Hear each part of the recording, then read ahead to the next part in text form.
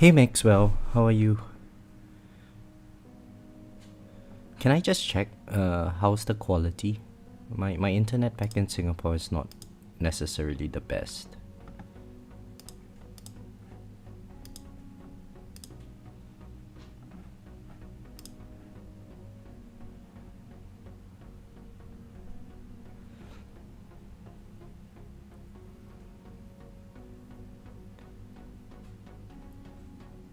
Looks good from there. Alright, great, thanks. Hi Gil, how are you?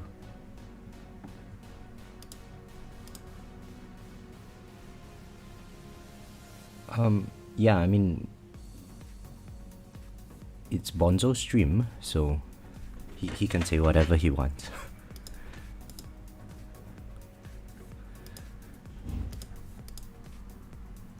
But more importantly, it's like if you're not entertained by it, then no point being in the stream, yeah. Hey Husky, how are you? Yeah, I'm back in Singapore and it's pretty warm here.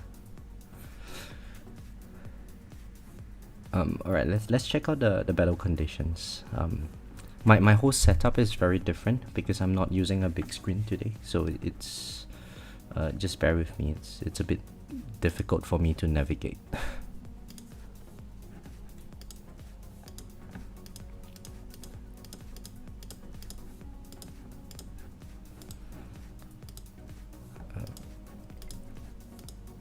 Assist. Well, we switch to the tournament setup first, I guess. Hey Hans, how are you? Yeah, Gail, I'm great. It's nice to be back home.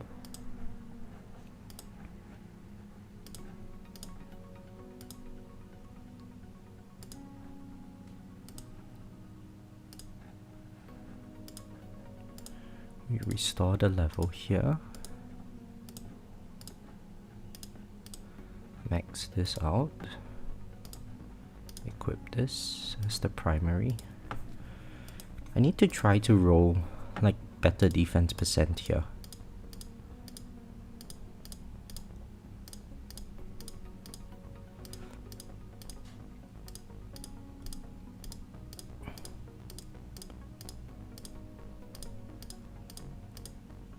Ooh, one shot, nah.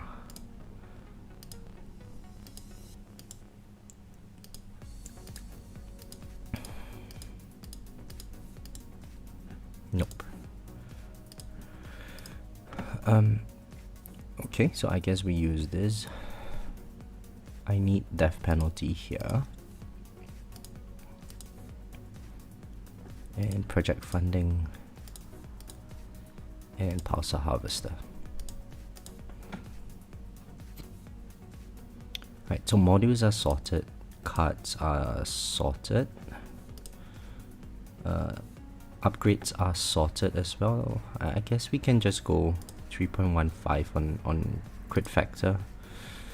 Now what are the tournament battle conditions today? Orb Resistance, Death Ray Resistance, ultimate weapon durations. There's nothing much that needs to be done here. Basics and fast ultimate, so there'll be a lot of bosses. And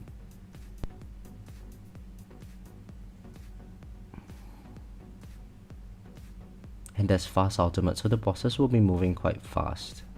I guess we can try like a minimum range build and we see how it goes. Let's max out the shockwave size here.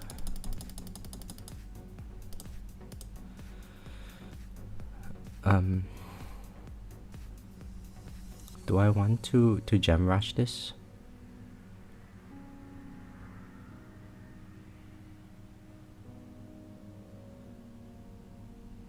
Yeah, we might as well just gem rush the health mastery.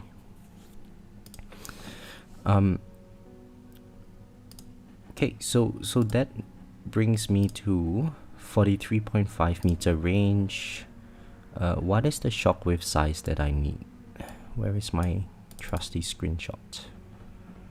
So if I'm looking at 43.5, 1.75 shockwave size.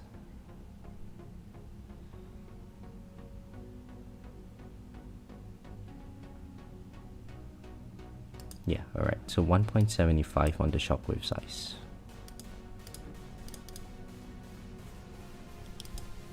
Knockback force, we keep it low for now. And I think they should be fine. We can always increase our range in the middle of the run. I think it's okay to use enemy balance today. So what should I take out in place of enemy balance?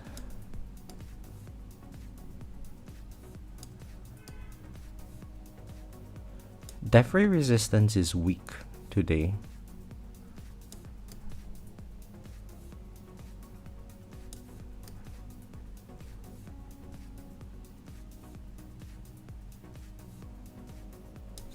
I do need to lock my knockback force.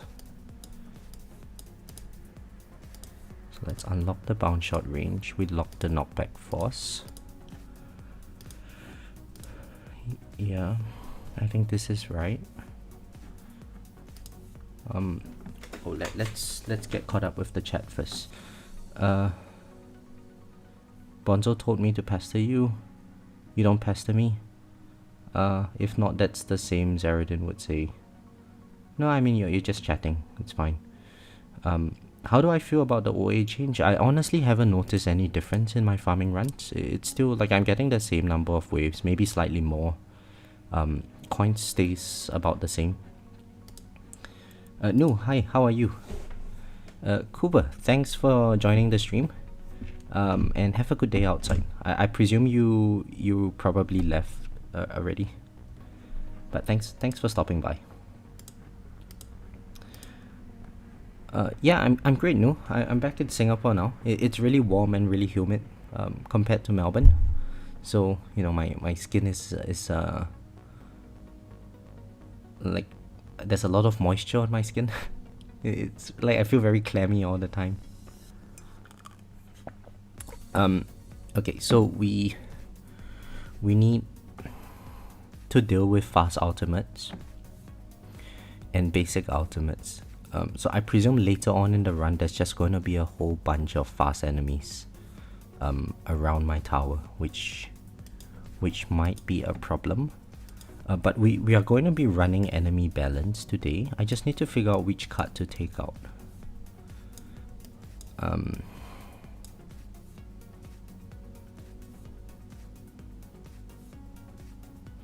I mean, I don't technically need free upgrade mastery later on in the run, so I can just max my range out and everything later on. But if I run a shorter range, the purpose is to just play around with inner landmines, I presume.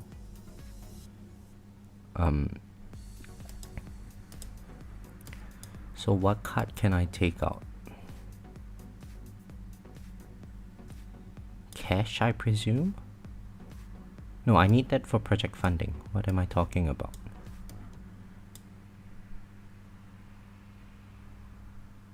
I guess health regen can be taken out. Alright, let's take out health first.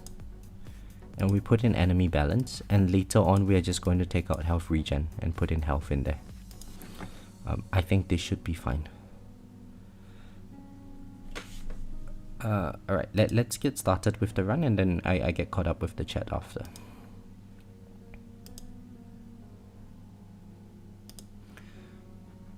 Right, so I need more damage.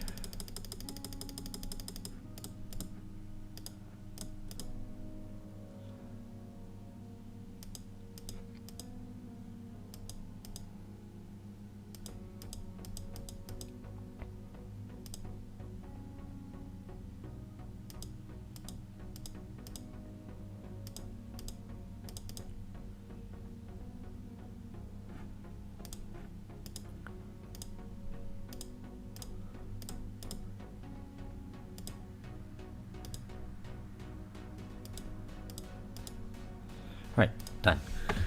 Okay, let's get caught up with the chat. So, Husky says today's battle conditions was low-key spooky in champs, enemy speed and fast ultimate. Yeah, I presume that's pretty rough in champs. If you don't have a good chronofield, it's probably a bit difficult. Jaboka, hello, how are you? Just joined the tournament, glad I got in before you start. Why? Well, I mean, my brackets tend to be pretty bad, so yeah, I guess it's a good thing. Zeradin farmed tier 6 because he wanted to farm a higher tier before he was going to do his tournament. I talked him into farming tier 6.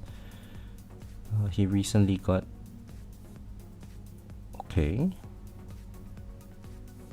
Okay. Zeradin has been farming tier 5 and tier 6 on Little Tower after being talked into it by me. Right, good to know, Gil. Biocrack, hello, how are you? I've been good. I'm just back in Singapore, so the past few days, I'm not sure if you can hear it in my voice. I was out with the boys last night, we were drinking, and I got back in like 3 a.m. in the morning. It's been a while since I've like stayed so late. It was pretty tiring. But yeah, it's nice. I haven't hung out with them for like a year, so you know, a lot of catching up to do. But my voice now is still like you know, there's a lot of drinking involved in around the festive season in Singapore at least. But please let me know if the internet is not doing too good.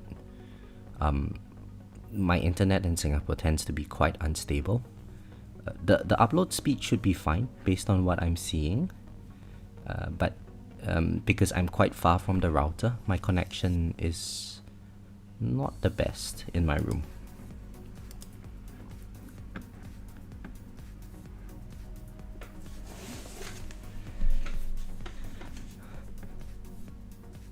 So I think later on in the run, I will just up the range a little bit. The reason why I'm keeping a low range now is just to play with inner landmines. I want to, you know, let the inner landmines explode a little bit.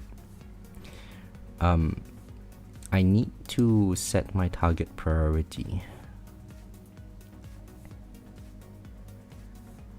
Actually, I think this target priority is fine.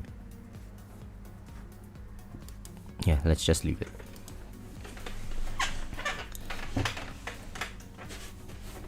Not gonna lie, traveling is something I have always wanted to do. Honestly, I don't like traveling that much. It's tiring, but you know, family's here, friends are here. It's nice to be back home. Hey JP, how are you? Fast suck. You need a good CF plus, man. But yeah, I think later on, you know, if I keep my range so low, especially since there's Death Ray and Orb Resistance today, later on in the run, I'm going to run into a situation whereby I'm not going to get very good stuns off from my inner landmines, and my wall might break very early on. But that's fine. Anyway, health regen has done its job.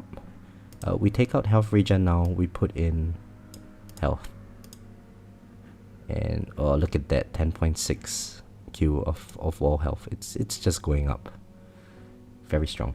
Maxwell, yes, I actually have inner landmine. IOM plus. Oh, yes, I need chronofield plus as well. And I presume I need poison swarm stun.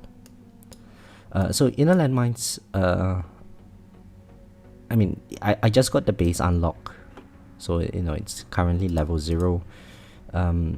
Damage is nothing to shout out about. It's pretty weak. And I have started work on the chrono jump lab. So after the tournament, I would probably swap this in for the next level of enemy skip reduction. Currently at level 5. So you know, if things go according to plan, between this tournament and last tournament, there's not much difference in terms of the battle condition. We got to 4380 previously, So I think by the time we reach like wave 4000 or something, maybe even before that, around 3.5k, that's when I will start thinking about the exact strategy. Hopefully we don't have too bad of a bracket today. Let's see. Oh man, okay, tier 21. Oh man. Oh man.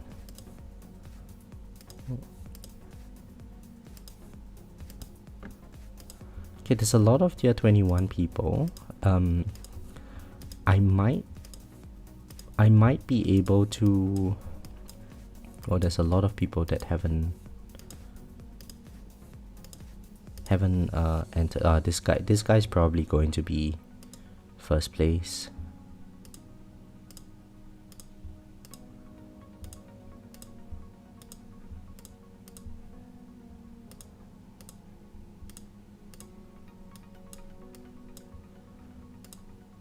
Right, so I think it would be second or third place today.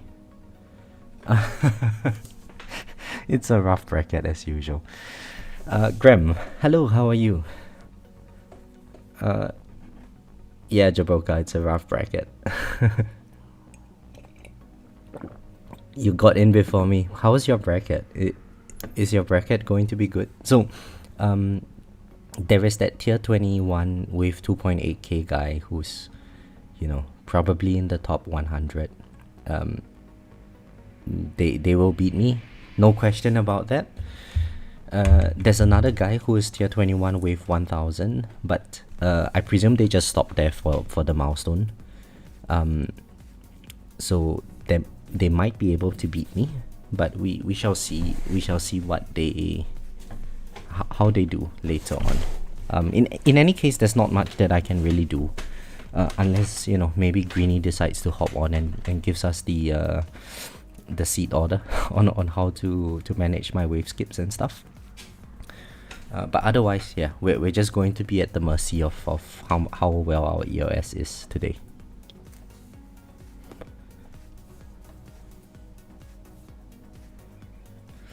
Jaboka might have a shot at number 1, but I doubt it with this farming dimension core. So why are you using a farming dimension core in your tournament?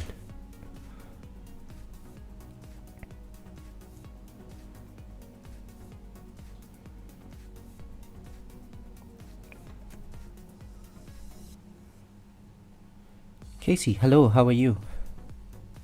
Good morning. Missing 3 for second ancestral still. Oh, I see. Yeah, I mean, the substats might play a role, but I think the dimension core effect is generally pretty strong. Oh, and speaking of dimension core effect, guess what, guys? My chain lightning getting stronger. I managed to get 3 clicks into chance after the last tournament. So I'm 2 clicks away from maxing this chance out, and I think quantity has 1 more click into it. But yeah, I think I will just go ahead and complete the chain lightning chance and quantity. At least with armor battle conditions, it's going to help out a lot.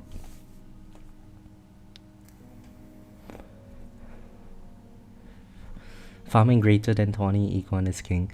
Yeah, I agree, and also, you know, farming is less painful of the two. Econ is, you know, farming tournaments are really painful to do, honestly. Like the high amount of wave counts and stuff, it's Have I ever earned 1 trillion cash in the tower? Yeah, I think I get to 1 trillion in my farming runs. Let's see.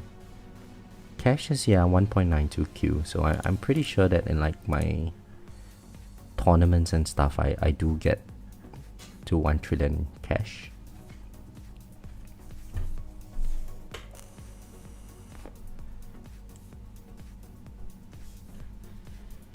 But for today, I'm really interested to see later on how our inner landmine damage would do relative to smart missiles. I mean, right now it's already much more than smart missiles.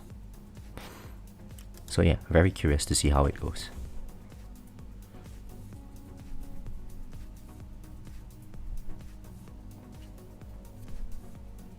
might bring the range up to maybe 60 meters, 70 meters later on in the run.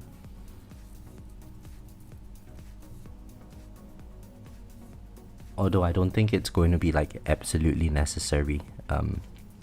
As long as I'm killing the regular enemies quickly, I should be getting quite a lot of landmine stuns.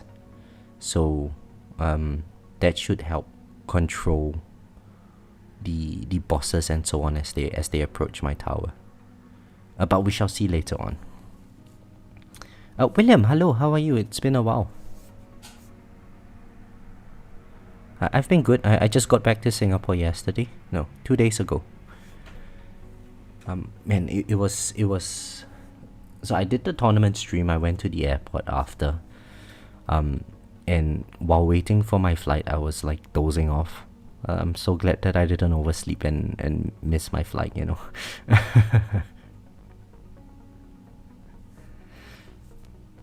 Yes, I have 616 Q at the moment. Yo.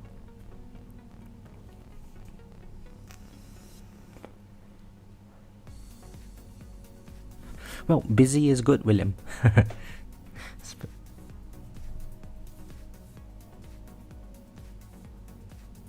I like busy.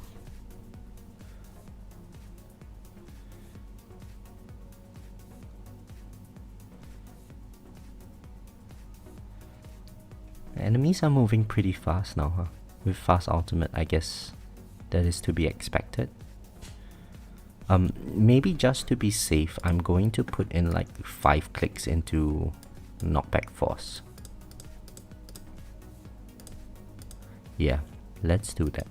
So the idea is that later on, because there is Orb Resistance, I think Orbs are just going to do like 1% of enemy health.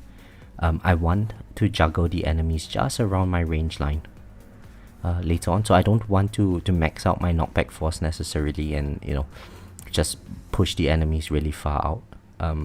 So that way at least I can get more bounce shots off on them for overcharge and commanders.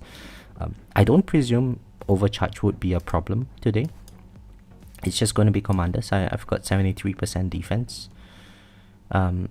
So in addition to that, you know, health mastery is at a good spot, level 5 just completed.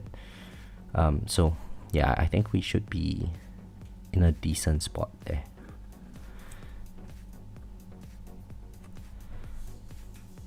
Hans, no, I've not been playing consistently since 2021.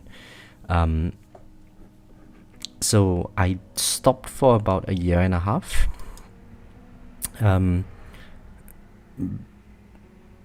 Let me see, I stopped in, I'm going to say like end of 2022, and I got started again at like the end of 2023, early 2024, something like that. If I had continued playing all the way, my research completed would be probably in the 3.1k region, thereabouts, based on the template. And I guess stones would have been probably slightly higher as well. But yeah, I think if I had been consistently playing and just buying the packs regularly, I should be pretty high up in tournaments, like probably top 100 by now. But yeah, I don't mind it. I don't mind it. I was really burnt out by doing chronofield labs back in the day and so on, you know.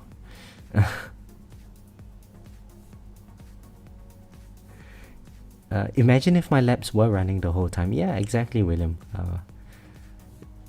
It would have been nice, but also I probably wouldn't have had enough coin. Back in the day, coin used to be really difficult to earn. I think earning like 25 million coin in a run or something, it's considered good back then. It used to be very slow. Zeradin told me the only creator code I should mention is creator code Zeradin. He told me we were going to practice. I practiced. Zeradin also told me that I wouldn't be able to talk about his tower. if I didn't do my tournament, but lucky I did it last night. He said he doesn't care what wave it is, can be wave 1. Yeah, again, Gil, I have no idea how to respond to any of your comments. Like, I don't know why you are sharing your conversations with Saradin. So I think in future, if like you make this kind of comments, I'll probably just ignore them, you know. It's not... yeah, I don't want to comment on your conversations with other people.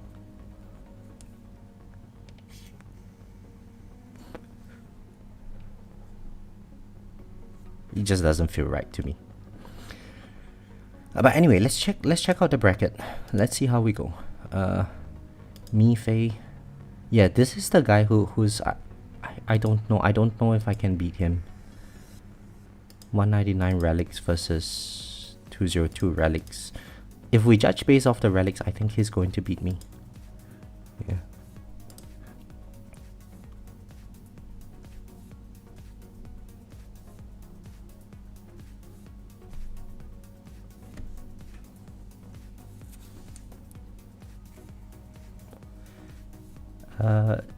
William, I'm not sure if Zeradin is in the room with us right now.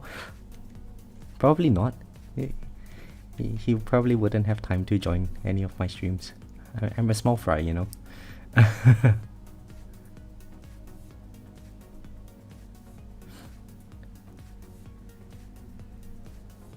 No, it's fine, Gil. You don't have to apologize. It's just that I don't like to make it a habit to talk about other people's conversations. I think they might not appreciate it, so you know, I just try not to go down that path. Jaboka, I would be excited to see how Iron Plus works out for me. Yeah, I would be really excited as well. Bear in mind, this is just the initial unlock of Inner Landmines, and so my smart missiles is at 502x damage. IOM is 134x.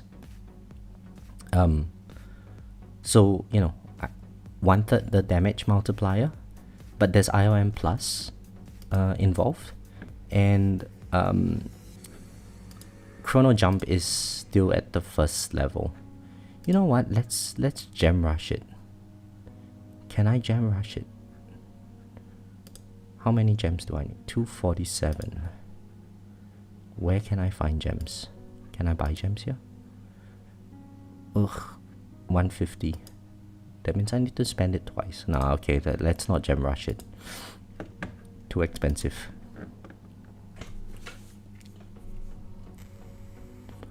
Oh, damn it. Guys, I need to quit my run. Oh shit, I'm sorry. I completely forgot. Oh man. Gotta take this out, put this in. Oh, I'm glad I checked on my bots. You know, I'm glad I glad that I went on this this thing. I need to get the flame bot up. Shit. Okay, let's get 1 extra second of Thunderbot today then. Oh man, I have to start this all over again. Alright.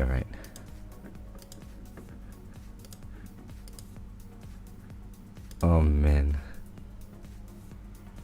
That's annoying. But okay, at least we have big flame bot now. I need a checklist.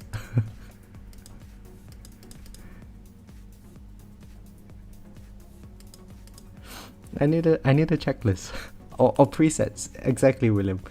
Am I going to join again? Yeah, I'm gonna join again, Gil. We're gonna join again until we get it right. We try again, you know, if at first we don't succeed. Oh man.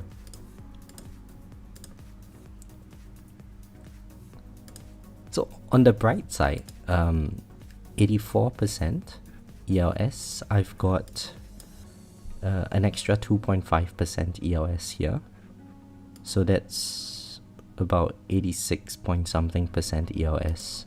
My damage is not the best, but I mean ELS is king, I guess. Damage wise, I mean, it's not necessarily the worst. My attack speed has been going up as well. So yeah, I don't know. We shall see. We shall see how we do later on.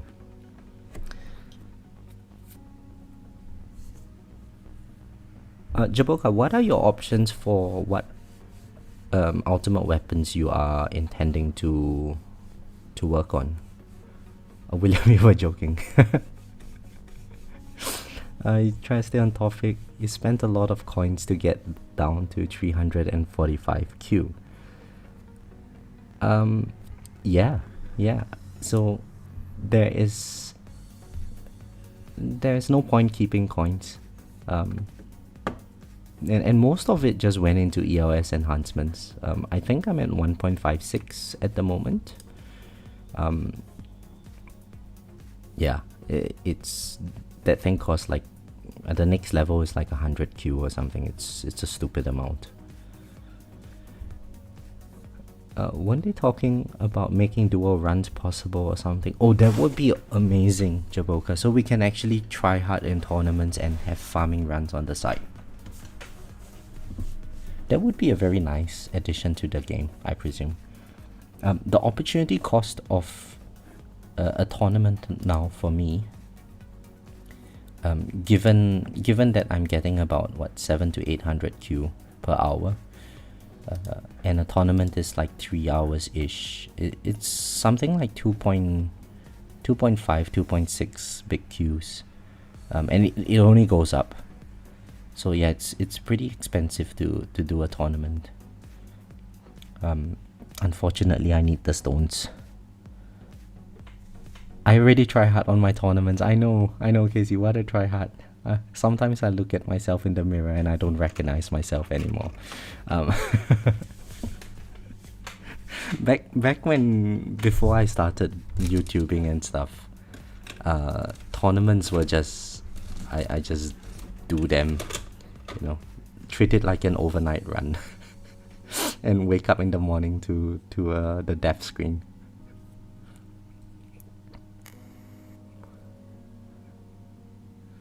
There was a Reddit thread about this and I posted a list of suggestions for quality of life improvements, and it got a ton of upvotes, so hopefully they got their attention.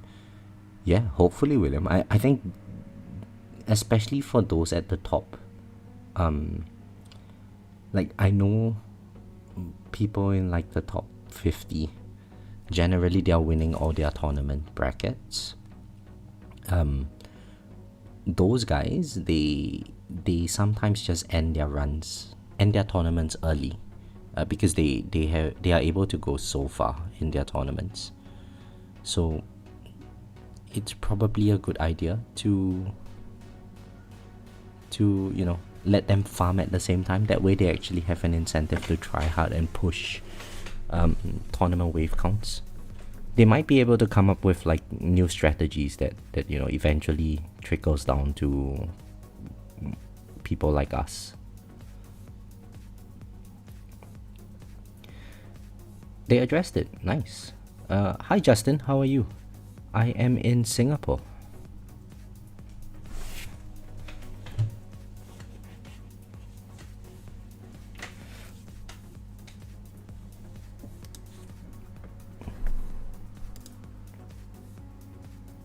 And how are you?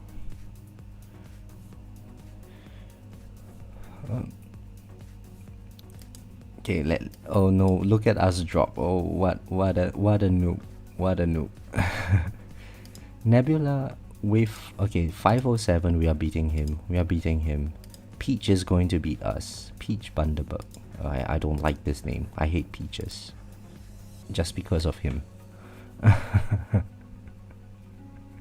Not people like us. I'm still placing in champion 6 to 10.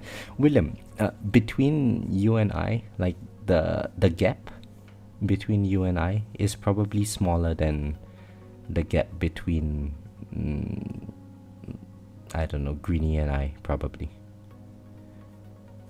Justin, I hate peaches simply because that Peach Bundaberg guy is going to beat me in tournaments. If he wasn't in my bracket, I love peaches. They're sweet and juicy.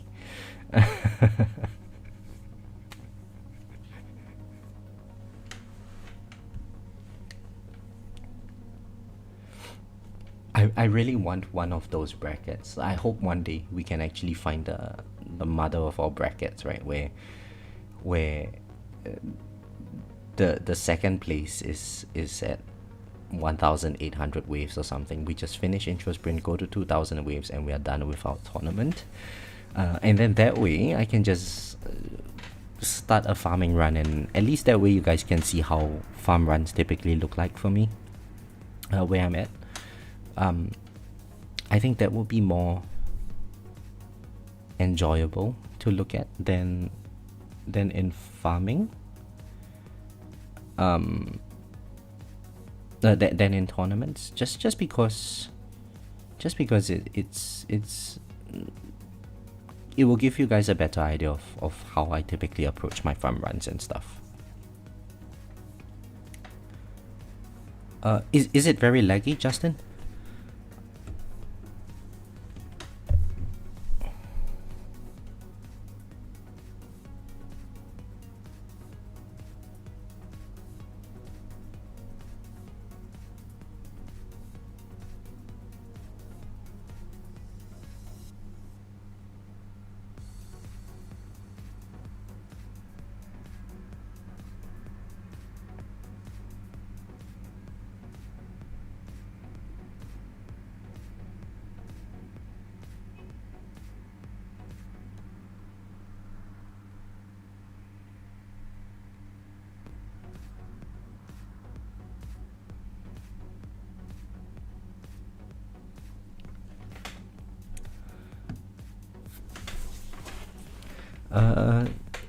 How long do I? Yeah, Justin. So probably, my my room is quite far from my router in Singapore.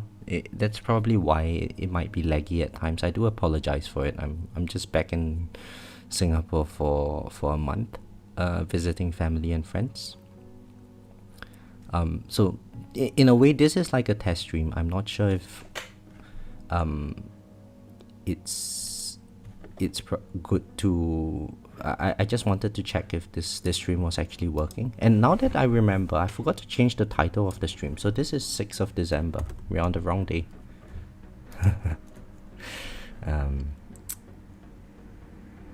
Yeah, let's save the new stream title.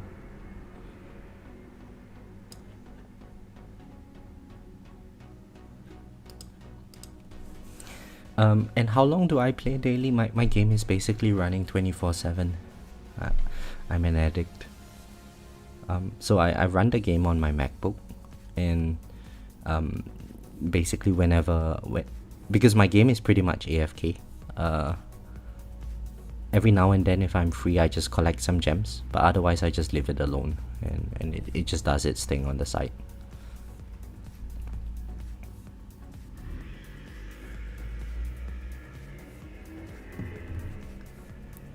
Should I stay on topic during this stream? Yeah, probably. The stream is super smooth for you. Oh, that's great to know, Casey. Shit, does this mean that my internet in Australia is too bad? I mean, I am very cheap as a person, I tried to get the cheapest internet.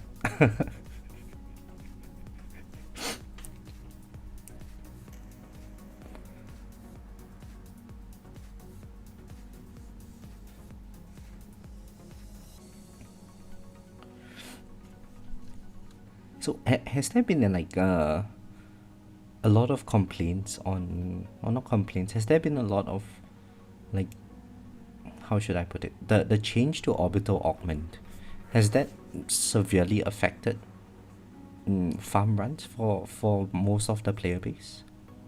I presume if you are doing infinite runs, then yes, you would be affected to some degree by it.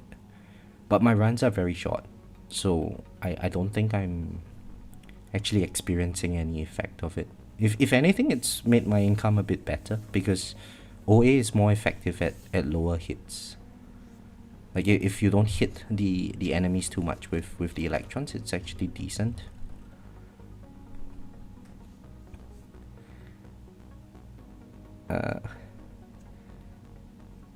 Am I planning to stay in Singapore? Probably not. I mean, I do have to go back there for work. You know, go back to Melbourne, Australia for work.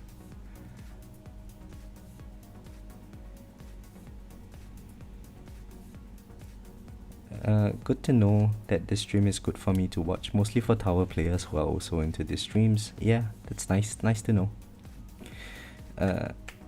William, I am a cheap person. I am very cheap.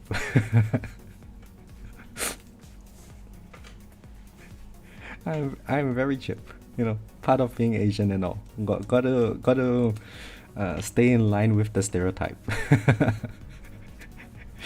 Dinia, thank you very much. I'm glad you enjoy the streams. It's nice to hang out with people and do my tournaments as well.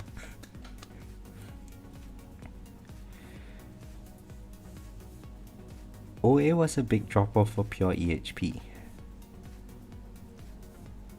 Yeah, I presume so, because you now need to actually do damage. But it should still be useful in... You know, it's not that difficult to obtain a little bit of damage every now and then, right? A bit of investment into your masteries and stuff, and boom, you've got tons of damage. Azure, hello, how are you? It's been a while. Good morning. And thank you very much, Dinia.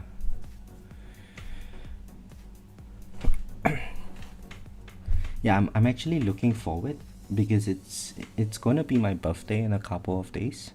And like over dinner earlier, my dad was just saying that he hasn't spent a birthday with me for like 5 or 6 years now. So it's nice. It's nice to be back home. I'm glad that the stream is actually working. And it's not too choppy. So it's good to know. Maybe that means that I can actually move back to Singapore and my internet at home is fine. Just got a Samsung 77-inch OLED for 65% off. They were for lifetime from Black Friday. William, you're spending money at the wrong places. There is this website, you know. There's this website with some Black Friday deals that you probably did not get because you bought it to get a TV for 65% off. You should have gone to that website, paid more per pack for a bunch of stones.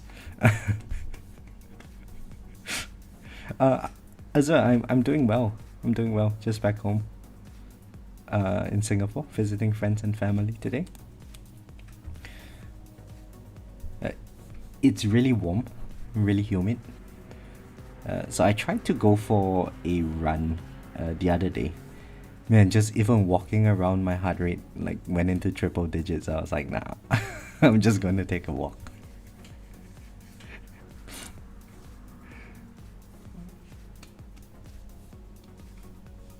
Website told me I was already at the limit. Casey, why am I not surprised? Did you camp? Did you camp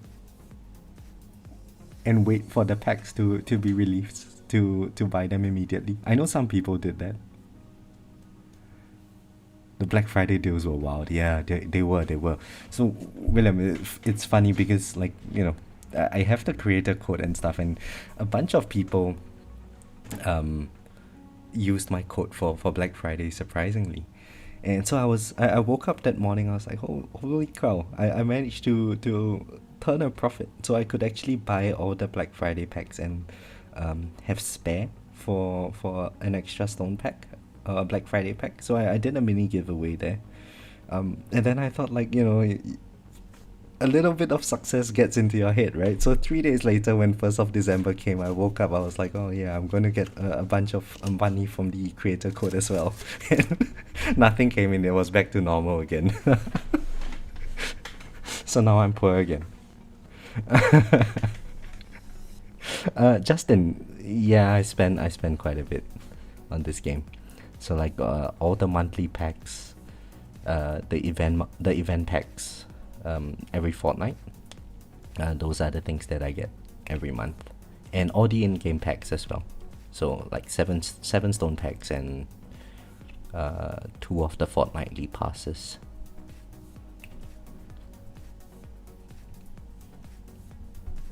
So hard to get far without spending. Yeah, I agree, Justin. Funnily though, it's only been like I think the monetization aspect of this game really started to kick off about a year and a half ago. That was when Exola was first introduced to the game and so on. It's kind of disappointing, but I can understand why FUTS has made the game pivot in this way. Because at least when I first started playing this game, there was this message that popped up when you first download the game and you played. And back then, I'm not sure if it's still around now, but back then the message was like, oh, I've developed this game, it's the early stages, you figure it out as you play the game. But I've intended for this game to be played the way I like it, which is really as an incremental tower defense game. And so I remembered reading that message somewhere when I first started playing this game, and I kind of enjoyed that aspect. And for the most part in this game, they used to have like every fortnight there's one pack that you can choose to buy. The current in-game packs, that was all that we could spend on back then. So your spending was really capped at a certain amount back in the day. And because of that, the game progression was really very incremental, and you could naturally feel your tower not doing much every day after every upgrade, but you know that it's getting stronger and stronger. Nowadays, with the amount of stone packs that people can buy, there's naturally a lot of stone inflation in all of the stone costs and stuff. And so you get this very huge power spikes, right? Like if you're a starting player and you suddenly buy 5 packs, that 3,750 stones, it's going to get you the same distance as what it took us back in the day to at least like three weeks of playing to get the same amount of stones. So players progress significantly faster. They also have lab speed ups now, auto labs, and just naturally your coin progression is so much faster.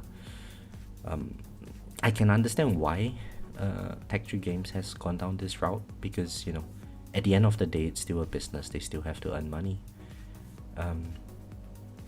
But it's kind of sad to see that that incremental aspect of the game is much less incremental than it used to be. You're back to where you were in your tournament legends bracket. Feels like farm runs, since they're so long. Should they add a new league? I really hope that they add a new league, Gil. I hope they make it like tier 21 plus. I get to wave 100, I'm dead. Oh, that would be amazing. Intro sprint 10 waves, boom, done. Let's go back to farming.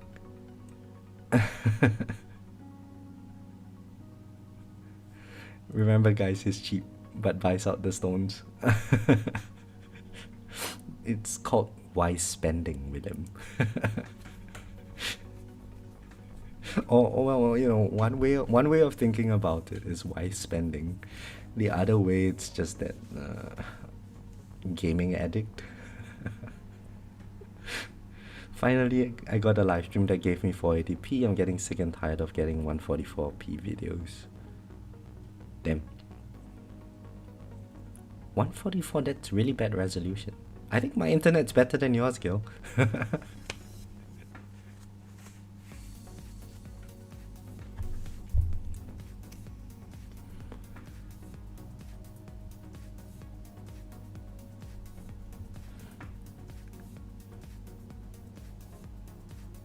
But it's good that we restarted the run, because now we are going to give the people below us, the people above us, right? So there's all of these guys that they've gotten a few extra waves. I'm going to start creeping up on them, and it's every time they check their screen, they see me creeping up closer and closer to them, and then they will start getting stressed. That's good. We're going to win, or we're going to start overtaking them and create a lot of mental pressure for them.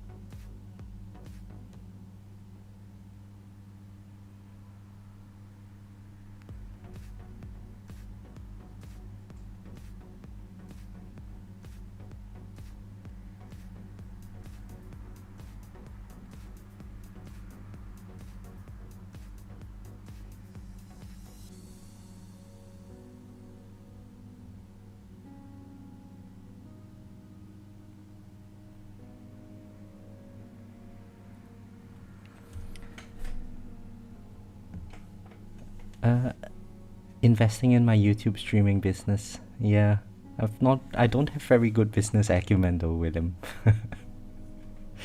What do I think of progressing the game as effective health or hybrid? I am currently farming tier 14. Spent the last year developing my tower's econ mostly. Azure, so EHP is fine.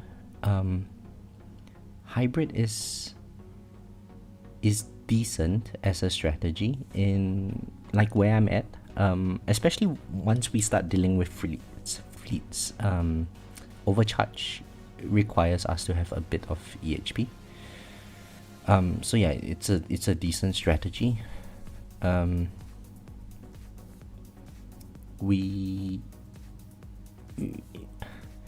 don't exactly like the idea of the early game EHP where there's a lot of enemies around your wall. I don't like that. I like the feeling of my tower is just decimating enemies. So it really depends on your playstyle. But having some health is decent for tournaments now. Bern, hello, how are you? Is this going to be my new stream time? Yeah, maybe slightly earlier than this. But my schedule in Singapore is a bit it's a bit difficult to say because I have a couple of weddings to attend. I will try to keep the stream times a bit regular. But it really depends. If I get too drunk at the wedding, I probably won't be able to stream. In that case, I'll have to do it in the morning or something like that. Yeah. I'm currently playing Cookie Clicker. Did you see? I finally got a 4. Yes, I saw that, girl. Crowbar Zero, hello, how are you?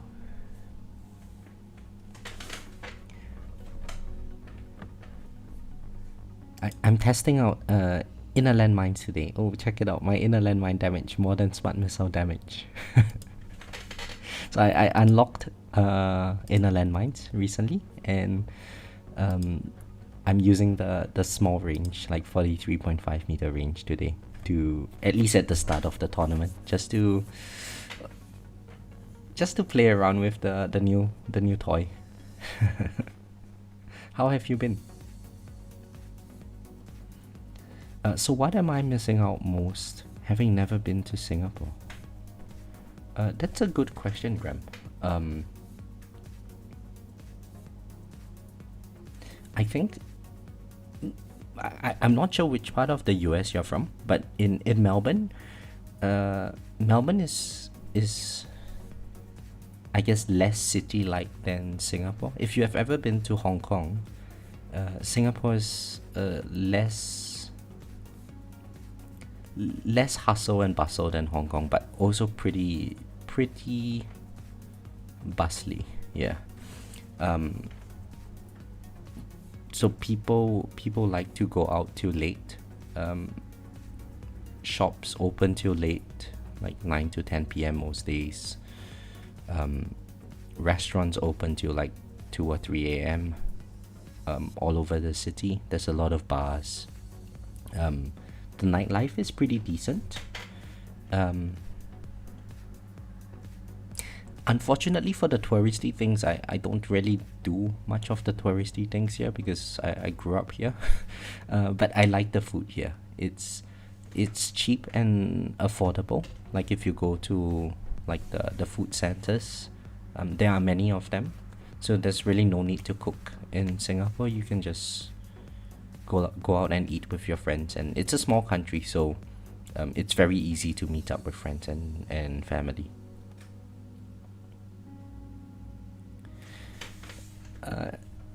Hans, are you from Singapore?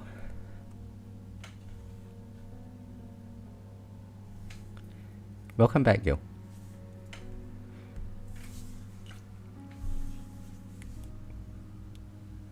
Eating out is very affordable. Yes, if you don't go to the restaurants, it's very affordable. So, there are a lot of like food vendors that are packed together in what's called a food court or a hawker center over here. So if you did a Google search for hawker centers,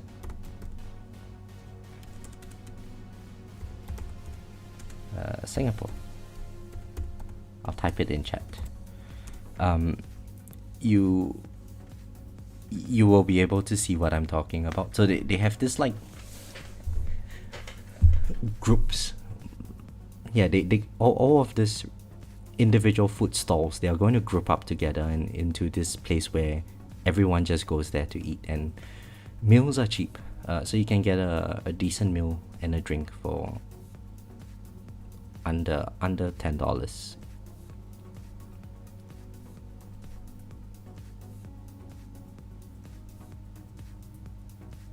Yeah, so it's very affordable.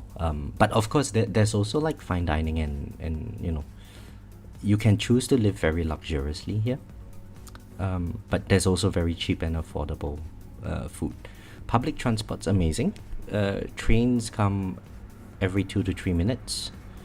And it's a small country, so you can get from one end to the other by train in an hour. I saw a video of someone unlocking tier 18, but that doesn't make sense. Last week he made a video of him unlocking tier 19 and SS modules. Maybe it's an older video. I live in Florida, but I've been all over the US. What are the local meals and which are must-haves?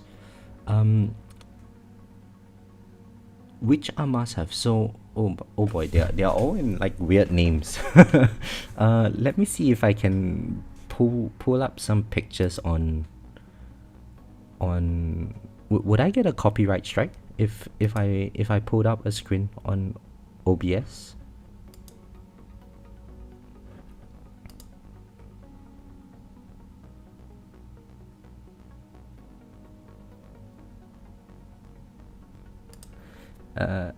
So kidnap Ryan as a tour guide if I got to Singapore. God, man, if you are in Singapore and I'm in Singapore, just reach out to me. I'll be more than happy to take you out, because I love eating like the all of these hawker foods.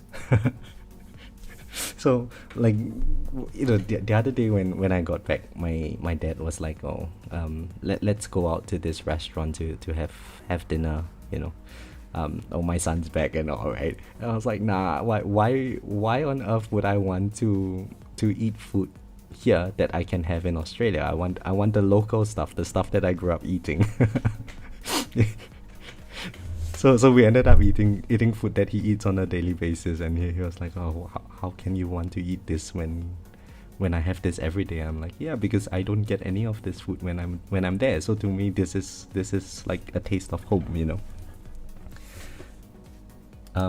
So let me see if I can pull up a link to a YouTube videogram.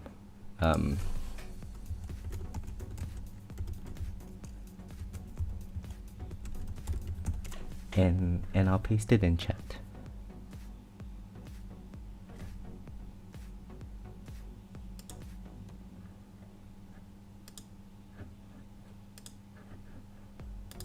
So Mark Wiens is one of those YouTubers that I watch quite a lot. He has this video about the top 10. He ranks top 10 street foods in Singapore. So in that video, he's going to all the different hawker centers all over Singapore. That would give you an idea of like the food scene over here.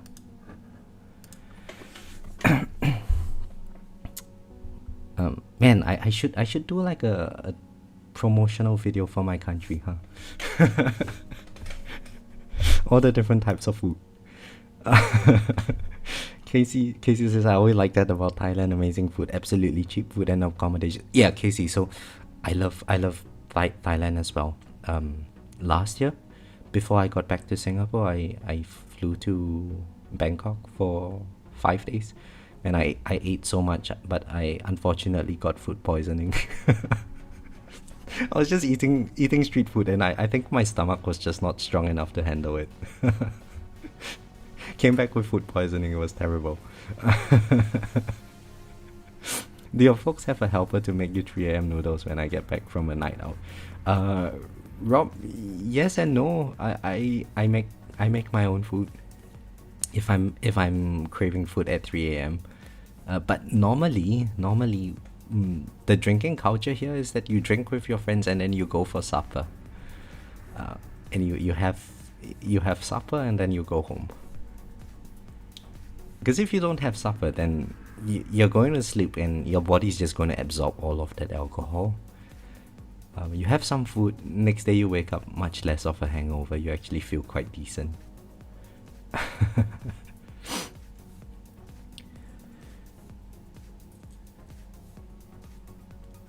No, but I know a few Aussies I would love to visit. Oh, are you coming to Australia, Kroba?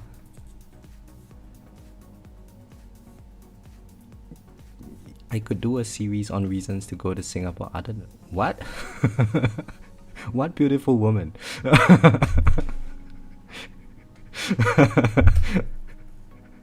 Thankfully, 99.9% of my audience is male.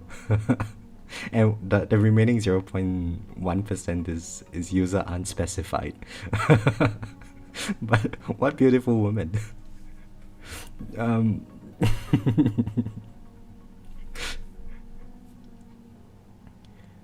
You always had good luck with the night markets. Yeah. So I think with food poisoning, it's you got to be really unlucky to I probably had that one bad shellfish, in that whole basket of food that gave me food poisoning. It's pretty unlucky. It should not be happening.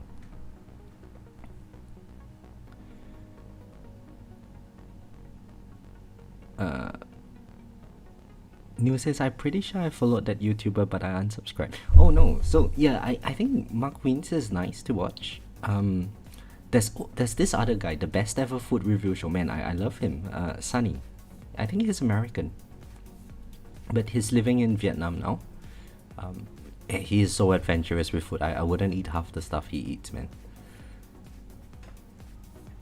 Singapore F1 would be a fantastic race to see in person. I presume so, Casey. I've actually never been to a F1 race before, but my office used to be very nearby the F1 track. So when I was in banking, from one of the levels in my office, you go past a certain level, you have a very nice view of the Marina Barrage area where Marina Bay Sands and all is located, and just to the left of the Marina Bay Sands you would see the F1 track. It's pretty nice. It's got pretty nice views, honestly. I was taking a ride down to the city yesterday to meet my friends, and as the driver was driving past the highway and I got a view of the city skyline, I was like, yeah, it's if I'm living here permanently, I would take that skyline for granted, but once a year you look at it and it's pretty nice. It's also nice that I no longer work here. I'm pretty sure if I was on the way to my office, I would have a A very negative impression about that view. How would I react if I saw a video about massive coin gains from microwave? What would I do? Well, would I watch it if it was a gameplay kit? Massive coin gains? You mean the tower coin gains from microwave? I don't understand the question. No, I spent all my money on the tower for now. And we've got animals we can't leave to other people to take care of, I see. You probably don't want to say Singapore doesn't have beautiful women while you are in Singapore. Waiting until you get back to Australia makes more sense to me. Well, thankfully Grab, it's faceless content. So nobody would know. But then again, even if people know, it's not about whether or not they want me, right? It's not about whether or not I want them. It's whether or not they want me. Beggars can't be choosers. Congratulations on being first place.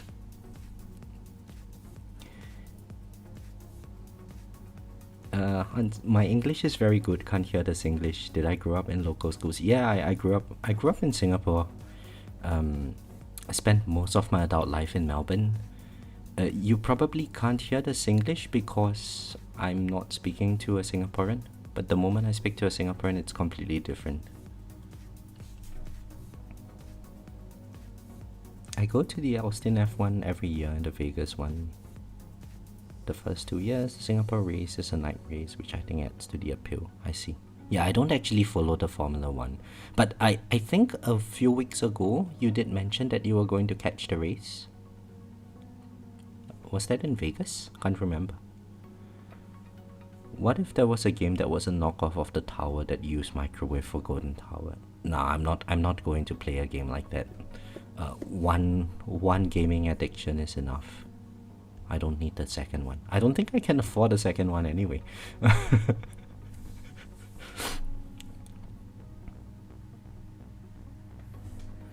Yeah, please join a Filmola. Nah.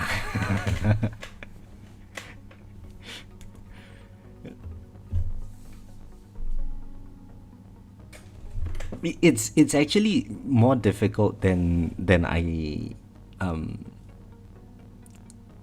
So it's actually really difficult to pull off a Singaporean accent if I'm not speaking to someone from Singapore, because it's like speaking a different language. And half of the time when I'm speaking to my friends here, I don't speak in English. Well, the sentence is in English, but every now and then I just throw in Mandarin words or Malay words as part of the sentence structure. It's really weird. It's a very weird language. So if I visit and we run around touring Singapore, Australia, should I get ripped for... I should get ripped for a face reveal. Yeah, do it, Crowbar. I don't understand why there's like this... there's very little face reveal. I think what Bonzo is doing is pretty cool. Like he puts his face there when he does his live streams. It's so much more interactive. The problem for me is, at least in Melbourne, is that I'm typically, quite a messy person, and I don't want you guys to see how messy my living environment is. So that's why I have my camera off. Steady, do I come every year for reservice? Also, Hans, you're from Singapore as well?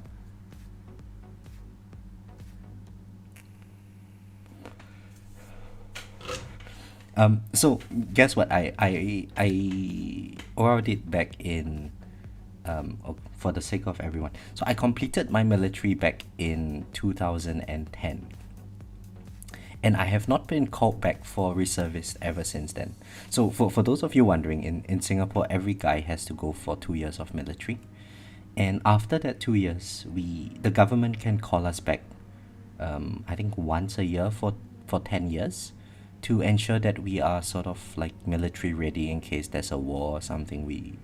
As part of the reserve unit, they can call us back.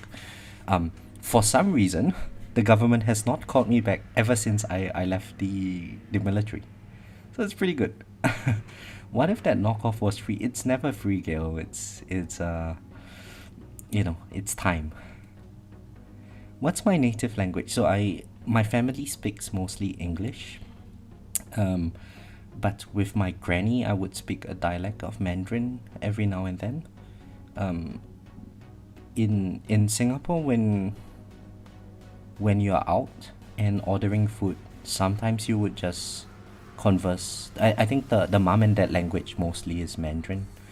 So most people would converse in Mandarin. Oh, it was the Austin F1, I see. Because I didn't go this year, I see. Yeah, I think one game is enough. Yeah, exactly.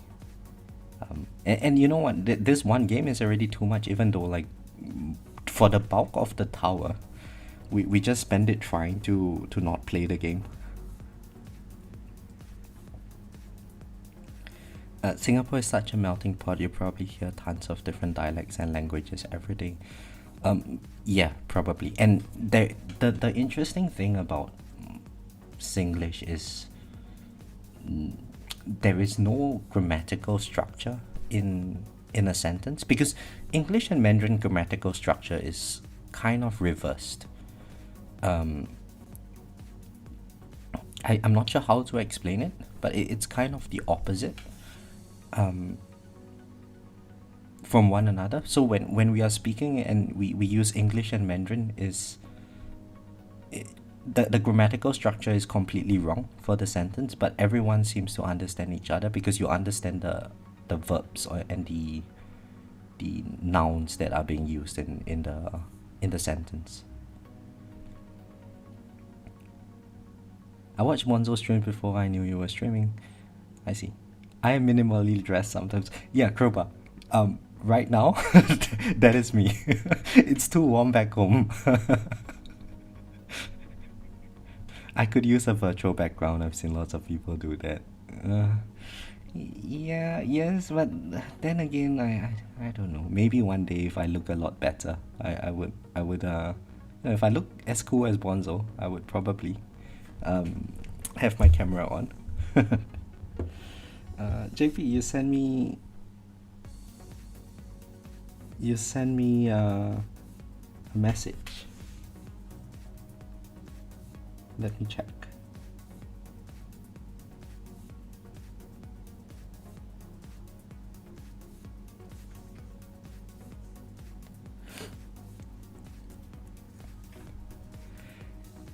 You saw that I was working on card masteries. Yeah, I'm working on all the HP ones skill. Health regen, extra defense, landmine stun, attack speed, mastery. Off to work. Thanks for joining, Casey. Have a great tournament as well. Do I know why Crowbar Zero's not commenting?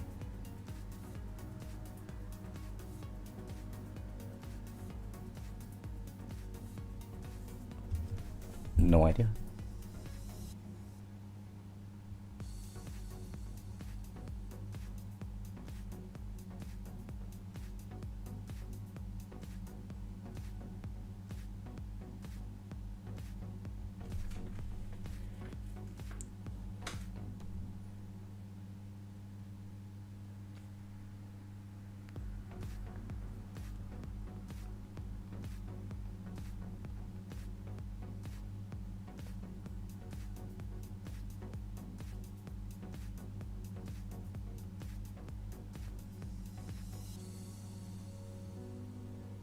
Sorry, Crowbar. I was busy replying JP.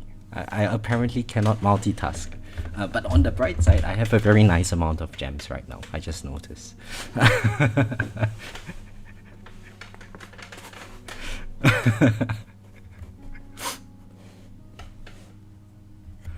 Alright, let's check out the stream. The tournament bracket. Look at that. We beat Phage now. Alright, we are going to slowly creep up to Alexander and we're going to squeeze him, right? And the Nebula is eventually going to die and the Peach is going to go all the way up. And then I will try to beat Mifei. Yeah.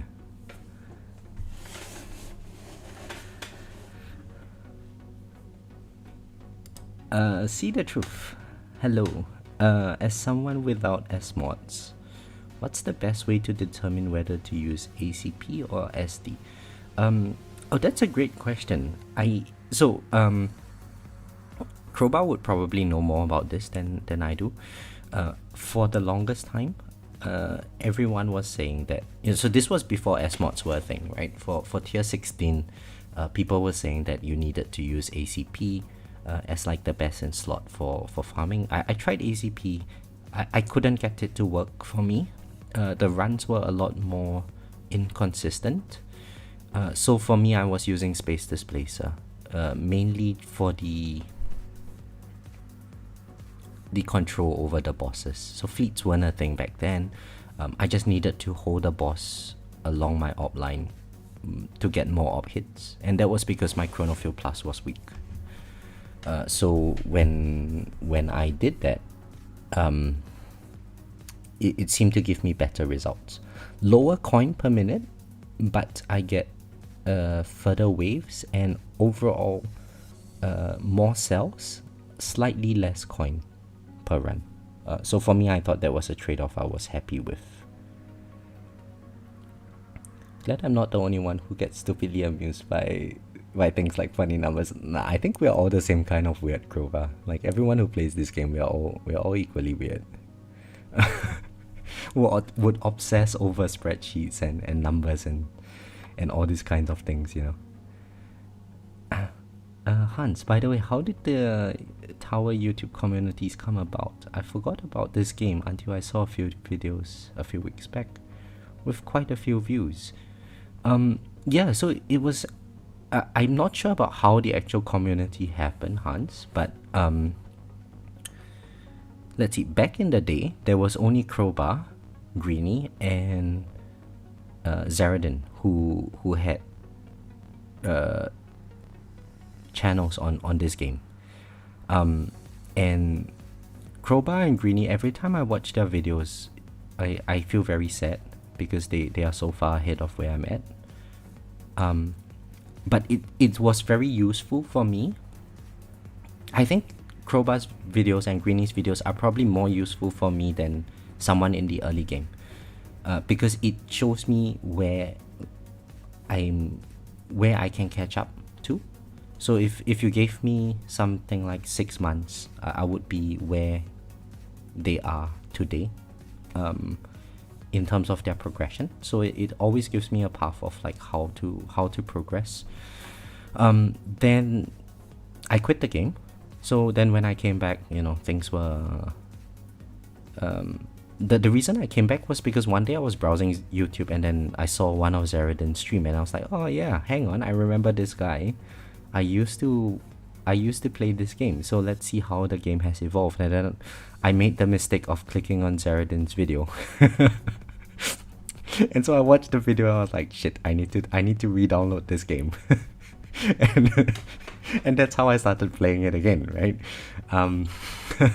So thereafter, I think that was around the time where Crowbar Zero was making those pump up my tower videos. So I watched it, and then that's when I learned about like hoarding enemies and stuff, and so I started fiddling around with those kinds of things on my own. And the reason why I started making YouTube videos was mainly just because I wanted to practice speaking about stuff outside of economics. And I don't get much human interaction in Australia. Most of my days are just spent in front of a computer. So then I thought, okay, what can I actually talk about on a YouTube video? And hang on, there's this game that is running 24/7. Maybe I will just play this game. And so I made my first video there. And then people would comment on the videos. I just responded to their comments. The way I did it was I just made videos about me responding to their comments because it was just for me to practice speaking. And then, yeah, one thing led to another, and then now I'm here. And I think in recent months there has been a lot more people that have been making videos of their own. And I think it's just a sign that the community is growing bigger. So probably with more player base and there's going to be a larger demand for people wanting to show off their different builds and how they are progressing, and just keeping track of stuff in your game, on your own gameplay. So I think that's how it evolved. ACP is usually the go-to for glass cannon. Yeah, that's true. SD is really good if you're invested in IOM. We shall see, Crowbar. I mean, I'm really excited to see how my inner landmine damage is going to be. Look at that! Oh, my smart missiles, my poor smart missiles. Hey, Crowbar, you were the guy who got me invested into smart missiles, you know. Because back then, protectors were a problem, and when we were hoarding enemies using Obelisk, smart missiles was a very good way to just punch through the protector shield. So when I was watching your pump up my tower videos, I was like, yeah, this smart missile thing is pretty good, you know. I'm gonna get some levels into it. And at least smart missiles, because it fires off a lot more infrequently than say chain lightning procs, it actually helped with my coin economy during the Obelisk phase of the game. So yeah, I was pretty interested, and I thought it was pretty useful.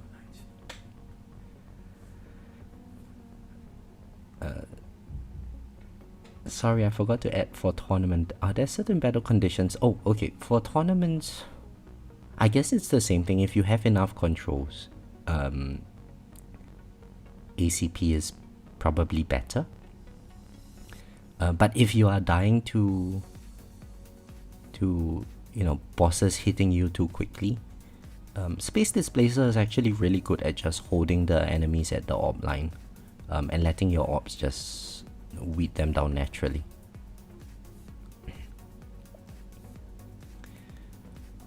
Zeldin's my favorite YouTuber. Yep. I think our progress will be up on Greeny's channel and got some good stuff for that. Yeah, nowadays I don't mind watching your progress updates, Crowbar.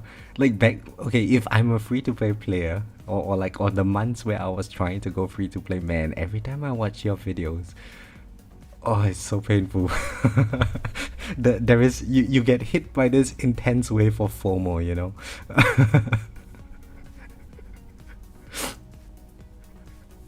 But at least now even if I FOMO, it's not really FOMO because I've already spent all that can be spent.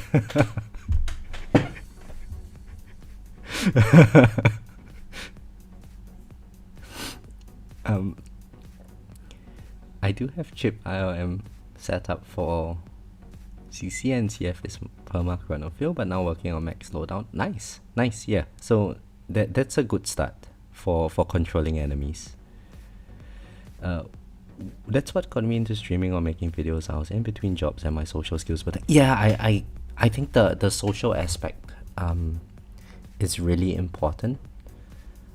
It was really weird because I spent most of my days thinking about just research in my PhD and stuff, and the moment I tried to speak about any topic outside of economics, my brain just farts. It just permanently farts. I'm like like some idiot, you know. So I was like, I have to do something about this. And yeah, one thing led to another, and you know, we are here now. And I mean, I honestly enjoy the process. It's been really fun.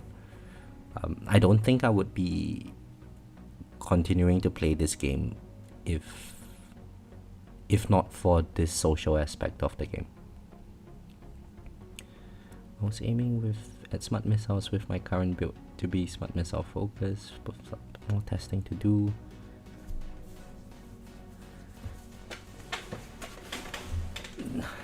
I'm aiming at...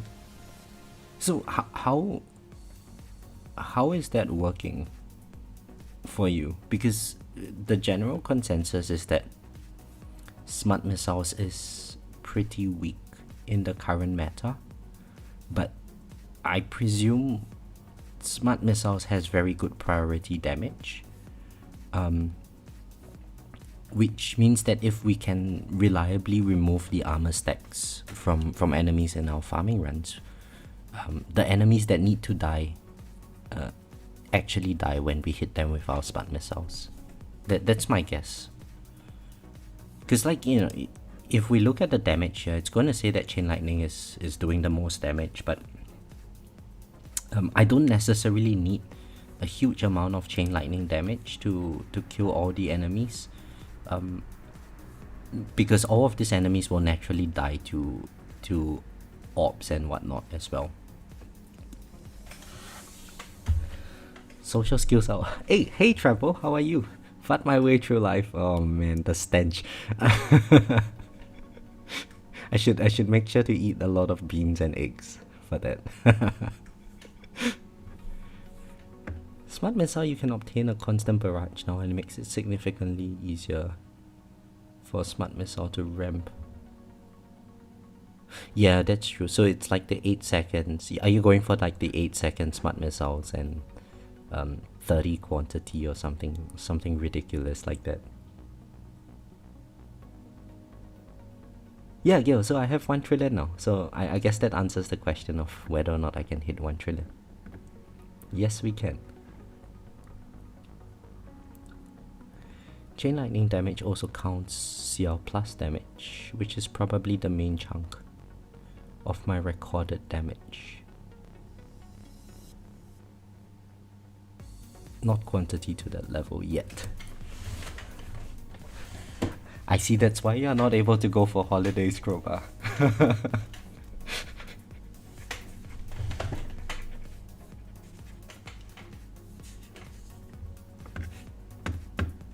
So, do you know anything about whether or not we are going to be getting a new league for tournaments? And if we can get a new league for tournaments, do you think it would be fun if, or what kinds of changes in the new league would you think would be fun from a gameplay perspective?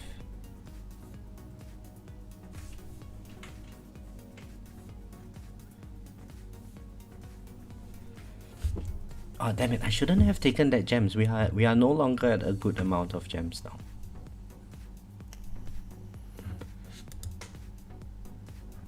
Which means we need to buy a module and collect 10 more gems.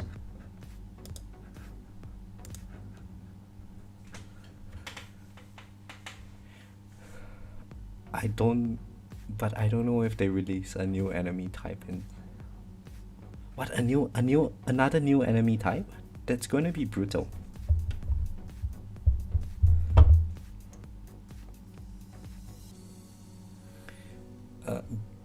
Gil says, I don't know if we're getting a new league yet. If so, I hope it's tier 18 plus.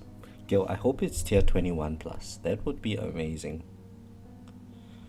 Okay, let's see. Crowbar sent a video, a picture. Mid-tournament progress at the moment.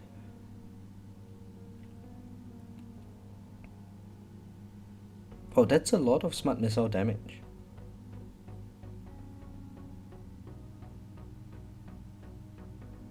It's like 50% of your swamp damage.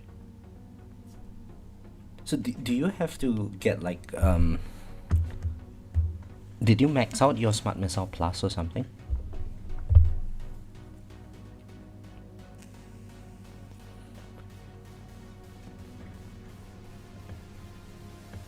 So let me see my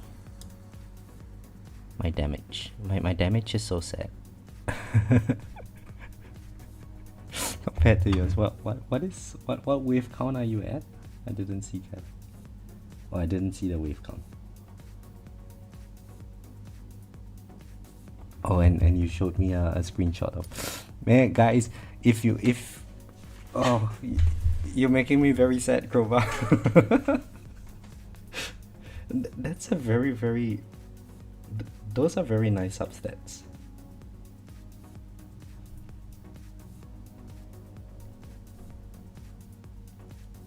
So why did you go for Death Wave cooldown? I presume that is for tournament runs. Is it because you have the Death Wave amplification lab? Fuck, flares, exactly. Hello, by the way, and thank you very much for the good luck. Man, Crowbar Zero just sent me screenshots of his modules, and it's all ancestral, obviously, but the substats are, you know, I think it's like 241 substat is unlocked or something. So disgusting.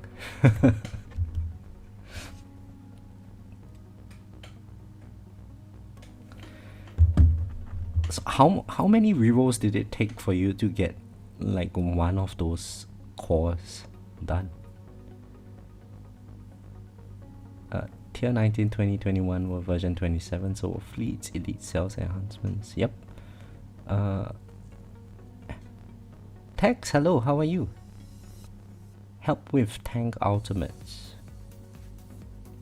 Right, so I presume you have a very good... Yeah, you probably have all the labs done for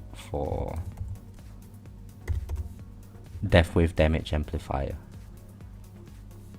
The only reason I have this at level 7 now is because I watched one of your videos and it was on Death Wave farming back in the day. So I did a few levels there. Then I realized that I have too many other labs to do.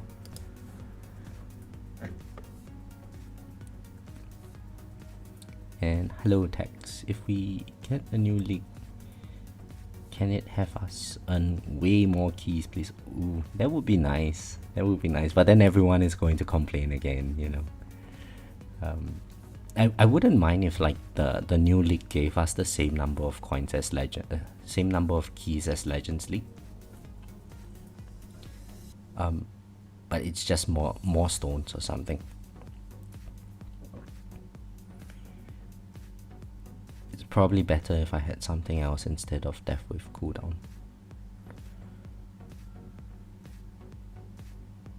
Probably, yeah. Let me have a look at the substats again. What would actually be good? So you have got Smart Missile cooldown, Chain Lightning quantity, Spotlight bonus, Spotlight angle, Poison Swarm cooldown, Poison Swarm duration, CF speed reduction. I presume Smart Missile quantity would be a solid one there.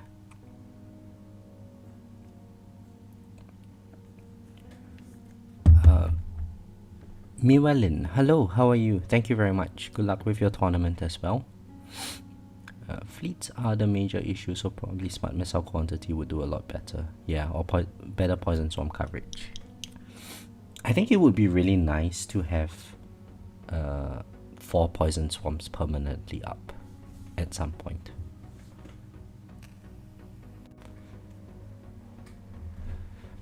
See the truth? I'm so close to getting keys, averaging around 17.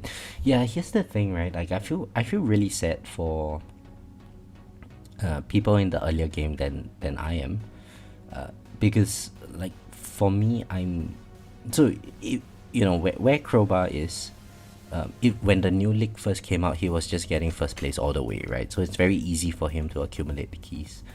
I'm not at that level, but when keys were first introduced, I started getting keys right away. I didn't have a situation whereby I wasn't getting any keys. I was always getting like 2 keys, 3 keys, 2 keys or 4 keys per tournament or something like that. And naturally I progressed from there.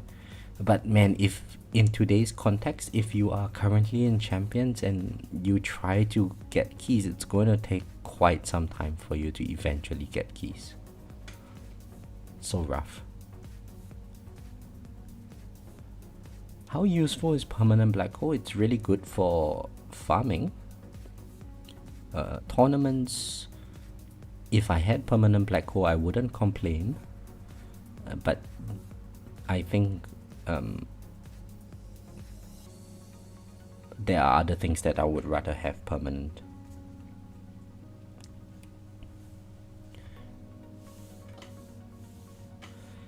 No new tournament tiers are harder to get first because I'm competing with top 10 guys more frequently. But wait, you mean you guys don't have like a private chat where you're like, I'm joining now, nobody else joins? You guys should do that.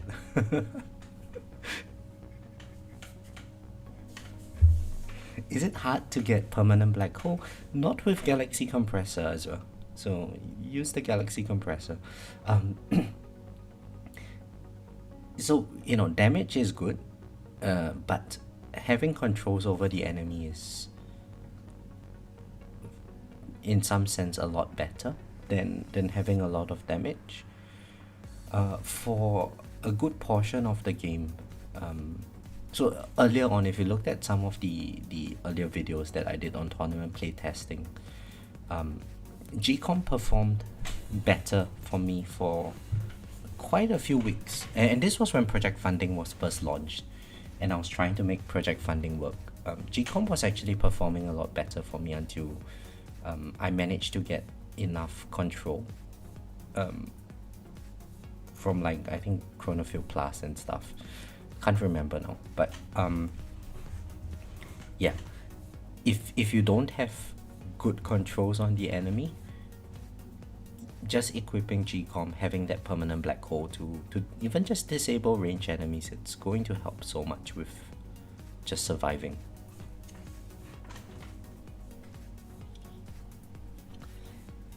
We don't have that yet, and some people might jump in to mess others up. Pretty sure that would happen actually. Huh. Yeah, I guess that's rough. There's a bit of a coordination issue there.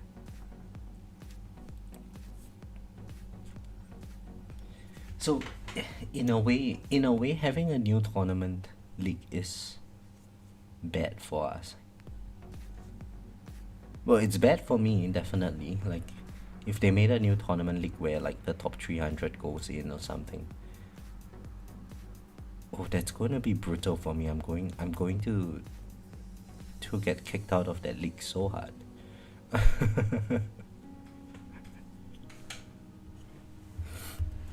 Oh no, is that, maybe I will be in a situation whereby I'm going to yo-yo between the legends and, I don't know, let's call it mythic league. I'm going to be yo-yoing between those two leagues. And push people to spend more. Yeah, that's true. Honestly, this game is all about the spending. Like, if you're spending a lot on stones and you have a huge stone count, it opens up a lot more possibilities for what you can or cannot do.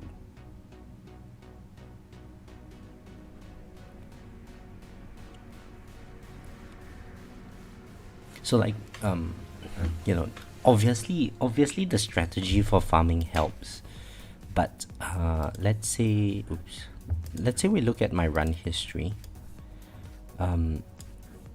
Something like this run, I disable Chronofield for the first 4,500 waves, and then I turn on Chronofield Plus. So I disable Chronofield Plus for the first 4.5k waves, and then I turn on Chronofield Plus for the remaining waves. A run like this, I just leave it on permanently, and you can see the difference in the coin. It's definitely higher if I micromanage a little bit, but I don't think it's that big of a difference. If you know, the strategy itself is not going to be game changing, but if I had more stones and I could pump that stones into my GT duration, for instance, that's going to bump up my coin per hour a lot more. Thanks for joining the stream, Hans. All the best for your tournament as well.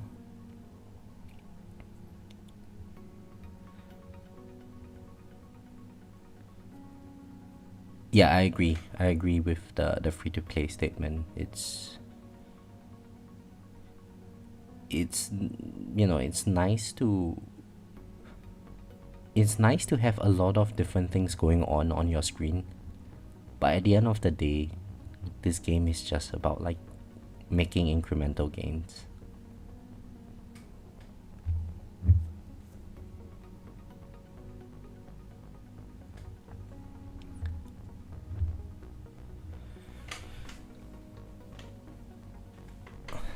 Drop a like for me. Oh yeah, yeah, like me, guys. Don't. I need some external validation every now and then. Don't forget to like the stream.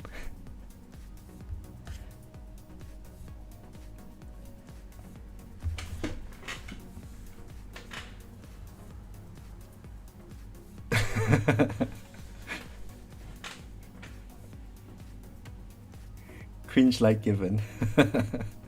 Oh, there we go. A few dopamine hits. Yo, my chair is really creaky. I haven't sat on it for like a year. It's starting to creak now. Oh, be right back. I need to use the washroom.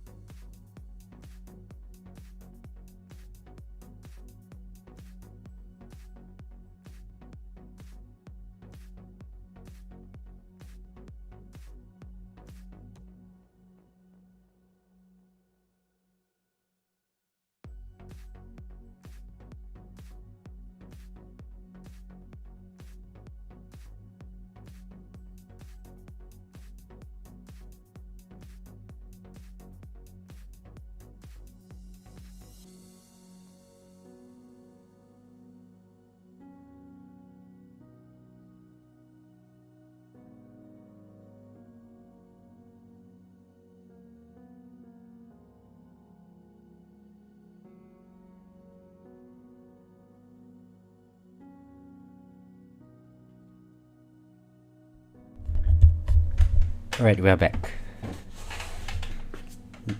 Listen for the reverb from the part from the Andrea, hello, how are you? Bracket was brutal today. Oh no, I'm sorry to hear that. Got a new PB with 750 waves and will probably end up in 20th place. Well, at least you got a PB. That's awesome. Yeah, and it's the most annoying battle condition, the ultimate weapon duration battle condition.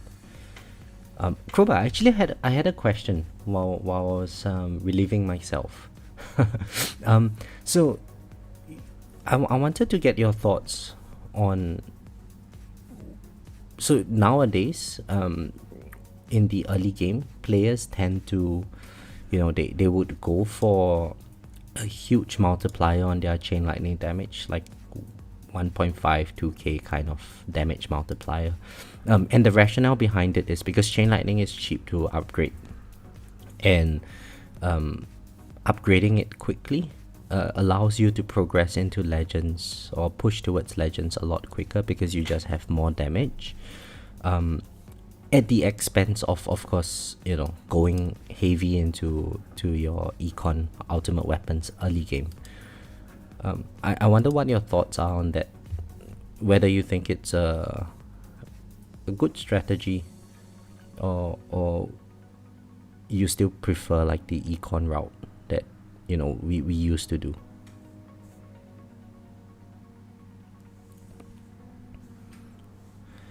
See the truth. Does summon cash bonus help project funding for tournaments, or does the extra enemies make it now? But yeah, I think it helps with cash bonus, but the benefit from project funding is diminishing in our cash games. So like the more cash we get, the slower this number is going to go up. So it's not going to be like a huge difference in the overall cash, I think.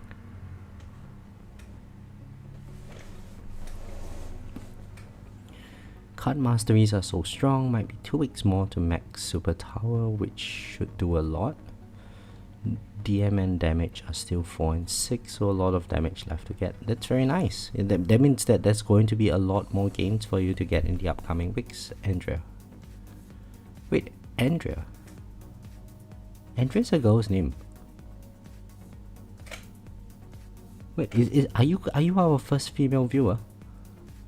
Welcome, hello. To a point, I would upgrade Chain Lightning, but eventually you would hit a wall. Yeah, and if you can jump ship before you hit the wall, the better.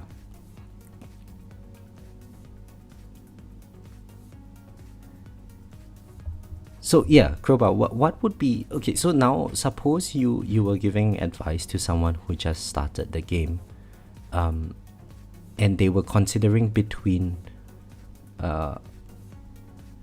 maybe reducing their Death Wave Black Hole GT cooldowns versus pumping their Chain Lightning damage. What kind of advice would you think would be best for players at this stage of the game?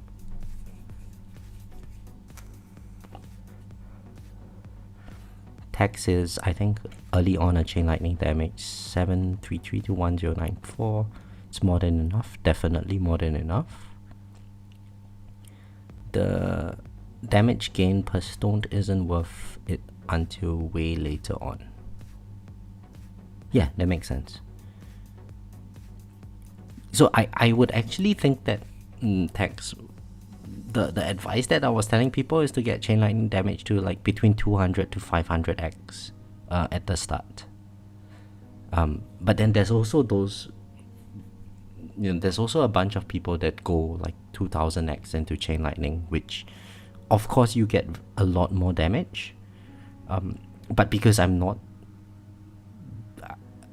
didn't follow that path, I'm actually not sure if that would be like better. It's definitely faster progress, but I'm not sure what the drawbacks of that strategy would be, or if there would be any drawbacks. Jaboka says good spot for Chain Lightning is 20% 5 quantity. Yeah, so that's about what I was thinking as well.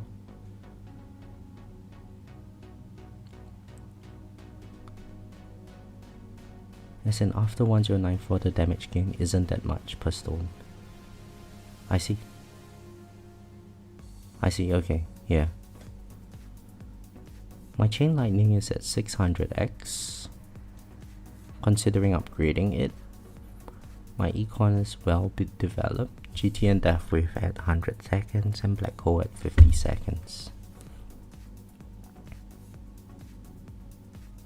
Yeah, your econ is pretty decent, Flez.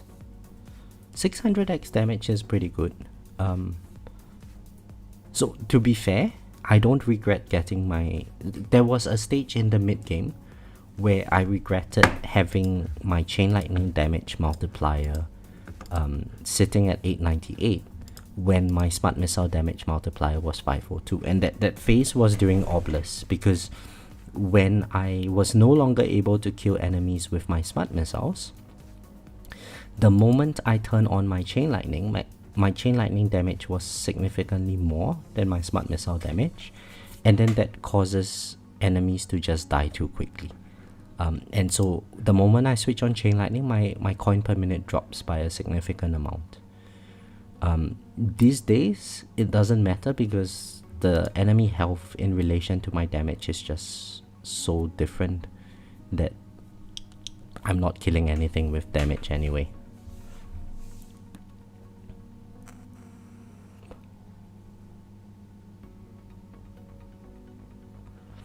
I was upgrading Chain Lightning damage to deal with scatters while using 0% bounce shot chance. Yeah, that I've been trying 0% bounce shot as well. I think 8% works fine. I did die quite a lot to scatters at the start, but then I did a few levels of the scatter amp and it was it worked out fine for me thereafter. Is BHD farming a GT Plus build? So if you can get a natural sink and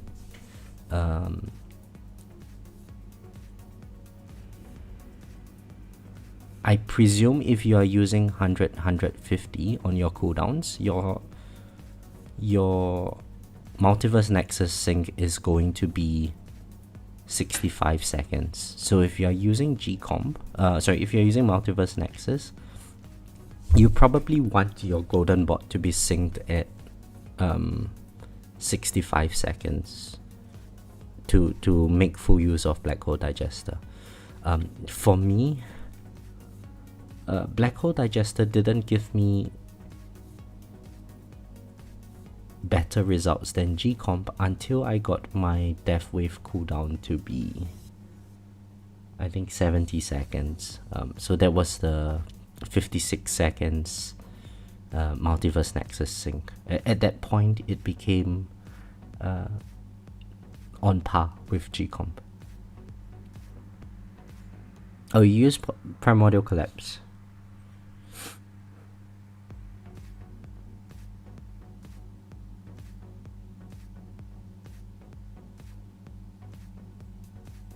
So I would say that Black Hole Digester is really good with GT Plus, but it's also really good with Extra Orb Mastery and Wave Skip Mastery. Wave Skip Mastery gives you the huge multipliers on your coins per kill bonus, and it compounds a lot with GT Plus, so you probably start seeing a huge divergence between Black Hole Digester and compared with G-Comp as you have better GT Plus.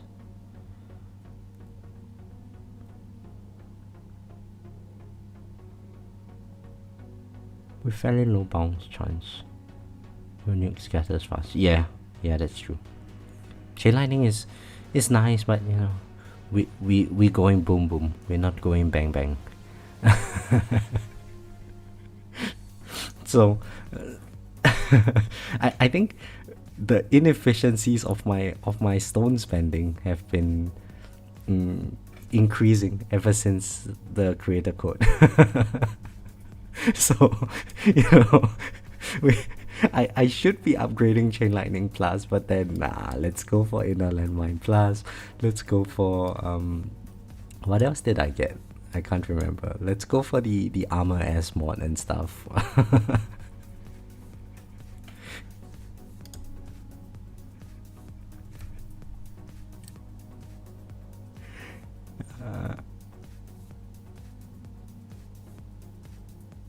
Davis is, I only got G-Bots sync once. I got down to 65 second cooldown. That's when I switched to Black Hole Digester and I got really good results. Yeah, so if you are so see the truth, one other thing to note is that if you think about it, I'm not sure what your Golden Tower cooldown is. Now if you have 50 seconds Black Hole, and that is, let's say you have permanent Black Hole, yeah, so you have permanent Black Hole, and your Golden Tower is, let's say, 70 seconds duration. If you go with 50, 100, 100 using Primordial Collapse, now what that means is that you're going to have, on the second activation of your Golden Bot activation, you still have the Black Hole multiplier, but for a bulk of that duration you are not benefiting from the GT bonus. So that is going to severely reduce the amount of coin that you get on that second activation. I presume you are using Primordial Collapse because you are running some form of a EHP build. If you do not need the extra survivability, and by that I mean if you are able to get, like, assuming you have Wave Accelerator Mastery, If you're able to get to like wave 7,000, there is no need for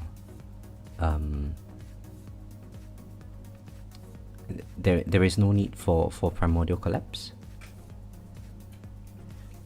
So you might be better off just using Multiverse Nexus. Ensure that you have permanent GT, permanent black hole, and a very low cooldown on your death wave.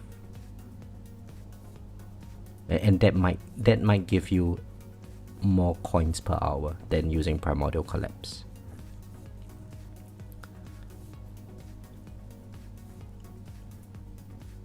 I talk about stone spending inefficiencies. I have every ultimate weapon plus. Yeah, but you know,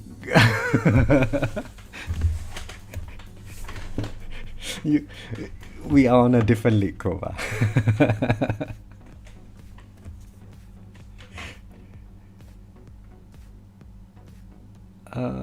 How do you have permanent golden tower if you are on 100 seconds GT cooldown?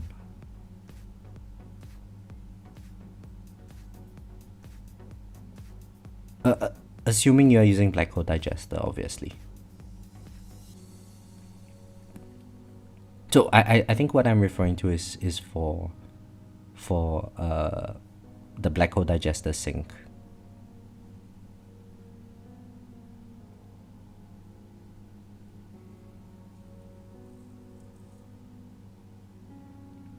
Yeah, so with permanent GT, you would have to be using G-Comp, which is obviously why you are probably getting better results with G-Comp.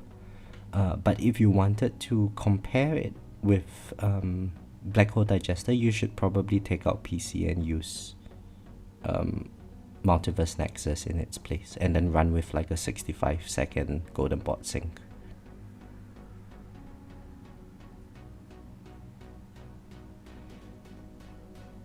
Nah, Krova, there are different leagues of whales, you know. there is mini whale like me, and then there's the crowbar whale.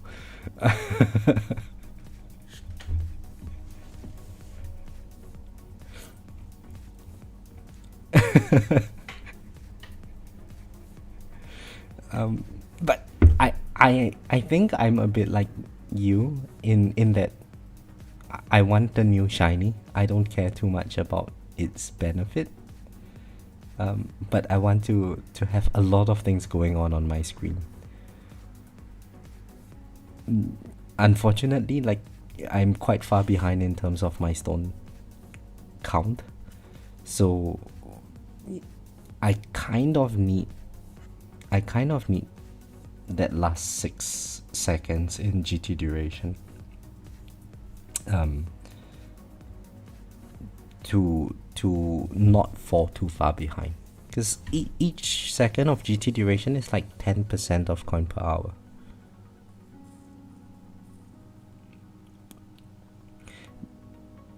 What, Deva? Make a creator code league.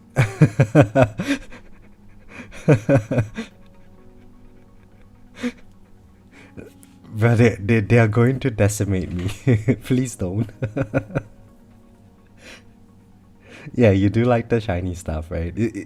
It's the, there's not much going on in our screen. There's not much going on in terms of the gameplay. It's like, ooh, what does this button do? And then you click it and you regret.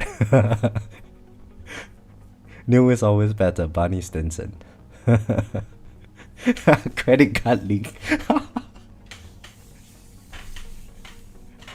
But I'm going to get demoted so bad in that league. It's not even funny. Yeah, Crowbar Zero has his content creator code. It's Crow Rocks, right? Type it in the chat, Crowbar.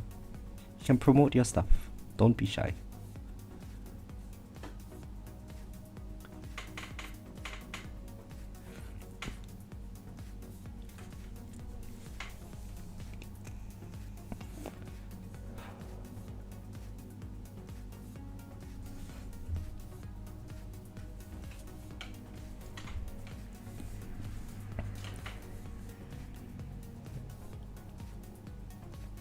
You feel bad because I also have a creator code. Yeah, but I don't. I mean, not many people who. I don't think many people use my code to begin with, so it's not a big deal.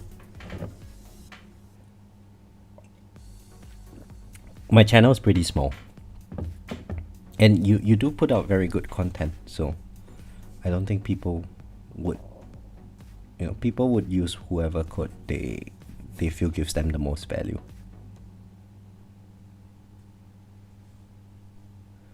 Flash is a little busy paying for Spartans in One Twins college fund. Maybe I'll crow rocks later.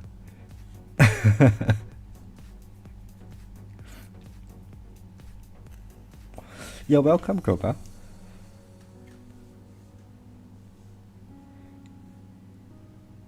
Use my code, thank you very much. See the truth? Emmy, hello, how are you? No college fund if he still plays this game. I feel like I don't put out enough content. Yeah, Crowbasio. So, the reason why I asked you about the upgrade path for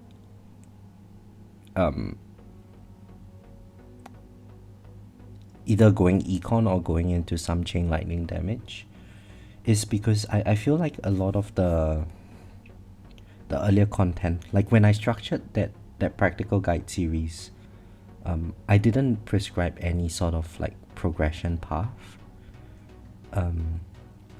I was mostly just talking like, okay, so if you wanted econ, this is how you should, what you should focus on. If you wanted to get a better understanding of your damage, this is how you should focus on. But I think that people should just play the game having understood what each thing does, and play it in a way that makes the most sense to you. But I want to try making a series where it's more prescriptive in its nature. Like, okay, if you don't want to think too much about the mechanics, this is what you can consider doing. So that's why I was asking about that trade-off earlier, and what you thought would be best.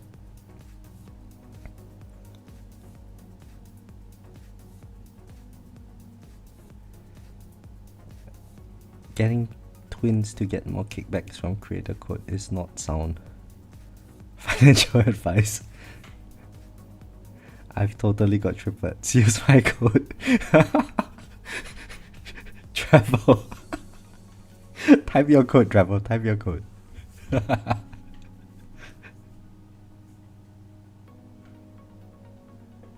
What's your code going to be, Travel? Fund my trio.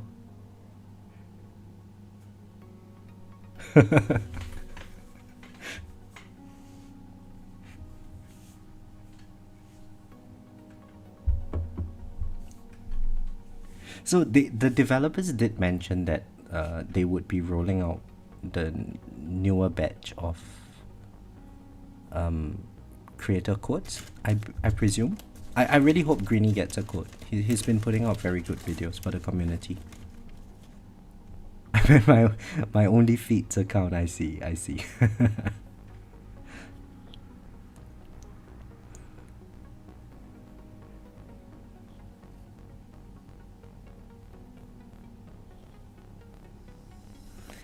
So part of the large plan I had with Smart Missile use in conjunction with your econ is so swapping off Chain Lightning is an easier move. Can you imagine being told you should cold turkey off Chain Lightning damage to something else? That is true. Yeah.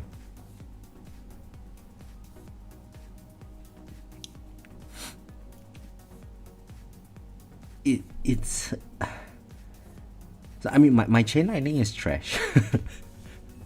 Like, I have the damage multiplier, but my Chain Lightning chance is not maxed. My quantity is not maxed.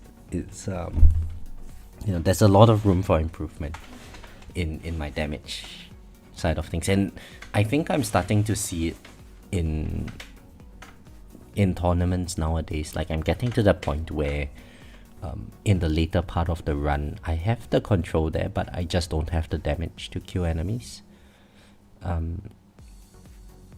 So you know, this is a sign to me that at least I can benefit from having more damage. But then I got really fed up with dying to overcharge. So that's why I've actually got quite a bit of health now. Oh, and I need to charge up my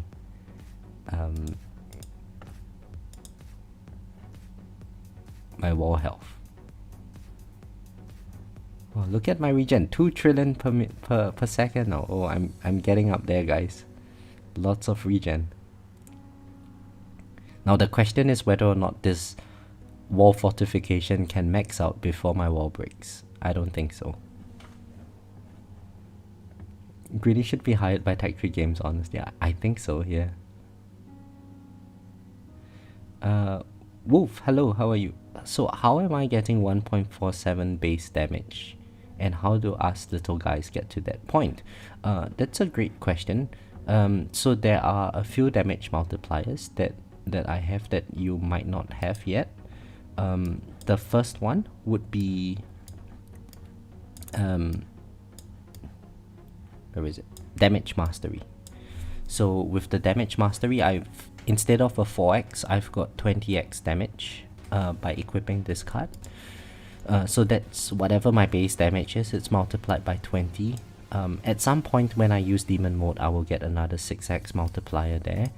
But I also have Berserker Mastery.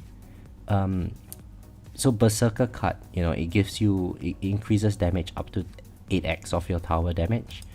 I have the Vault upgrade that allows me to gain damage by killing enemies, so I don't exactly have to be hit by them in order to benefit from the damage multiplier. So that's why my Berserker Mastery, my Berserker damage is already maxed out, even though I haven't taken a hit yet. So that's 8x multiplier there. I also have modules, so this is 19x, and this is 5x. So you just multiply all of that together, and then you get to whatever that damage is. So in order to get this multiplier up, you need multiplier efficiency in your Cannon S mod. But yeah, whatever damage this number is, this is not a big number. This is not a big number. Oh yes, and also I forgot about the other modules. So project funding gives me an extra damage multiplier as well, and amplifying strikes as well. So amplifying strikes increases 5x damage. Project funding, the number of digits in my current cache, which is, I don't know how many digits is a trillion. I can't count that big, but yeah.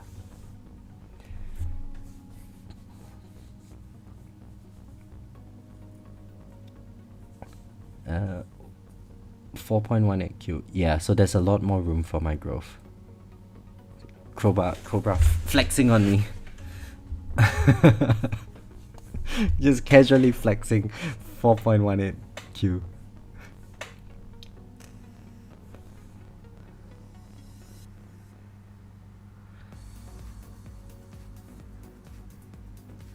I have damage demon mode, and so it is. Okay, so Wolf,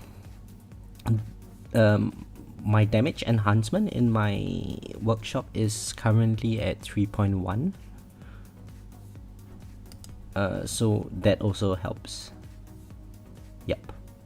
But you just stack on all of these multipliers, and then, you know, this number just gets out of control. By far the biggest gains came from amplifying strikes, project funding, and the S mod multiplier.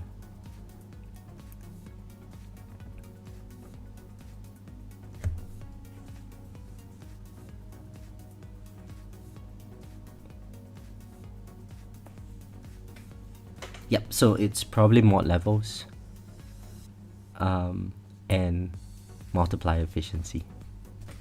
I'll flex you a screenshot if I get a Zerg Mastery proc. No, please don't.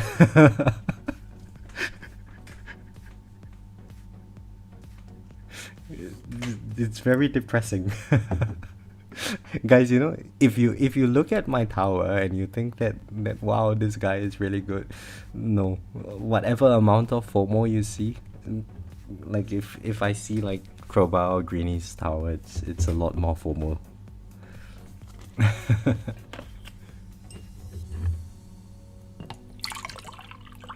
I think Greenie is probably at like what, I don't know, 21Q of damage or something. He mentioned some ridiculous number one day. I was just, I think in a voice chat with him, I asked him like, what is your damage capping out at? He's like, oh, it's just some ridiculous number. He told me some ridiculous number, and then I felt sad about my life again.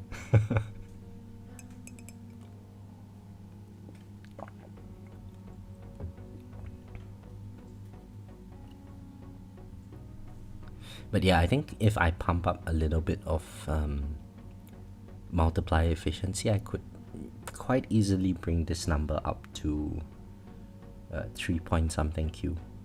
I think that would be fairly easy for me to get at this stage. And probably it's something that I need to do. Oh boy. Oh boy. Crowbar has already decided to flex. What is it? Oh. guys, look at this damage, yeah. 19.99 S damage, yeah. Crowbar has 1.10 of smart missile damage. 20S versus 1.10, so it's like 5x damage without a Zerg Mastery proc.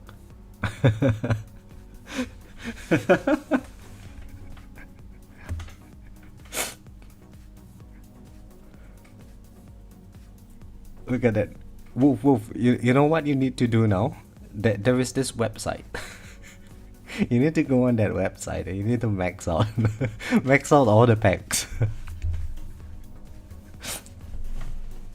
And then you will feel marginally better about about your current damage situation.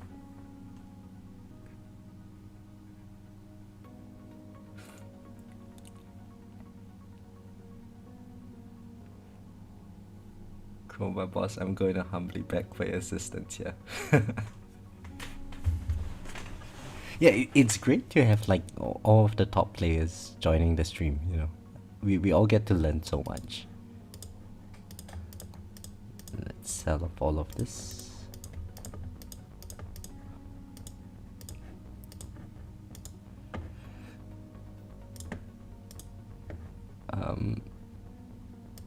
Let's see.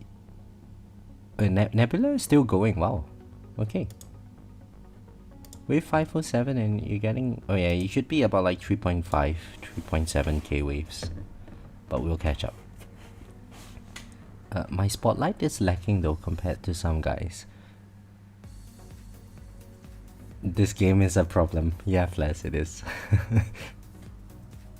Stone packs do not net nearly that kind of growth flow. They just feel like 360 down the drain. The FOMO of falling behind. Yeah.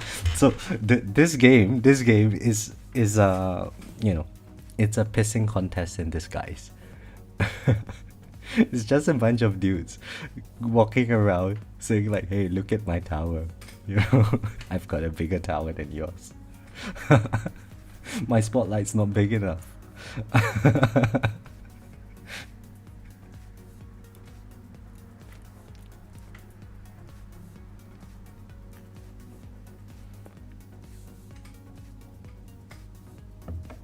Oh, my fort is full. Thanks for that. Alright. Nice. So we take out health regen. We put in health now. Ah, look at that. 102Q.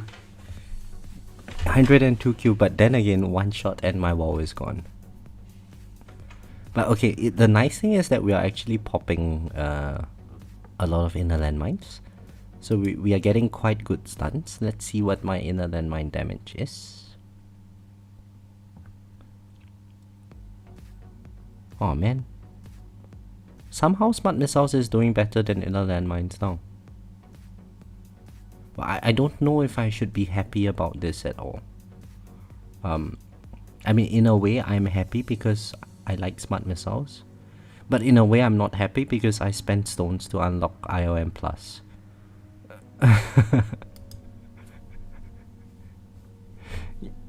Ghetto, hello, how are you? New Year's resolution is no more stone packs. That sounds like a good resolution, Ghetto. I was thinking I should try to. So one of the issues with me buying a lot of stone packs is, my account is going to be unattainable to a lot of the player base, which I think would turn a lot of people off from like looking at the content in this channel.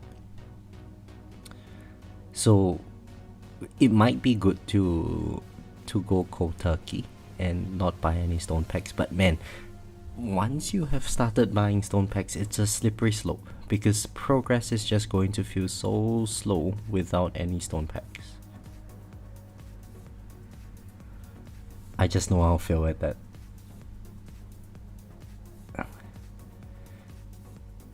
I've not bought December packs. The urge is strong, but I'm trying hard not to. It gets easier each month. Man, this is like a AA meeting, guys.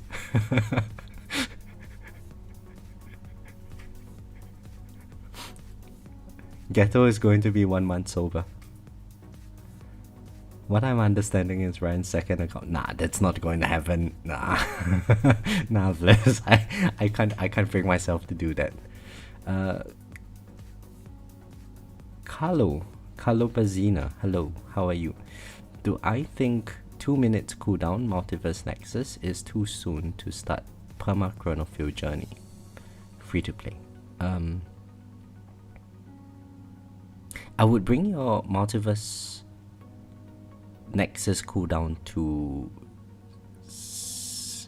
So it depends. If you are trying to push into Legends, then having permanent Chronofield is going to be very helpful. It does not really help with farming though. You can still make very good progress in farming runs without permanent Chronofield. If I'm you, I would focus on the bringing the MVN cooldown down to like 65 seconds before working on like perma Chronofield, because Chronofield takes a lot of stones, so you need 30 seconds of investment into duration, you need all the cooldown, and you need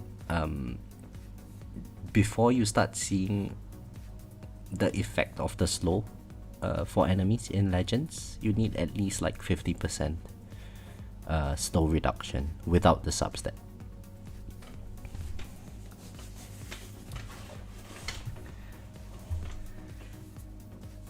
But one click and that was a $300 click. It hurts more than it does anything for me. Wolf, was that one click GT Plus? Last month wasn't as bad. It's not about the size of the tower, it's about the way it sways in the wind. Wow, Nu.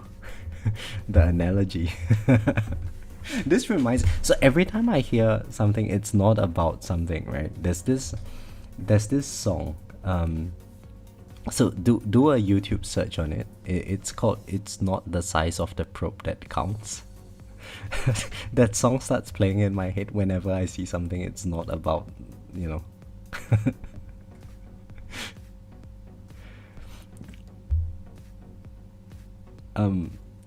It's absolutely an addiction. It is such an addiction. This game is such a slippery slope, and the worst thing about all of this is, Kroba, is we are basically spending hundreds and hundreds of dollars to not play the game.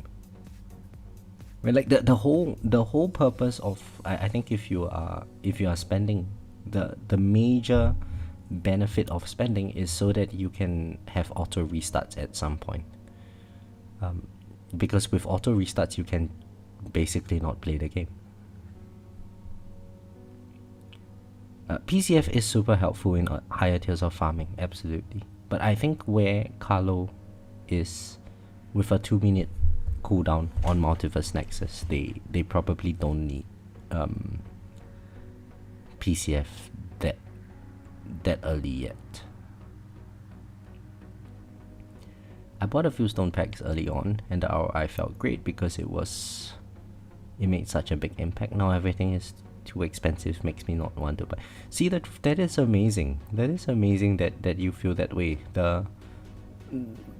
Sadly for me, it's like all the upgrades cost so much now that like it's really strange.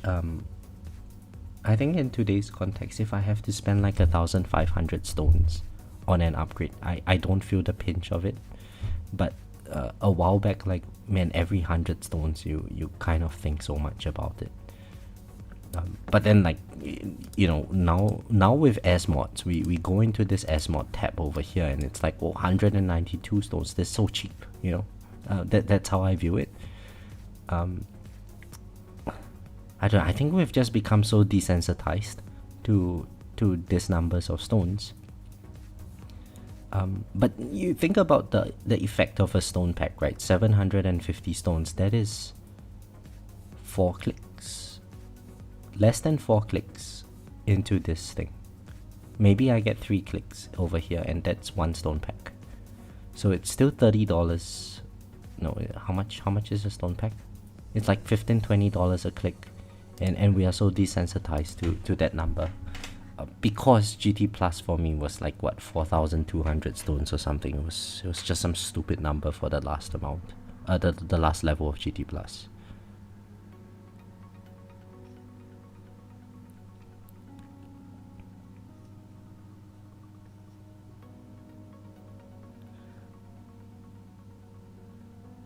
I'm only at GT Plus 8 and Death Wave cooldown 90 seconds, and I do not feel good clicking this. Yeah, I understand how you feel, man. I'm still spending so greedy. so we have figured out the problem, Crowbar. It's not you, it's Greenie.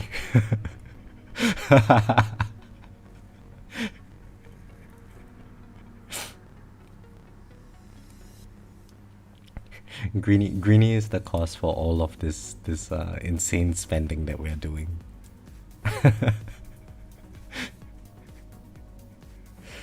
Yeah, until you're farming over tier 12 to 14 PCF is probably not, yeah, it's not too useful. In fact, like having Chronofuel early on, if you have slow Chronofuel slow, it's probably going to affect your coin income a little bit.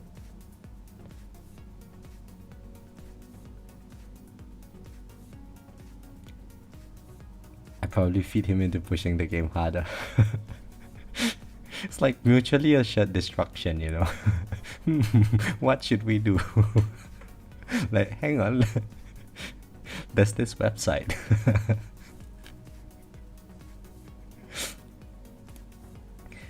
So Crowbar, for me it's I'm sure he's lurking around. I hope he is. For me, the person that makes me spend money is JP, and it's not because he spends money, but like every time JP tells me like, don't do it, don't spend money, within 24 hours.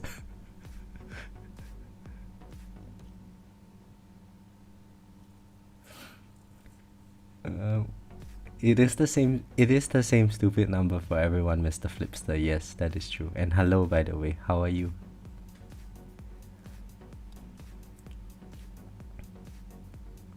Wolf Doctor Trader. I'm scared to click GT Plus anymore. It's too much money, man. I completely agree, man.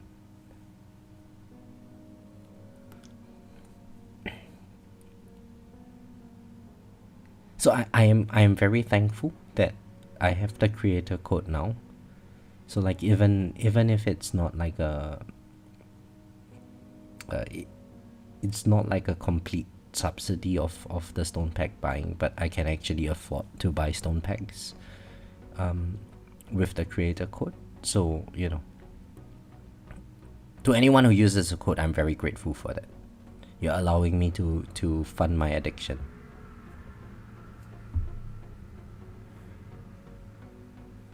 My only issue with this Ultimate Weapon Plus is that the last levels are usually the most effective, like GT Plus and CF Plus. Too expensive. They are very expensive, yeah. Still enough with me. Thank you very much. I wish you could share gifs on the chat. That would be nice, but then Crowbar, you are equally as dangerous as Christian, you know. The amount of NSFW content that would pop up.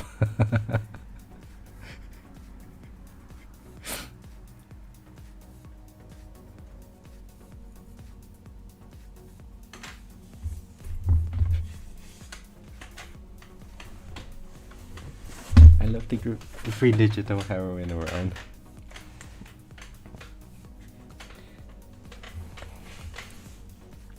So, yeah, see that that is true, but also the way you can think about it is that,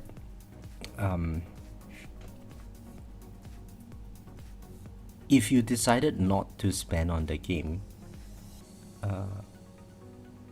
and decided to just enjoy the process of playing the game, you can actually keep yourself entertained for a very long time, by going free to play, right? Because basically your progress is going to be halved.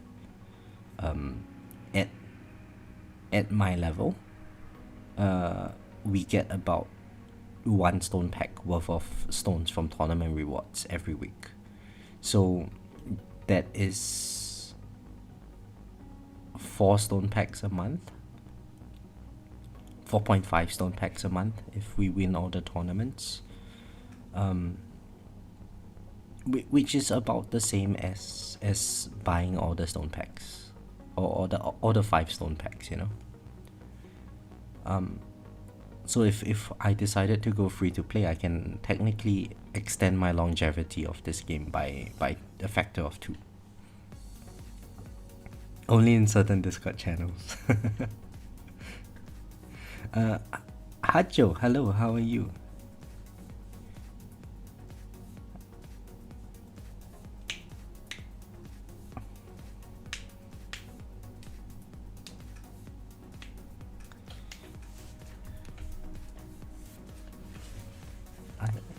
I enjoy the game and the natural progress. Yeah, it's the journey, it's not the destination for this game. If one day they gave us everything go boxed, there would be no reason to play this game anymore, and it would be really boring. And you know what, guys? I never thought I would say this, but surprisingly, I am cold in Singapore. I turned the AC unit down too low earlier because I was really warm. I went for a walk after dinner, and man, I can't believe that I'm saying this, but I'm actually feeling cold.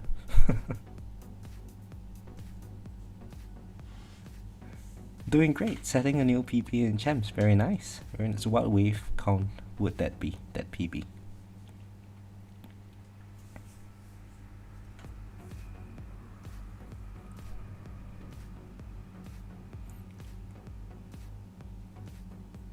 That is 1.5 year progress. Pretty much, yeah. I feel that there are so many stone sinks, there should be another stone earning, maybe. So it just makes it faster to complete the game, which the problem with that, right, Mr. Flipster, is that the whole reason why there's all of this huge stone sinks nowadays is because those people at the top, right, if you're wanting to stay very competitive in this game, you want every bit of advantage that you have over other players, and so that means that you by default have to get all the stone packs every month.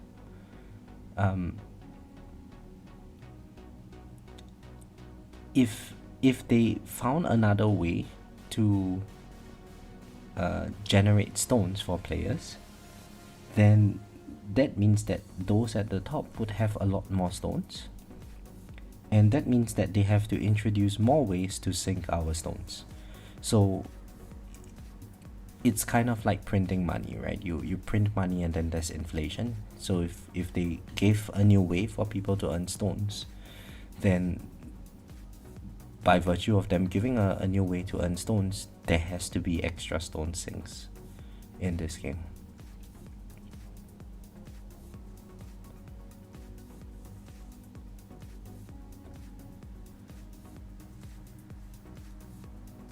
Got a PB in champs as well as 1100 waves. Nice, congratulations, Flash. Don't buy stones. I can try. I can try. So you know, every month back then, before the creator code, I would go on the Discord channel at the start of the month and I'll be like, I'm not buying any more stone packs, right? And then by day 20 or so, it's horrible. You get the jitters, you know. And then by day 21, that's it, you know. Stone has been purchased. 1537 at the moment. PB was 1500, still going strong. Perma BG this week. What's Perma BG? I presume it's Perma Black Hole. With Ancestral Primordial Collapse, my EHP game has gotten to a whole new level with Permanent Black Hole. Nice, congratulations.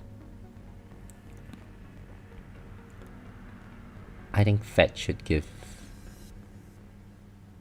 Oh, okay, hang on. I need to focus over here for a moment. It's with 3000. I think I could do with a little bit more shockwave size.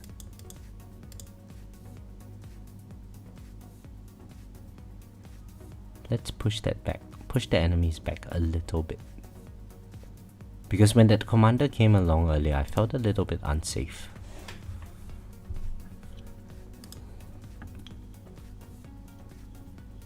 And basically all of this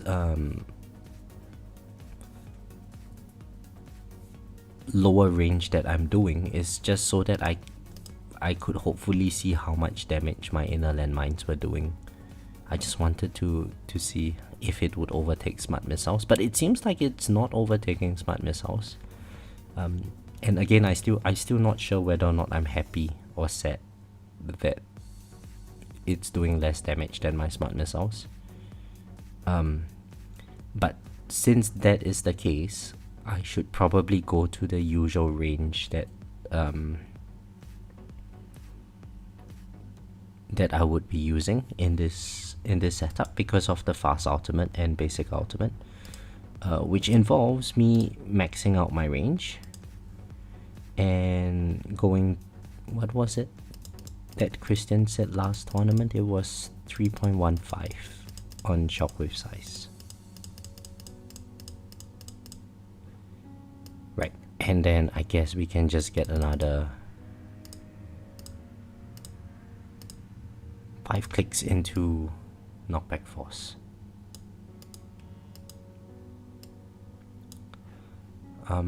Now I would adjust my extra orbs to be slightly on the inside of my tower range line.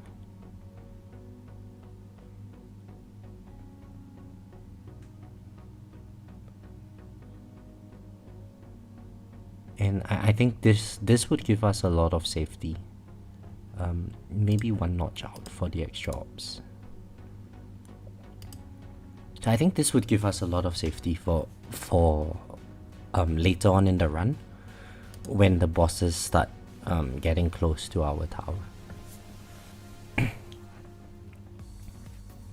And I think towards the later stage, if I need to, I might increase my knockback force a little bit more. Fetch should give 10 stones a day. I think that would actually be a nice idea, Fles. An extra 300 stones a month would be a nice benefit to everyone, I think. And there is no segregation between top and early game players, so it would mean a lot more to early game players than it would be to end game players. That is actually a good idea. 24 hours later I buy stones. Yeah, exactly. Inflation happens.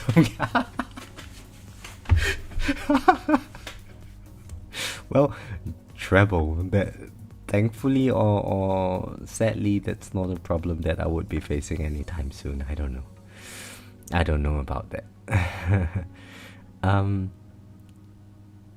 Inflation happens if you have nothing meaningful to spend it on. What's my current high score?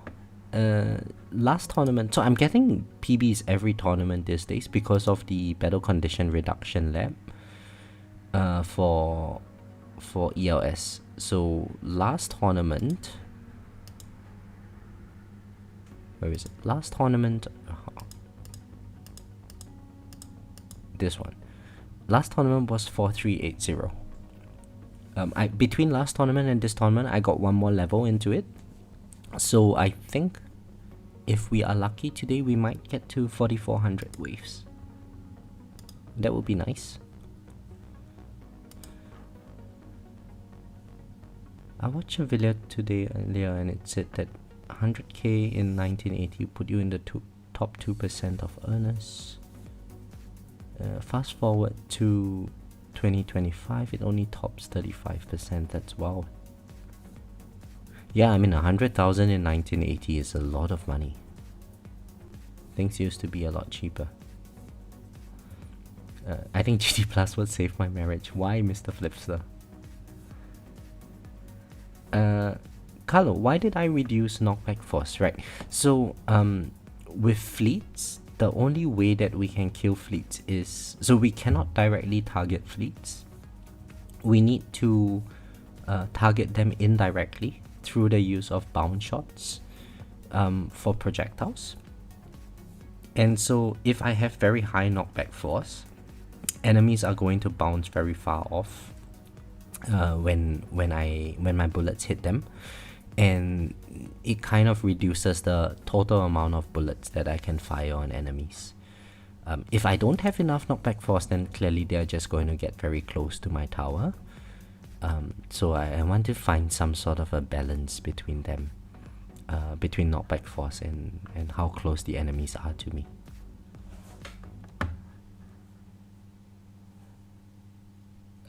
Flash, it's more boom boom, you should be happy. Yeah, boom boom baby. It's the only way to play this game. Gotta boom boom. So I think earlier I saw a comment about the chrono jump lab. I do have the chrono jump lab 171 stones away from maxing it out. Let's do it since it's on stream. Let's just be a bit inefficient. And oh, I can't even buy stones now. Buy gems now. Oh my god, I'm that poor. Oh man. Oh man, okay, I can't afford to buy gems to gem up that lab.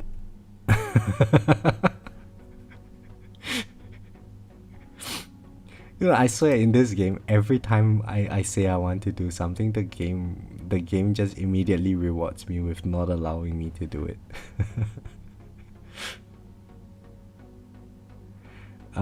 Yeah, Trevor, so to answer your question, my chrono jump lab is just at level 0. It's going to the level 1. Yeah. Crowbar's hoping to hit 6k waves today. Nice, so I'm 2/3 of Crowbar 0. So technically I'm Crowbar 0.33.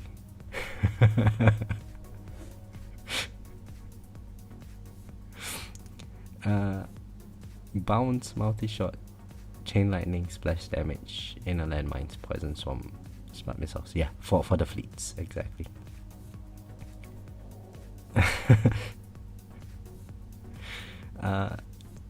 As a guild store. Oh, that's a good point. I think I've spent everything in the guild store. Yeah, I bought everything already. Oh man. Nah, can't afford anything.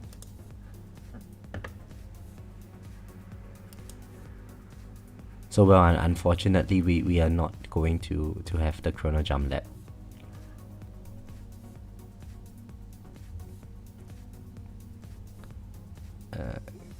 Crowbar 0.33. Yeah. Skylar, hello. How are you? Let's see if Inner Landmines Plus will change my mind. Skylar, it you know, Crowbar and I, we were just talking about this, and we came to the conclusion earlier on that when you are spending stones, it's not whether or not it's efficient. You spend it because it's the new shiny, so you should just get it.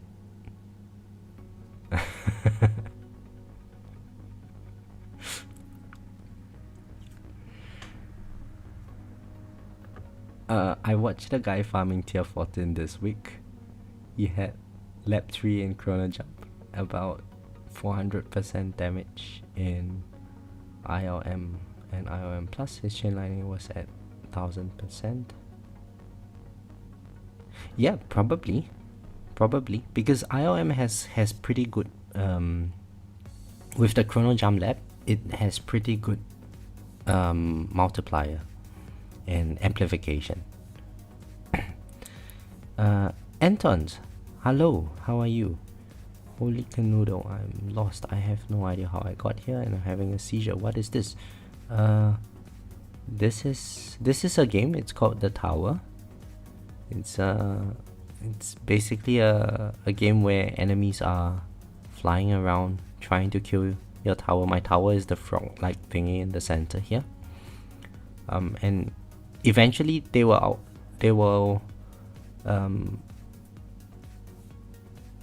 be too much for me to handle and I will be dead, and then that's the end of the run. You make some upgrades and then you restart the run all over again. Yeah, it's basically a glorified screensaver where there is a lot of monetization involved. Hajo, you think you can get enough econ for masteries without GT Plus? Probably not. You might be able to afford card mastery levels without GT Plus, but not maybe not 5 card masteries until very very late on in the game. Yeah, I don't think so. GT Plus really gives a lot of coin.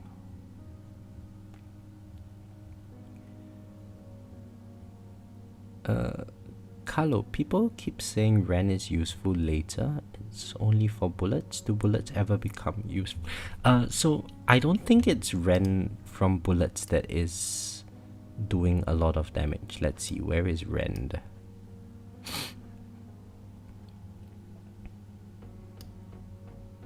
Ren armor damage. Like, my Ren armor damage is actually pretty low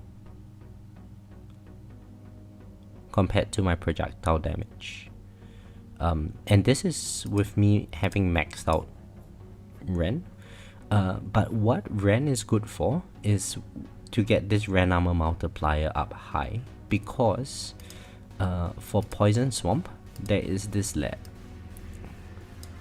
Swamp Ren Basic. So the way I understand it is that when enemies are hurt by your Poison Swamp, the damage is boosted by a percentage of the Ren armor multiplier. So in my case, it's 81%.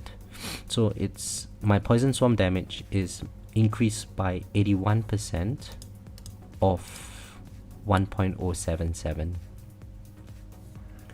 So Poison Swamp becomes more effective if you have Ren armor.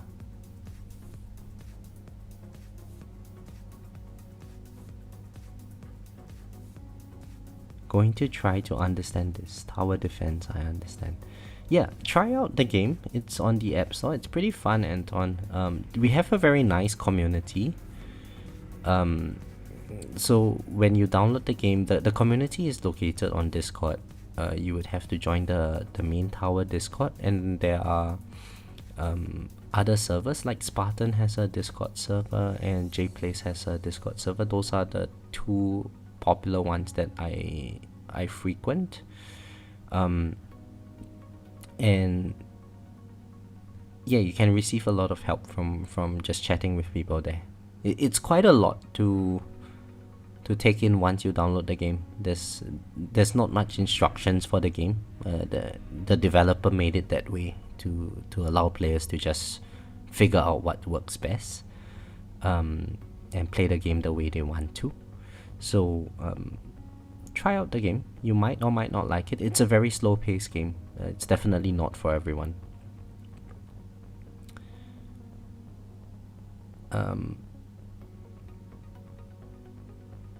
You killed the... It's a mix of endurance and credit card.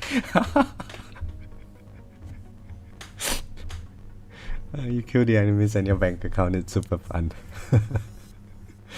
Skylar says, what if I stop spending money to buy stone packs from now on? How fast will people catch up? I don't know, Skylar. Try it. Don't spend money. See how long I take to catch up to you. It would be a while. You're so far ahead of me now. Welcome back, Gil. I went super rogue and got S mods before any ultimate weapon plus.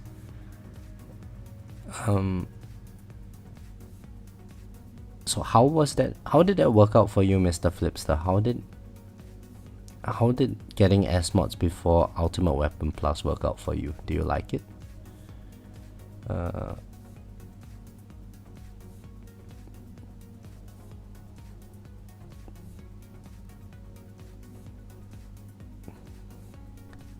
Yo, can you stop using a capital letter at the start of every word?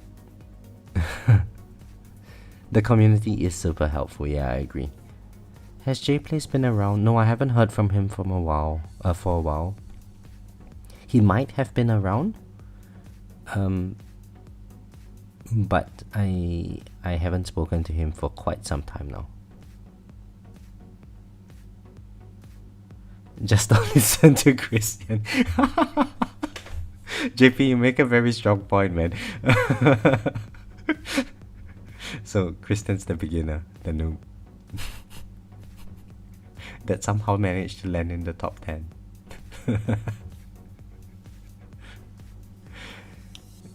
Did you say we have a nice community? Have you met Tex? He's literally a serial killer. What? With his music? Oh yeah, or sick beats. Tag only kills basics, don't be a basic. Oof. Tags, what happened? Did you piss people off?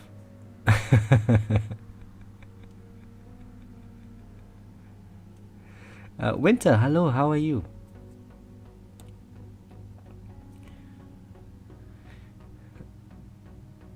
I'm not sure tower enemies have evolved sentience yet. Nah, they are basically like, you know, the way I think about it, they are like a horde of zombies running in your tower. They brainless.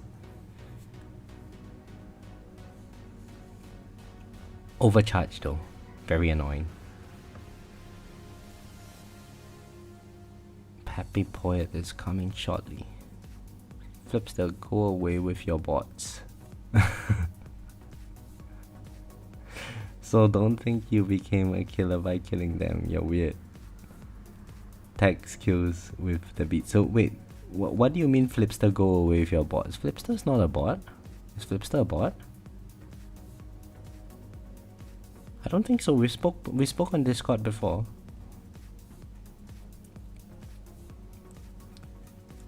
Text kills the bits.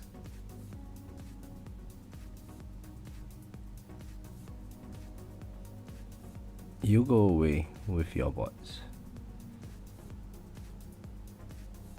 Speaking of music, Celestaura's songs somehow generate me as a thief running around, prying stuff open and stuff. Oh yeah, Celeste. I haven't spoken to Celeste for some time now. Man, there's so many people in the community that I've interacted with in every now and then I get messages from people, but so the thing to note is that I'm really bad with responding to messages. If I see sometimes, especially with Discord, people send me messages and I don't notice the notifications for quite some time, and then I look at it again after a while and I'm like, oh shit, I haven't replied yet.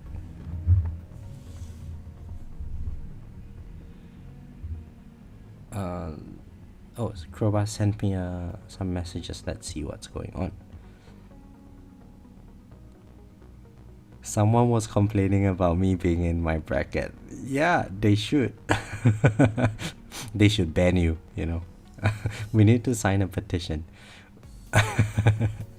Hang on, Crowbar. Hang on. I noticed something. I've got more health than you.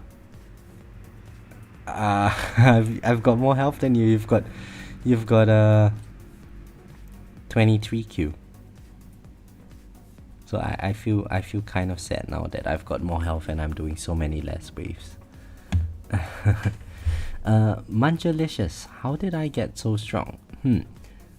I don't think I'm strong in this game. My tower is more advanced than a bulk of the player base, that is true, but that's just because I've been playing this game for quite some time now. I bench 220. No way. I don't even weigh 220. Peppy Poet. Hello Peppy Poet. How are you? Wall health isn't helping me. It's hurting me. Why is it hurting me? So Skylar, the only thing that my wall is good for at this stage is just overcharge. Like any enemy that hits me, it's instantly breaking my tower. So it's still one shot from everything except overcharge. He's not strong, he boom boom. Yeah, boom boom is life. Do I have health mastery? Yeah, so Crowbar, with the December packs I got attack speed, health regen, defense, and landmine stun mastery. Honestly, landmine stun mastery has been great. I am currently at level 5, and from the last tournament I actually noticed overcharge missing me quite a lot. So yeah, pretty happy with it.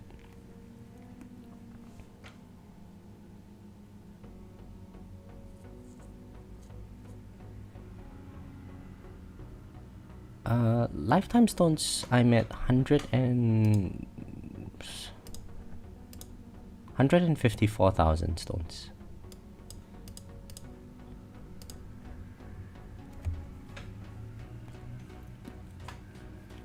So yeah, I was getting very annoyed with dying to overcharge. And so like every now and then when Greenie comes on the stream and helps with my tournaments, I have to make a choice between dealing with overcharge or dealing with commanders, and they are both equally as bad for me. So at least with the health masteries, overcharge are no longer a problem, and so if Greenie is here, he can tell me which waves to skip and stuff. And I that way I only have to deal with commanders. So eventually commanders will still get me, but overcharge would not be able to kill me at this stage, which is pretty nice.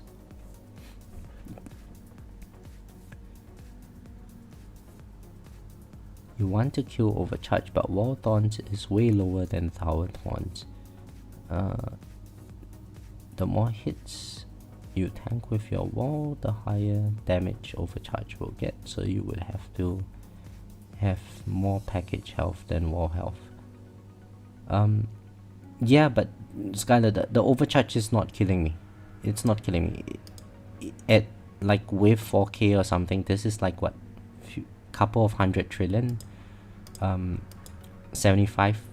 73% damage reduction. Flamebot 95% damage reduction. It's going to tickle me. So 5k, I'm not sure because my PB is 4.3k. When I get to 5k, I will let you know. But when Greeny was doing like the 9,000 wave thing, he was basically tanking overcharge up to that wave. So I presume you can tank pretty high.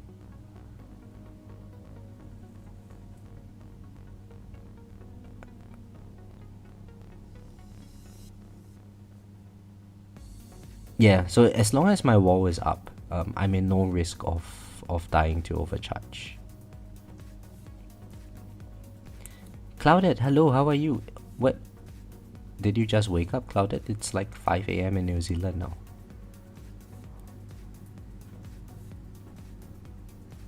I got a 0.0 for damage. You took damage from Vampire.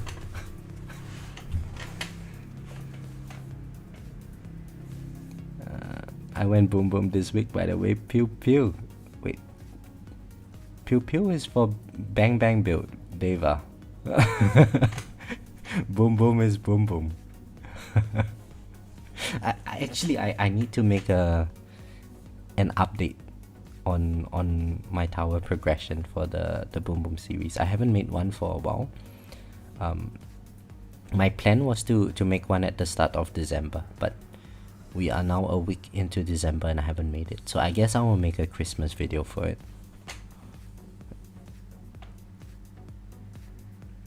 Yeah, cause like making one of those progress updates videos every week, I think at least where I'm at, there's not much progression from week to week. It's better to showcase it on like a monthly basis or something.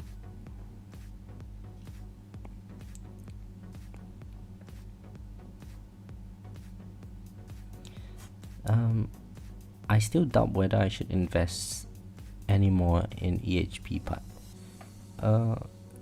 So Skylar, what is the alternative investment for you if you don't go EHP?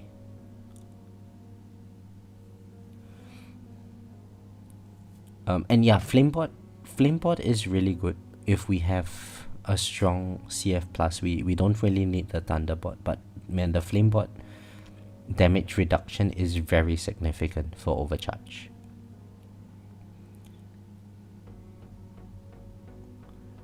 Peppy is a really nice person to some tower streamers. I know Peppy. That's great to know.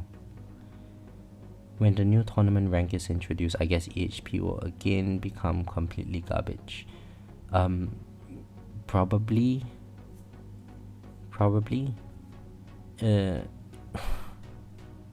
As long as it can soak up a few hits from overcharge, I think that is all I care about. Because it gives us so much more time to take out the overcharge enemy.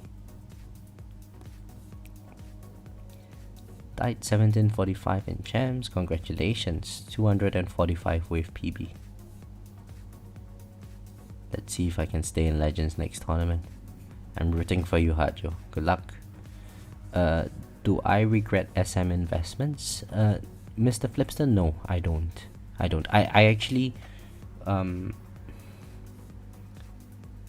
So, despite Smart Missiles being pretty weak in its current state, I am quite sentimental towards Smart Missiles because for a bulk of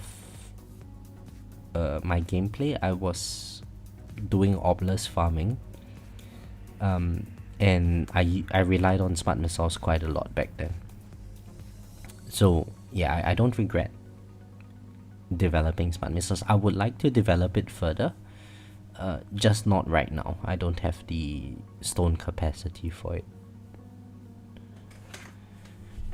What do I think would be easier to do, Glass Cannon or EHP? EHP is definitely easier, Peppy. Glass Cannon is, you do need a lot of stones for it to work, but EHP you can get a lot of it from labs. Yeah, try the Flamebot, Skylar. The Thunderbot we don't really need the extra CC. So you know, sometimes with Thunderbolt, it's not very good. Like if my Thunderbolt stuns the enemies, and then an overcharge comes in, the overcharge is going to take like 1 or 2 hits of on me before the Thunderbolt stun ends, and I can't damage any of the enemies when they are stunned. So then the overcharge hits me a lot more. But yeah, later on in the wave count, you can have a look at how little damage the overcharge is doing to me. Because my flamebot is not at like the 5-second cooldown, it's like I think 15 seconds cooldown at the moment. You might be able to see overcharge before flamebot is affecting it. In that case, you can see the damage significantly reduce after the flamebot hit.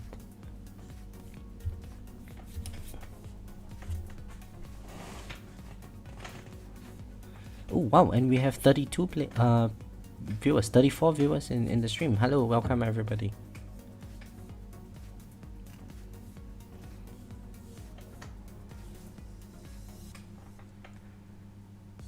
It seems like this is a good time for a bulk of the player base, huh? The unfortunate thing is that this would be 5 a.m. in Melbourne when I'm in Melbourne, which is not viable for me. I get cranky if I sleep too late. But at least for the next month, this would be, I guess, a reasonable time for me to stream. Going to cook some dinner. Thank you very much, Joe. Good luck. Hopefully I get a new PB. Thank you very much for that, and thanks for joining the stream. I think I get like 70% defense in tournament. Yeah, Skylar, so I got the defense mastery. I'm currently at 73%, but there's still a lot of room for improvement. I need ancestral defense here.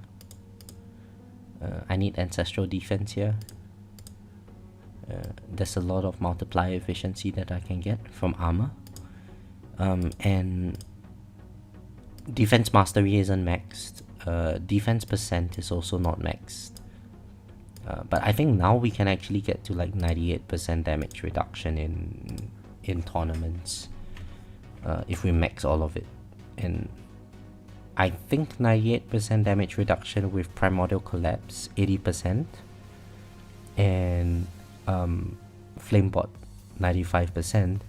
It's going to allow us to basically EHP tank enemies quite far into the run. And then we couple that with like NMP, the negative mass projector, that reduces enemy health, enemy damage even further. Pulsar Harvester, and yeah, I think we can actually EHP a lot of damage.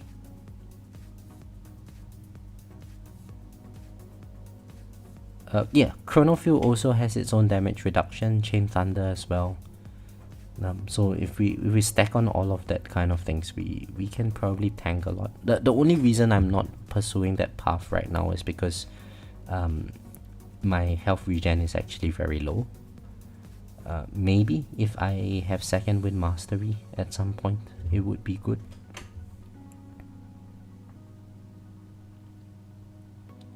But yeah, it's still a long way. There's still so much that I can improve on in my tower.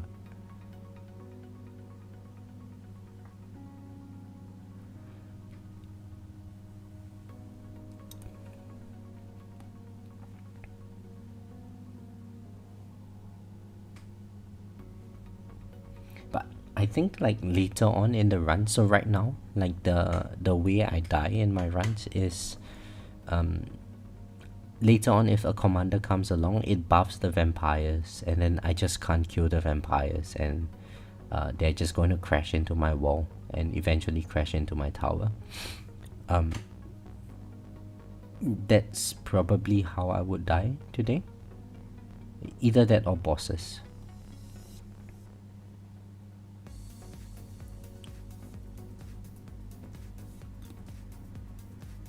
Still doing quite good pursuing damage. Yeah, damage is still key.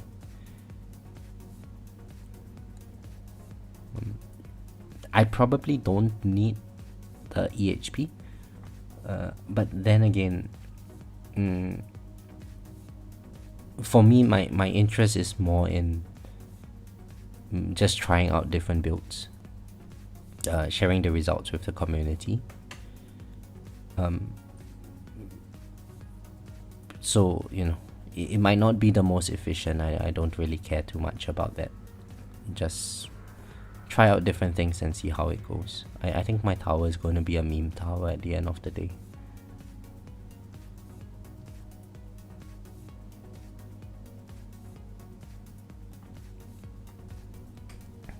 That's why I choose the double landmine substats for percent and size. Yeah, that makes sense.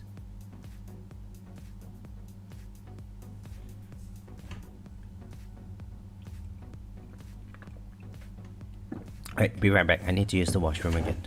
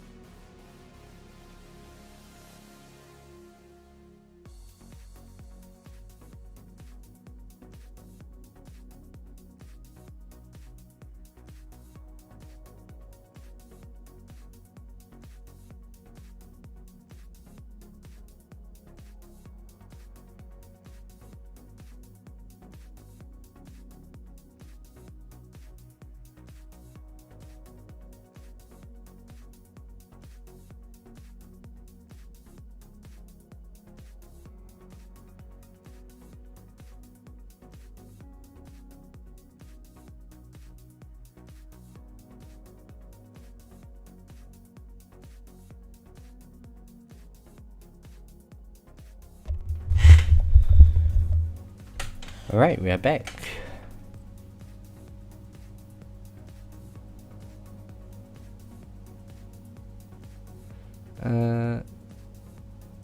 Okay, so let's get caught up with the chat.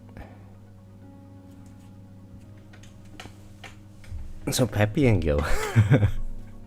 Okay, whatever. I'm so confused. Getting higher and higher wave count, still not stable enough to hit first. Yeah, Skylar, it's the same for me. I think just generally everyone is progressing a lot as well, you know. It's very competitive in Legends at the moment. And I think the battle conditions really affect what kind of strategy what kind of strategy we are using is really affected by the battle conditions these days. Not even close to 50% of the time that I'm hitting first. Yeah, you know, let me show you my tournament history, Skylar. It's probably a lot worse than yours. Like, yeah, I hardly get first place.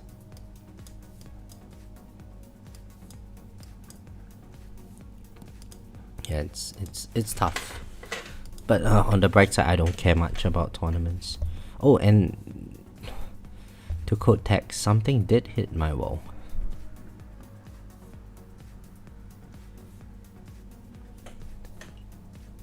So I wonder what that was. I presume it would have been a boss that hit my wall earlier.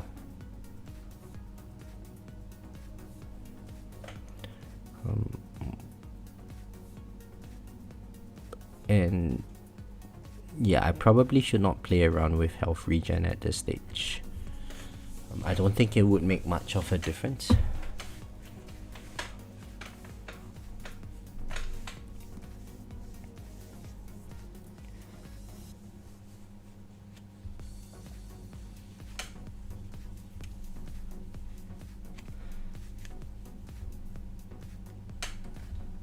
Regarding the growth pace, I think I outpaced many people already. Yeah, that is true, Skylar. You've been progressing very quickly.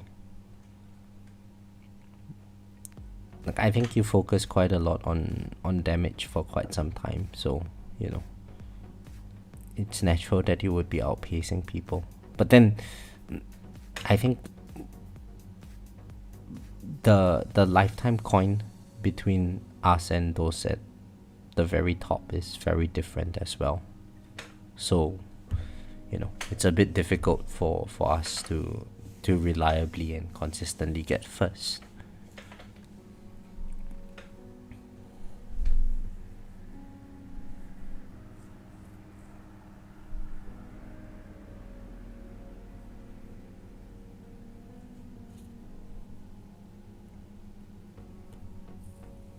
I think that wall health is not good enough these days. Why not?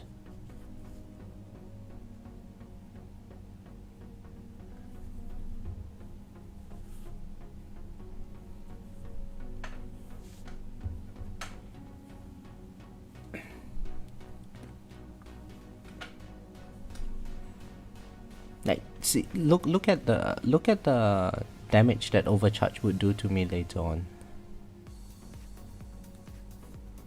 Package health is still better because I don't have to worry about the regen part.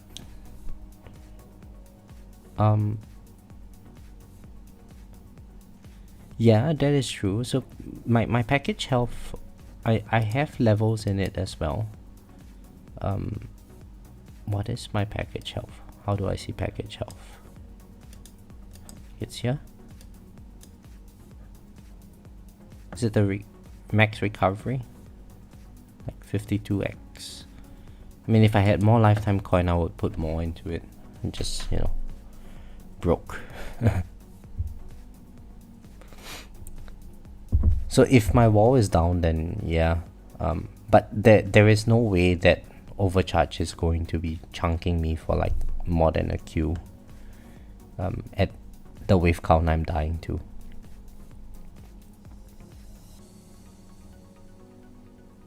Yeah, my package chance is also 3x. I just haven't done the lab yet.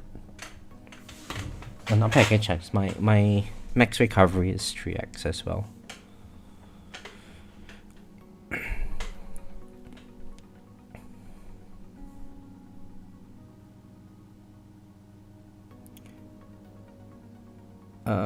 Rappaport, hello, how are you? Good morning to you. My flight was great. So it was actually quite an interesting flight. So you know, I did the tournament and then I went to the airport. I was like passing out by the time I was waiting for my flight. Thankfully didn't miss it, but I went on board the plane. I have this really good neck pillow. So I put on the neck pillow, plugged in the ear plugs, you know. There was this baby behind me. She was really noisy. Not a baby, like a toddler. She was just like whining the whole flight. But thankfully, that neck pillow that I had has earplugs. It comes together with earplugs. So I plugged in the earplugs and then I just slept the whole way. And when we were approaching Singapore, like, so it was a very smooth flight the whole way. There was no like clouds and all, and just as we were approaching Singapore, there were rain clouds. So the pilot had to take a detour, and it was like a half an hour delay on the flight. He had to approach the airport from a different angle or something. Not sure how it works. But yeah, arrived and got through the customs. the moment I reached the belt, my bag was like there. So I waited for like 30 seconds and my luggage arrived. So it's like the smoothest travel ever. Really, really good. Regen is way less than enough or even usable in tournaments, and it's a new multiplier. Yeah, second wind mastery, Skylar. I have a neck pillow with earplugs. Why didn't I know about this? It's a game changer for every married. It's not a pillow. It's a neck pillow. You know, one of those braces that you put on your neck in the plane for the neck support. That travel neck pillow thingy came with earplugs in them.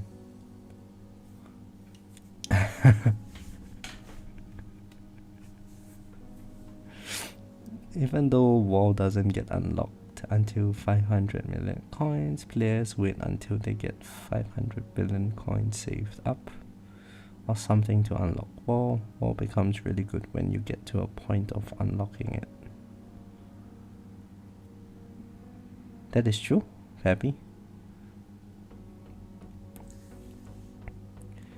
I don't think Shockwave or Second Wind is going to be doing good enough in Tournament 2. Yeah, I don't know, Skylar. I mean, for me, where I'm at, it's good for me. I like it. I like the not say the regen. I don't have the regen, but the extra EHP that I get from the defense and stuff. I think it's helping me for overcharge. Maybe when I get to your level, 5,000 waves or so, it's probably not going to be as useful. But you know, I will never know until I get there.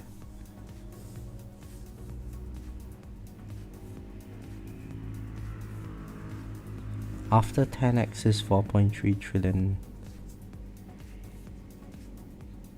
per second. I think second wind mastery is more than 10x regen. It's like some stupid amount of regen, like few hundred x or something. I've already go box the wife.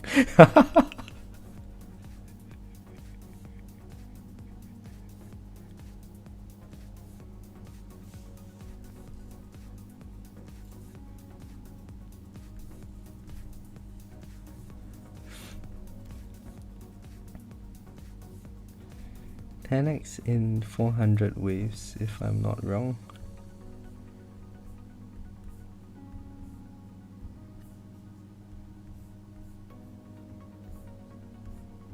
Really, is it 10x? I'm not sure. I mean, if it's 10x, it's 10x. I haven't gotten it yet.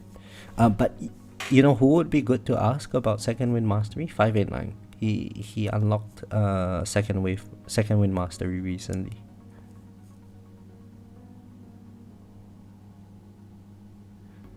So don't forget that there's a lot of extra health regen that we can get as well, right? Like from our labs. Plus we can get like 400% health regen. So multiplied 400, that's 800% health regen. It's pretty, it should be, you know, it's probably not going to be like super EHP, but if you, I think with all the defense masteries that we get, overcharge is no longer a problem. Like even at this health, overcharge 120-90, it's not going to be doing much damage to me at all. And yeah, sure, this number is more important, because eventually, you know, if my wall is down, overcharge will take out all of this. Getting this number up, if I can get it higher, I would.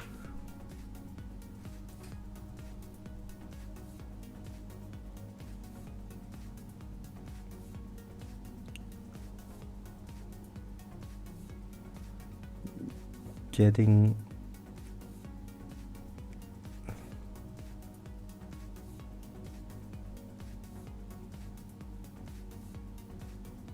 wife only takes 1 stone. Sorry, stone per hour.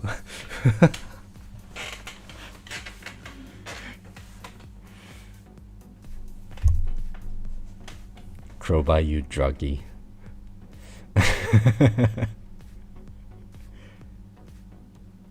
Well, yeah, still able to tank OC with your package health. Investing regen is like enough for me.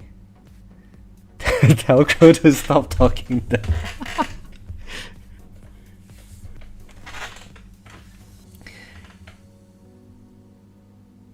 Oh, I wish I could talk dirty, but no.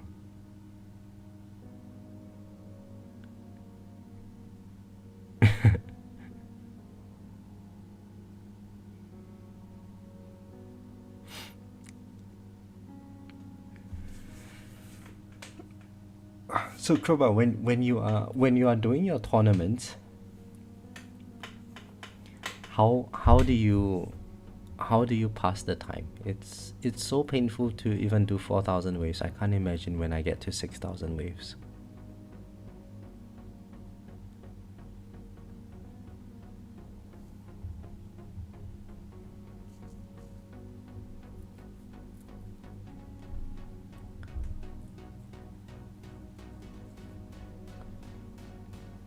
Stream playing other games at the same time.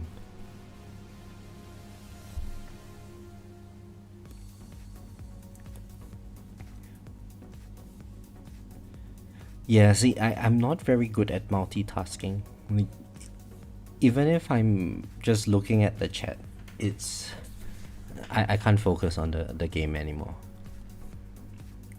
But thankfully I have a good idea of where things get dicey for me.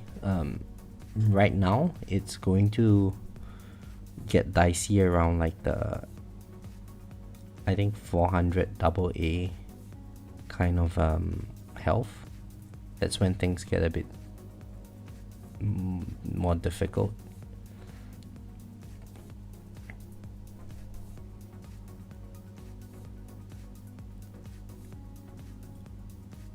Rusty's retirement, sometimes Ironwood RPG, sometimes Unnamed Space Idol. Man, I don't know any of those games.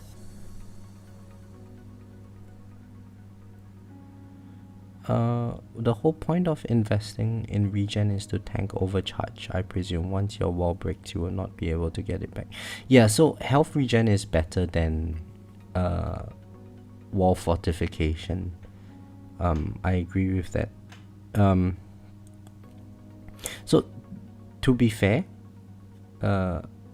we actually don't need that much wall health to tank overcharge, because overcharge damage is not exactly very high.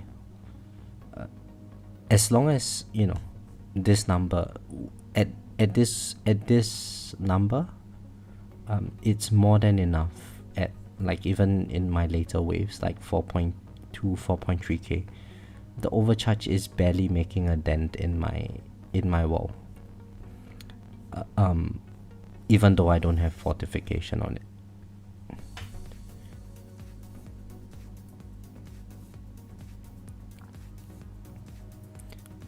Why am I investing in regen? Just because, you know. Why get half of the regen? Why get half of the EHP masteries? If I want to test out EHP, I might as well just go all in.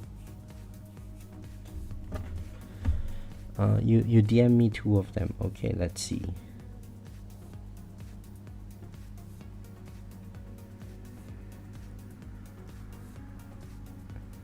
Rusty's Retirement is an idle farming simulator designed to sit at the bottom of your screen while allowing you to work on other tasks while caring for your farm. Oh my god, another idle game. Unnamed Space Idol is an unfolding sci-fi idle game that plunges you into relentless battle against an alien menace that has decimated humanity. Customize your ship with an array of progressive unlocked weapons and defenses strategically tailored to counter specific enemy types. So Space Idol sounds like tower defense game as well. Ironwood RPG is an MMORPG with a variety of skills to to train and challenges to face. Key features include a market, dungeons, housing, and questing, with more to come. Oh, Ironwood RPG sounds fun. Is it a bit like RuneScape?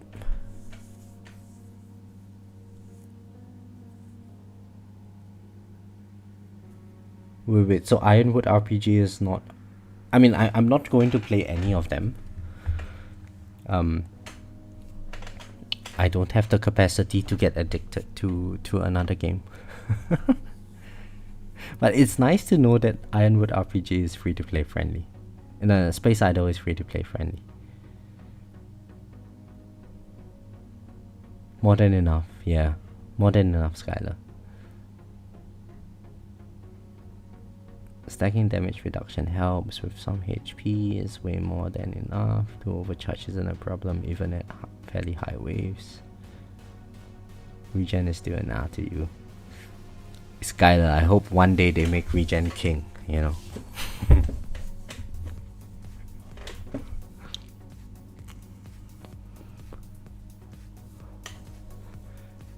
Ironwood RPG is very much an idle progression game. And let me do a quick Google search, see what's about Ironwood RPG.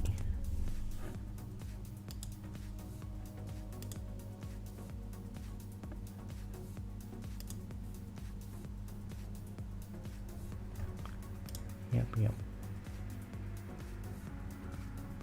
Oh, whoa. So the moment I log in, I straight away create a character.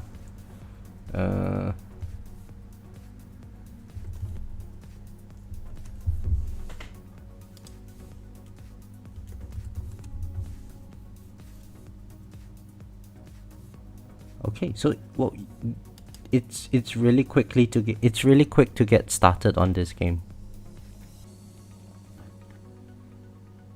Yeah, okay, I'm not playing it. I can't foresee myself being addicted to another game. That would be very, very bad. Just like Debs, yeah. Yeah, just like Debs. No, one day if Debs is good. Skylar.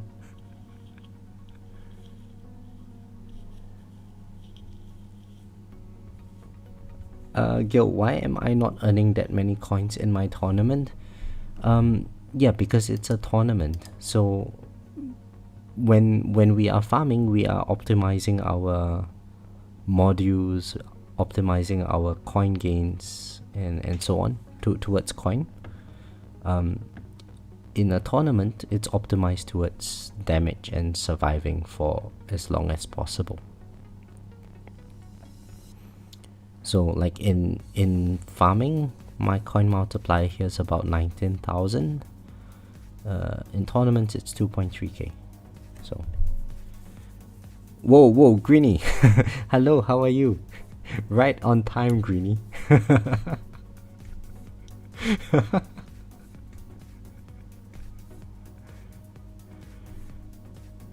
At the moment, I think I might want to unlock defense percent health and fortress mastery soon in the future. Yeah, nice.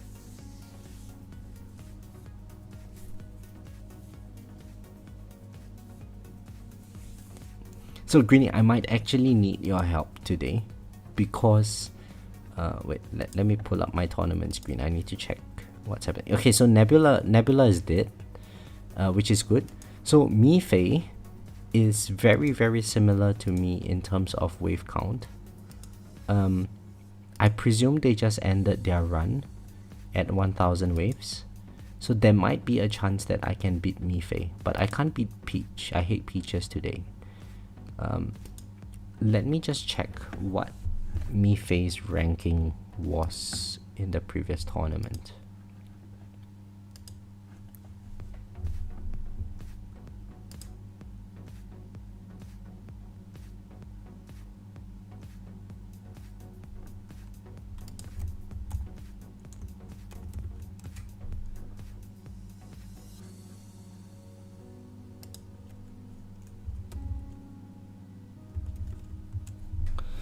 So, okay, never mind, forget it. Mifei was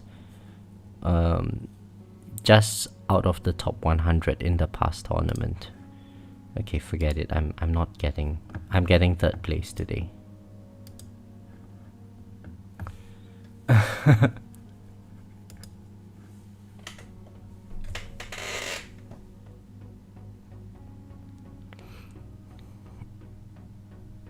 Greeny, how much do our progress updates push you to do your best in the tower? Michael, hello, good morning. Can I switch back to coins per minute? Yeah, coins per minute is here. A bit. It's nice to compare to see where we are at. Peach is in my guild. Yeah, Greeny, I hate your guild, mate. Just for today. Because I'm getting third place. You mean regular coins? Yeah, sure.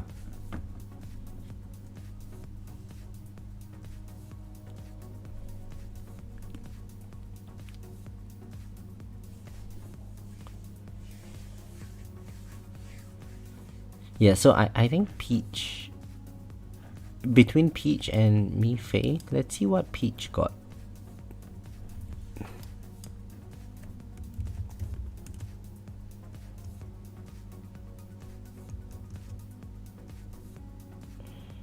Peach Bundaberg.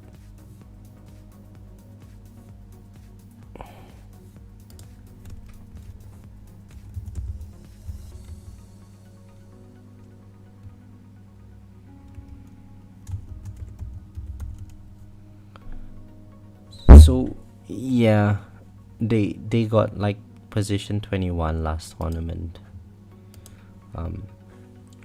It's a hard bracket for me.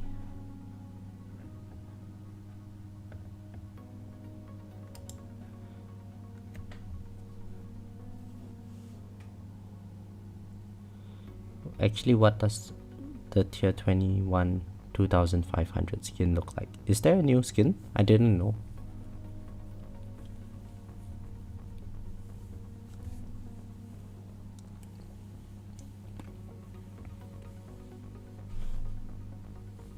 So how was your tournament this time round, Greeny? Let's scroll all the way up and see. 6365 waves. That's pretty decent compared to last tournament.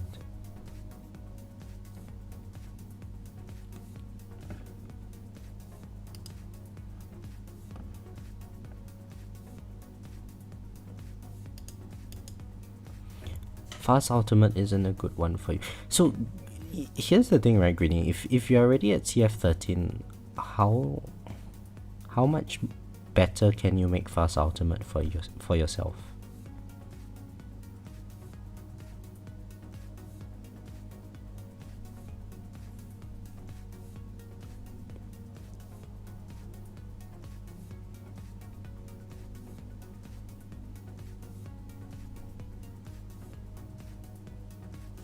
Peach's skin.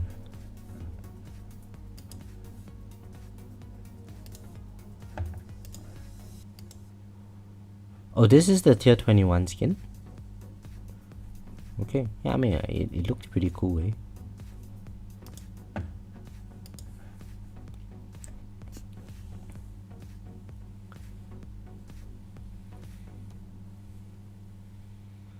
There isn't much I can do for enemy speed. Maybe some other core substats could help.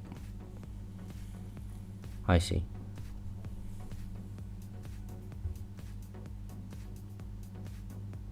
So I presume having better black hole might be useful.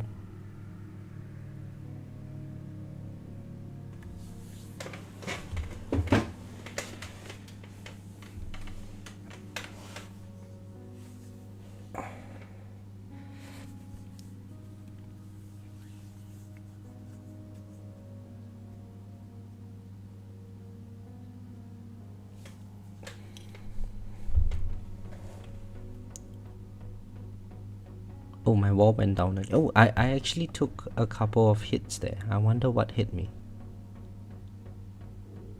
I should pay attention to stuff like that.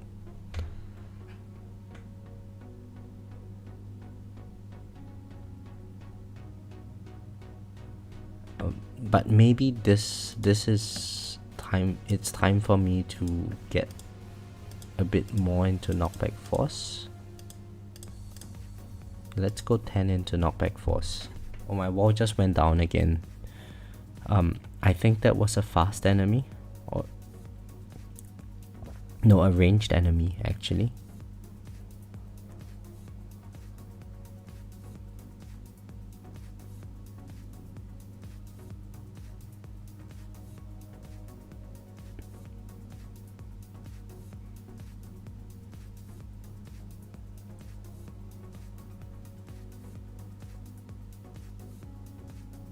So I saw a couple of misses there, which means that it had to be ranged enemies that were hitting me, right?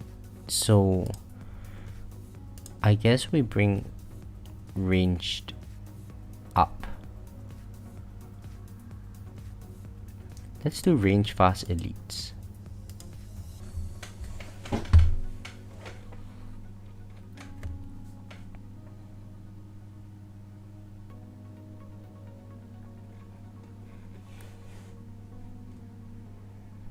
Yeah, so if I get rid, the way I see it, if I get rid of all the ranged enemies, I'm going to be taking a lot less chip damage, and then I can worry about the other stuff later.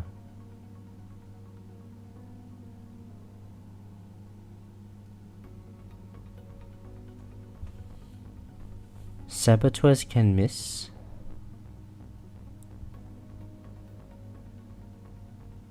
So wait, I thought saboteurs don't do any damage. They just disable an ultimate weapon.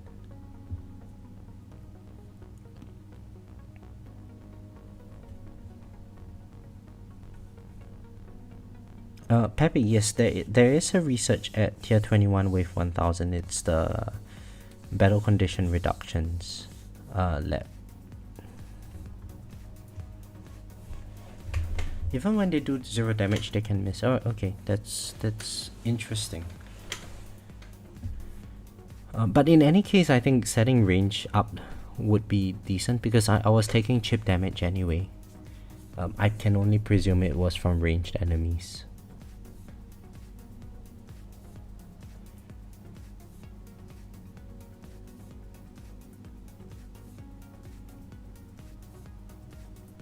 I presume it might have been like when ranged enemies are alive after black hole ends.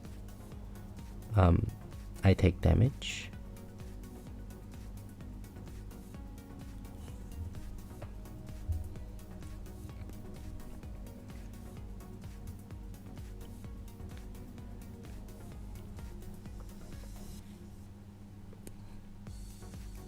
But yeah, I think if there's only one thing I can do at 4015, that's good. I'm definitely surviving to 4015. Pretty sure of that. We still haven't used demon mode. Enemy health is still pretty low at this stage. Oh, I lost my wall again.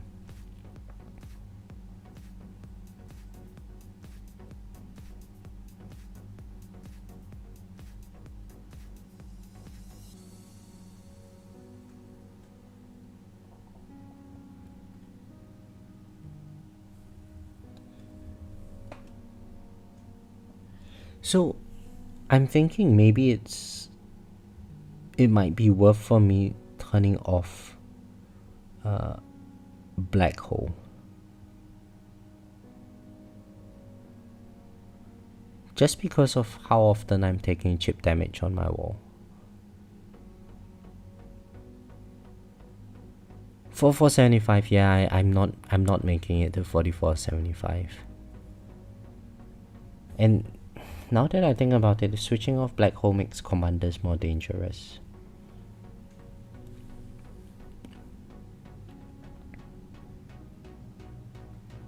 Nah, it's alright.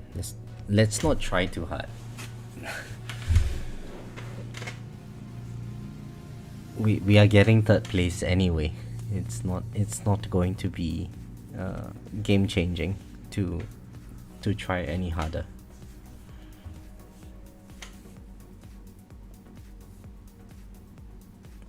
Let's see. Okay, I'm sure that flamebot isn't a solution for me, not even close to get enough medals for 95% damage reduction. Oh. Yeah, the event passes for you, problem Skylar.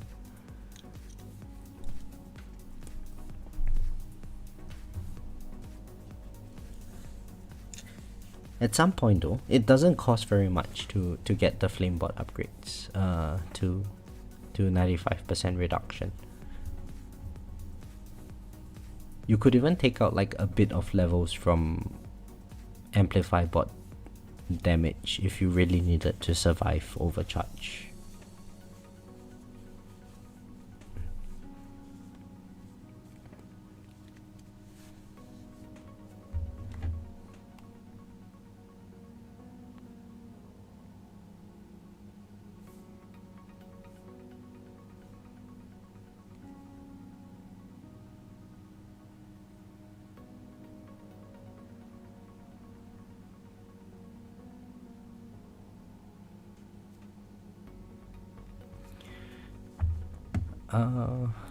Let's see, wave skip off at 3925.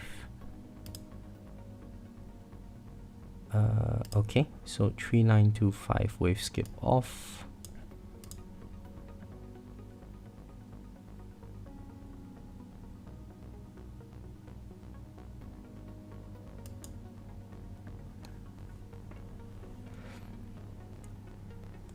But no clue if they skip or not.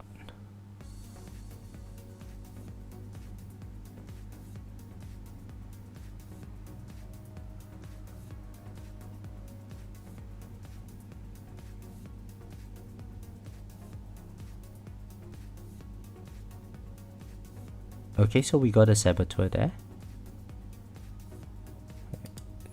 We got it down.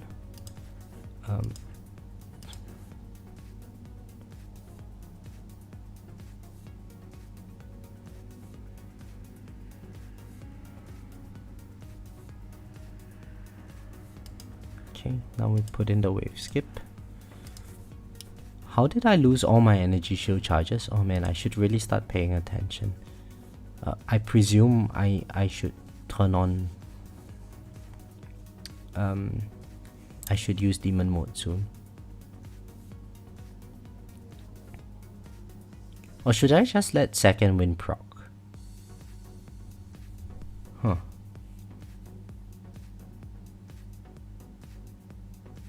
Oh, there was a commander at 3895 that took them. Oh, okay, I see. Now I guess 5k plus waves is good enough for me, or should I say flamebot isn't going to help me get new PB if I sacrifice some of my bot. It's not a way out nowadays. Okay. Something attached to you, so might have gotten all the closest targetables. Yeah, the saboteur enemy. I don't think I can directly target saboteurs though. No idea anyway, it doesn't matter.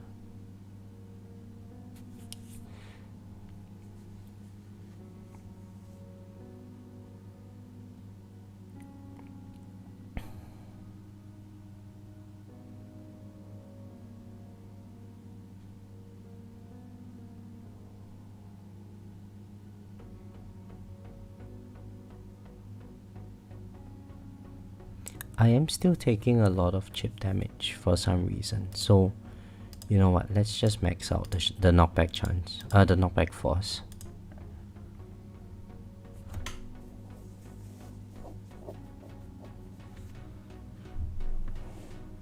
Yeah, and now we're just flinging enemies all the way off the edge of the screen.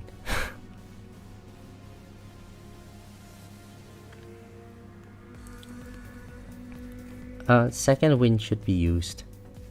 Yeah, at some point second wind is going to proc. I don't think it's a big deal for today's tournament. If there's nothing much that can be skipped, I think I can just let everything play out naturally. And if we get lower wave count, we get lower wave count. Our position is fixed at 3 anyway. 39.55. Oh, we got an overcharge. And yes, Skylar, see, look at my health drop from the overcharge hitting me. It's really doing nothing to me. It's gonna take like forever to just break my wall. So good. I like it. And this is what, 257 trillion damage. It's doing nothing. It makes me feel so tanky. I feel so powerful, you know.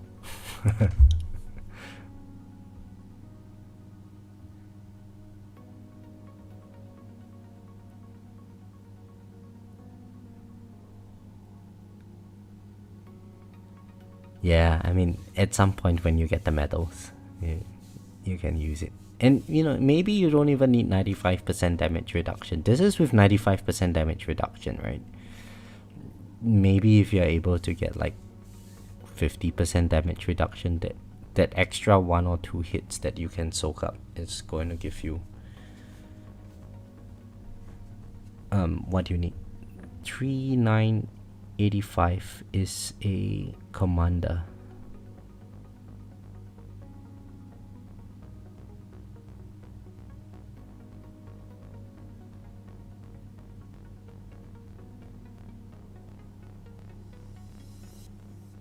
Oh, somehow we managed to survive that wave of bosses. See you, Gil. Thanks for joining the stream.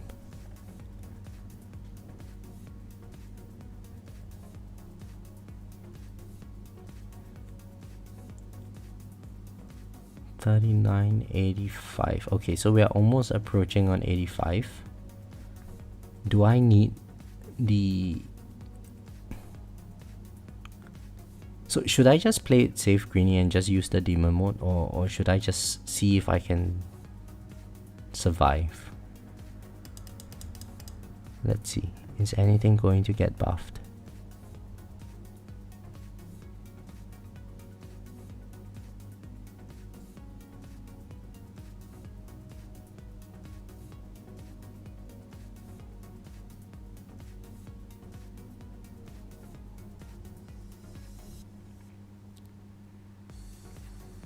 We got the enemy. We got the fleet. We actually survived that. The boss took out our wall, but that's fine. So that was nice. Let's just bring the game speed back up.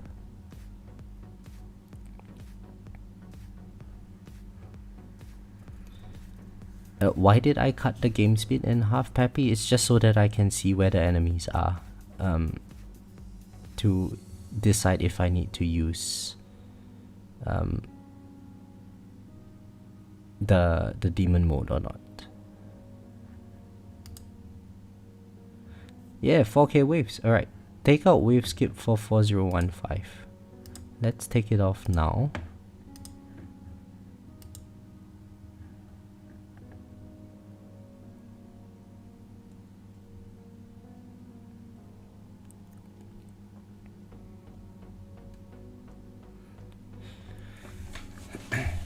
Well, 4,000 waves and we haven't hit. We just crossed the 100 double A. That's really good for me.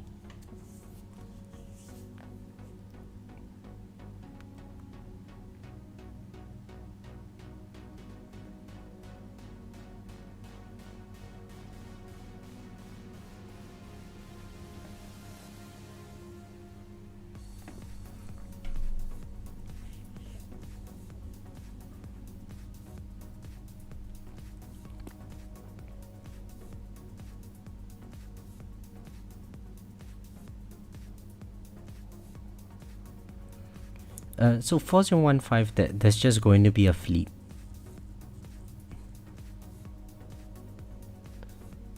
If I take off wave skip, I don't have a commander. I don't know what I would get. commanders are much more dangerous than overcharge or saboteurs, so better not have them. Right, so we are going to be lucky. We're going to get a saboteur. As long as it doesn't disable my chronofield, we should be good. If it disables my chronofield, I think second wind's just going to pop.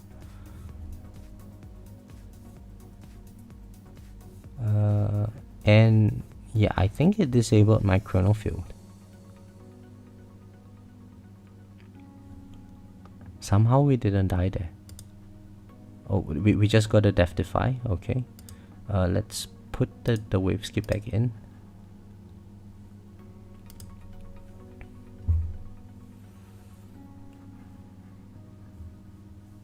$20 seconds, 65. I mean, even a 50% damage reduction is going to help, right, Skylar? It hurt me as well. Yeah, exactly, right? Like every time I say something, or like whatever bad thing can happen, it always happens to me.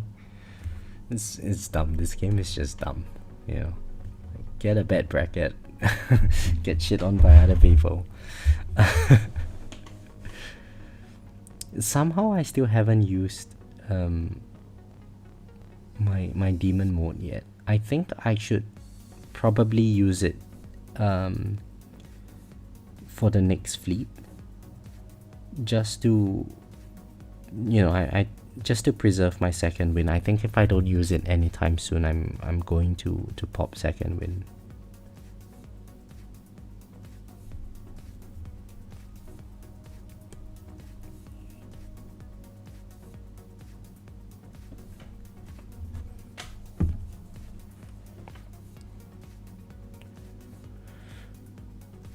$4075. Ooh, can I survive to 4075?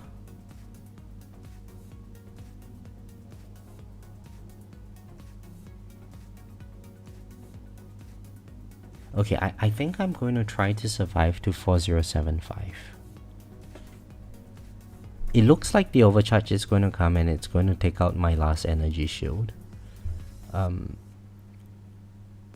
But it would be really nice to have demon mode up for that commander. I don't want to.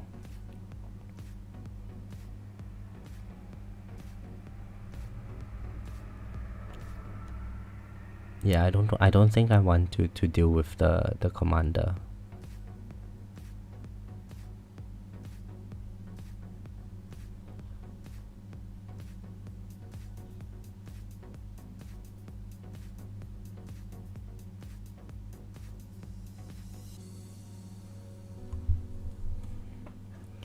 Yeah, so Skylar, if I let it proc my second win, I want to be a bit strategic about my second win proc, right? If I don't let it proc my second win, I have it up later, which saves me a little bit. So our wall respawn like 1 second too late. The overcharge took out that energy shield. That's unfortunate, but man, check out this overcharge. It's tickling me. That's not doing anything. Jump by 10 ranks. I decided to join the tournament today as soon as possible. For some reason, I happened to find easier brackets. More people, I suppose. Did you get greenie in your bracket as well? And congratulations on that jump though.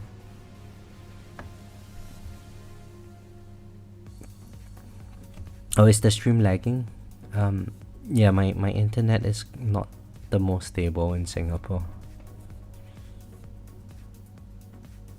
Your bracket is horrible today.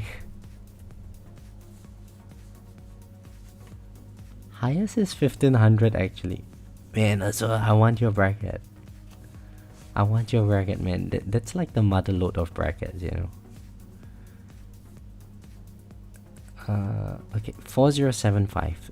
12 more waves till we can use our demon mode.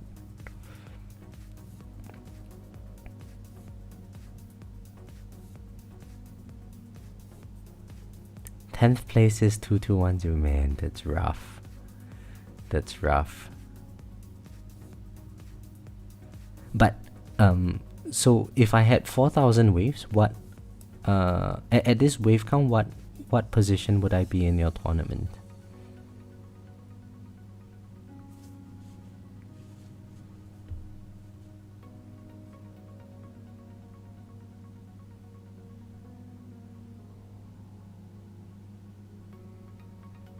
That was a lucky miss.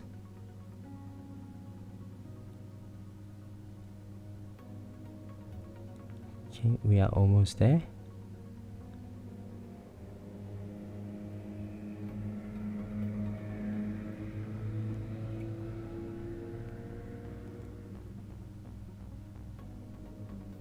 Alright, that's a commander. Let's use the demon mode now. We finally got our damage. So that's going to give us a bit of a breather for a while. I need 4376 for third place. That's rough.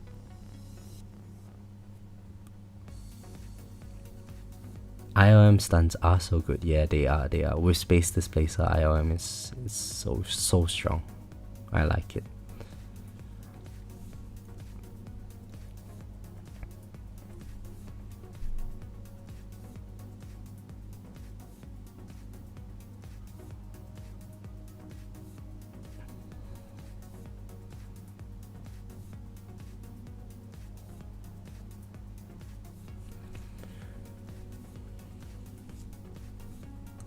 Four 746 second in mind.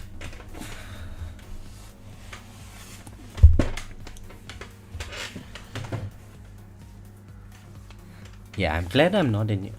Honestly, I don't care. I would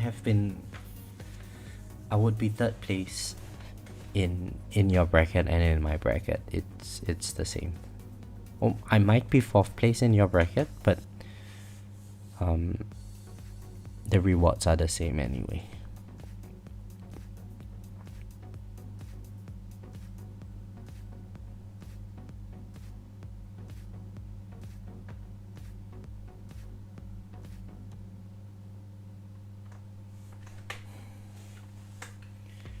I will be second in your bracket. Yeah, that would be nice. I wouldn't mind the extra 5 keys.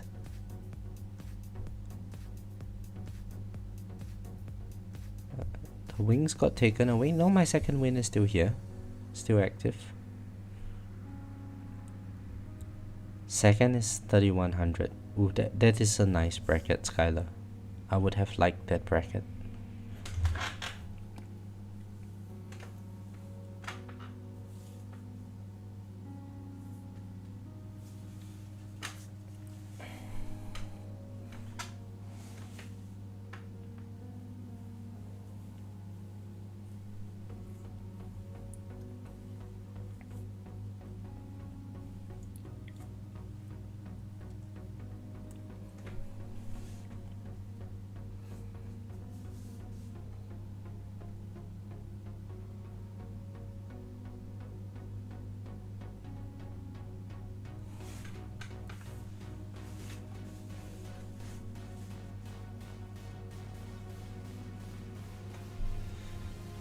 So it's really scary with Basics Ultimate when I see so many bosses on the screen.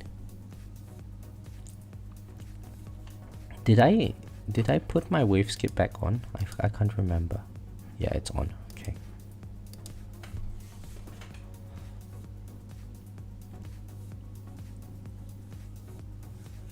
So Greeny, basically from now on there's nothing much I can do, right? I just choose a good time to nuke later on and just wait till the run ends.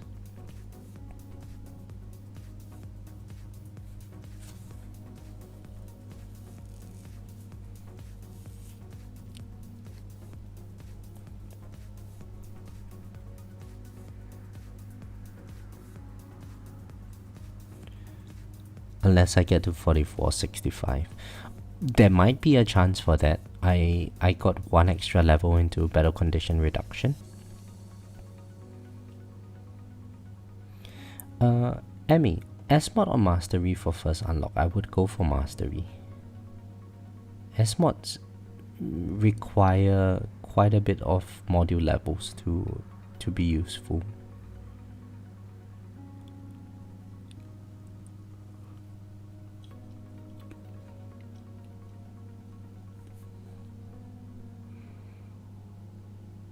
Okay, that's a very unlucky spawn for my M-Pod initially, but we took out that overcharge. It wasn't an issue. Very, very safe.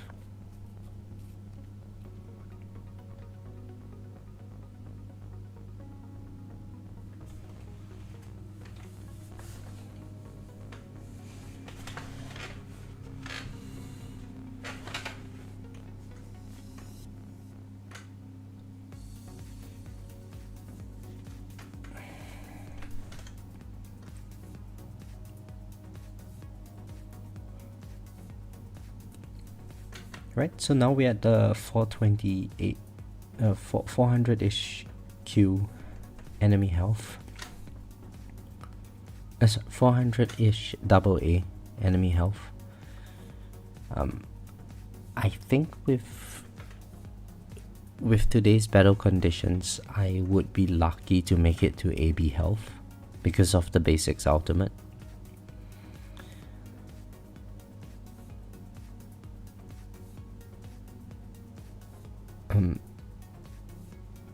Yeah, so I don't think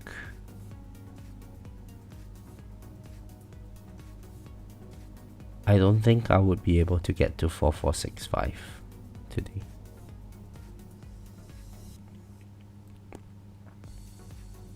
But we shall see. We shall see.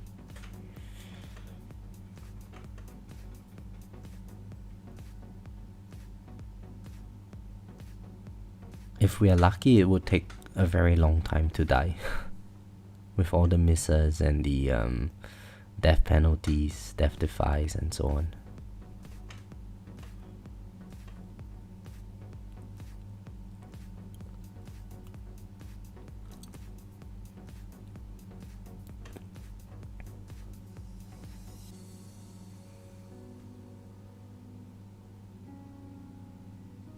Oh, this overcharge.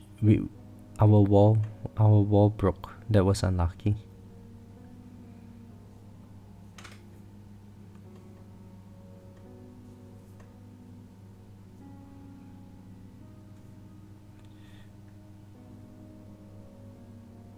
Would you even consider equipping it for tournament runs? So today I'm actually using enemy balance. Just because.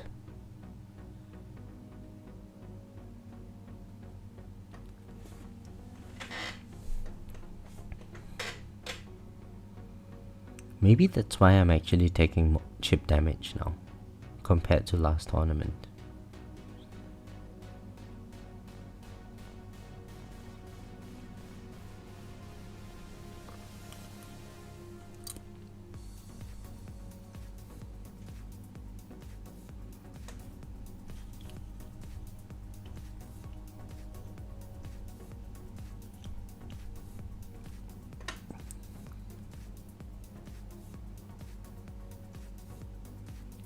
Okay, then I should just not think about it.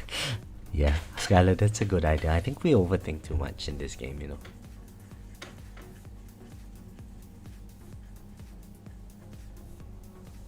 I kind of wish I had a bit more range today. Especially with the fast ultimate, the bosses are getting quite close to my tower.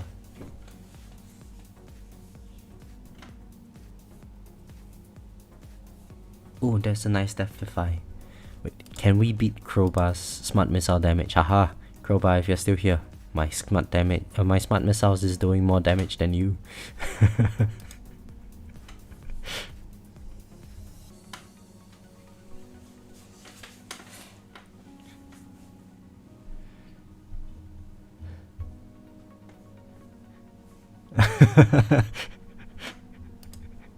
We get to flex a little bit now, you know.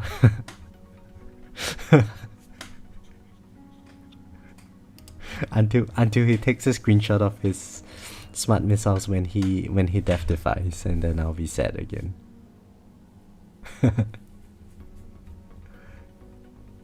It's the little things. Yeah. It's not every day that I get to flex on him, you know? Not ever. Not ever. So, gotta seize the day.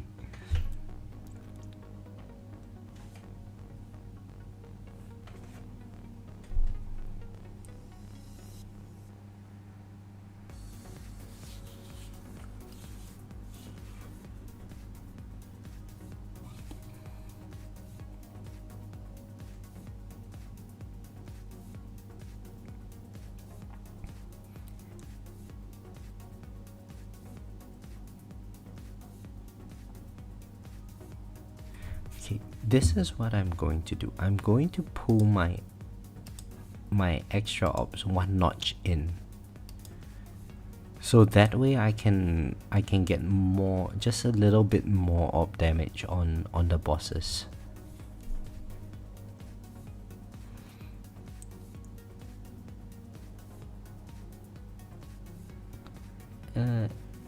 I'm only 7 gems away from speeding up my chrono jump lap. 8 gems? Really? Oh, I can gem rush it. Let's do it. Yeah, we've got some extra damage. So what is my inner landmine damage now? Smart missiles is still doing better. Okay, I'm still not sure if I'm happy or sad. I think happy, because it would be really sad for my smart missiles to do less damage than my inner landmines.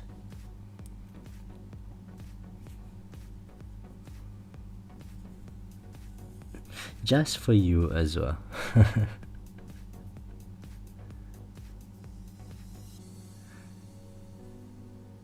Oof, we just lost our wall there. I mean, all things considered, 4.2k waves, we still have our second win. We still have nuke. I think I am in a decent position. We might actually make it to 44.65. Oh no, oh, there goes second win. Just as I spoke, the ray popped off on me. Okay, I guess I overestimated myself. We are not making it to 44.65.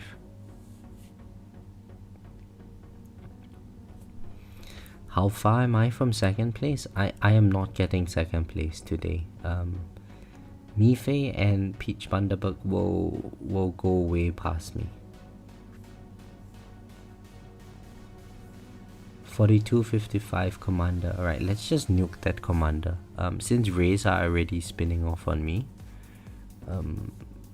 it would be good to slow them down. John, hello, how are you?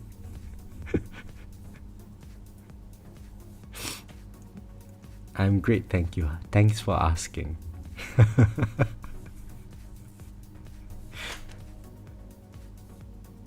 I appreciate your concern.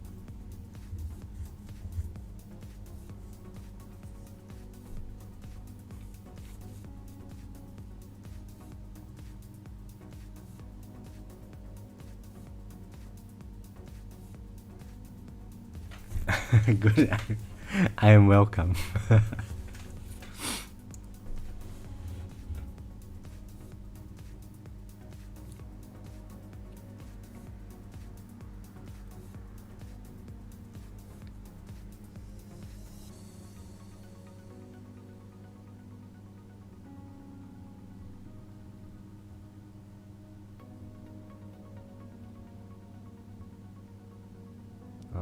Let's see.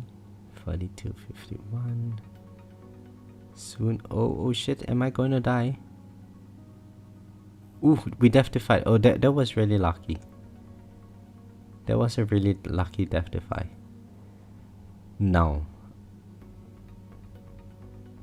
this means that this commander is not dangerous. So I can save the nuke. We live to fight another day.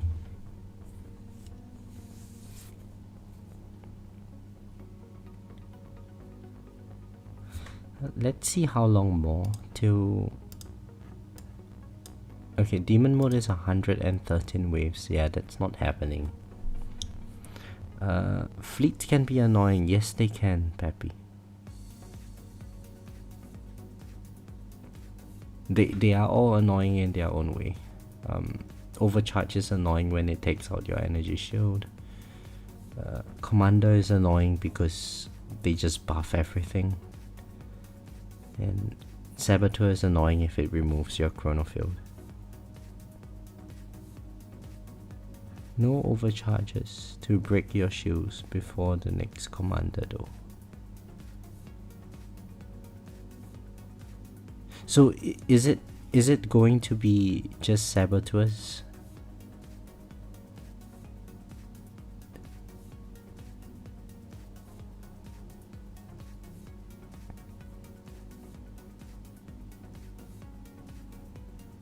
I don't understand that last comment, Greenie. No overcharge to break my shields before the next commander.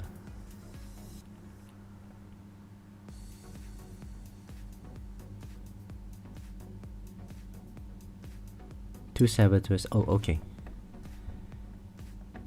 Alright, let's try to survive to 43-45 then.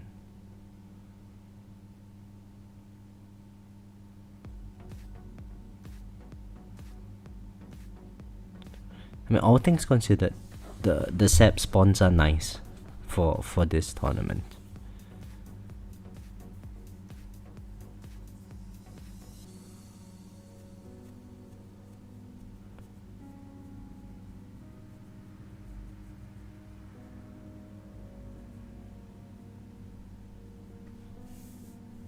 Okay, we got the first one down. That was pretty easy.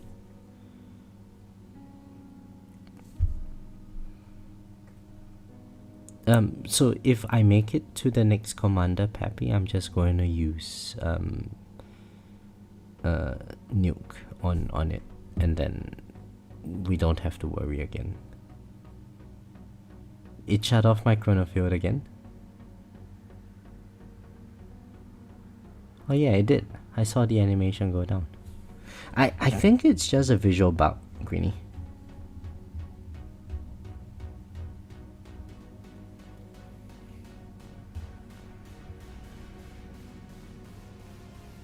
Yes, Kala, I mean, you take off like half a second of duration.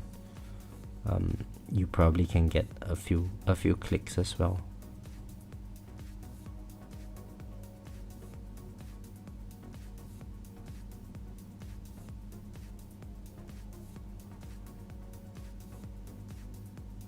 We somehow death-defied.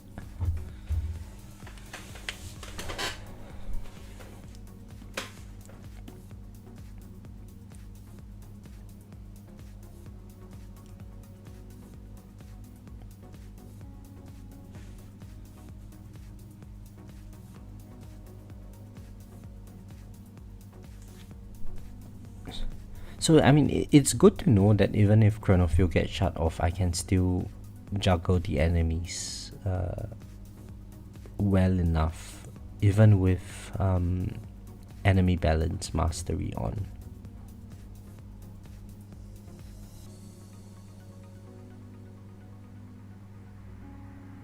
Oh no, that ray is getting me. Oh, it died. Oh, that was clutch.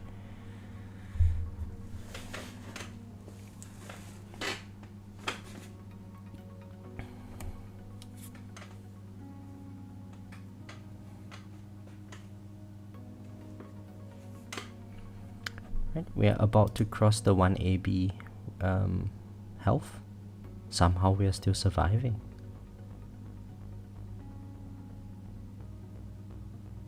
Carlo, how many death defies do I get in tournament? Right now I am 6 death defies. I haven't seen a double-digit death defy for quite some time now. Maybe today's the day. Highly doubt so though. Ooh, another death defy.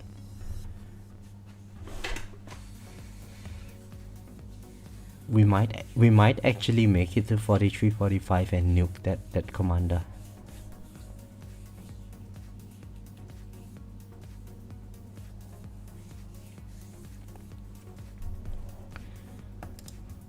and we are 55 waves. So if I nuke the if I can make it to 44, no, 43, 45, I might be able to survive long enough to get demon mode up again. Unlikely, but you know, we can hope.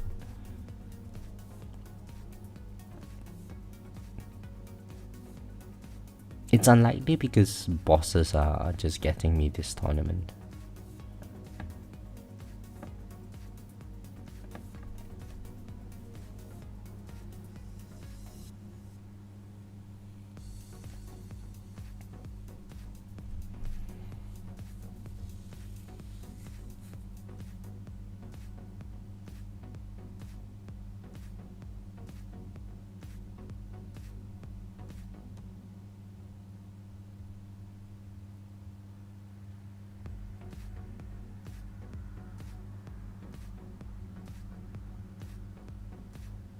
If I get 1 second less for Mpot, I can get 9% more damage reduction for Flamebot. Nice. Right, 5 more waves. Focus, we gotta focus.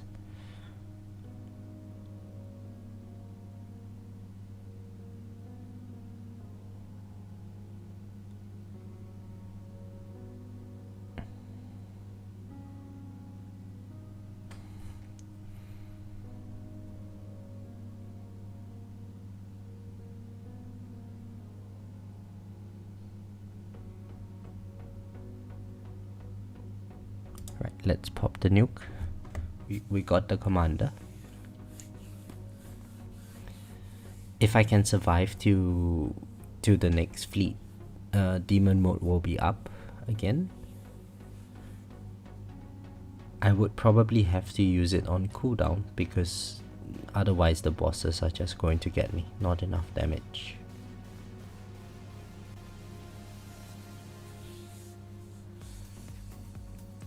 Is it ever Space Displacer over ACP with Perma Chronofield?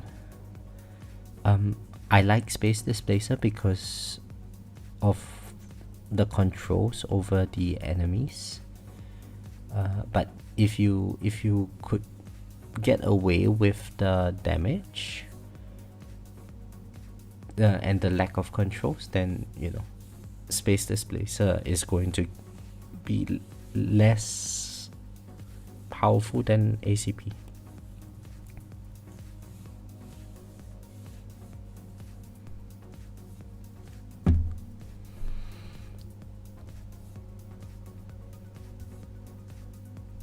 We might 14 waves. Okay, can I survive 14 waves? I still have Missile Barrage.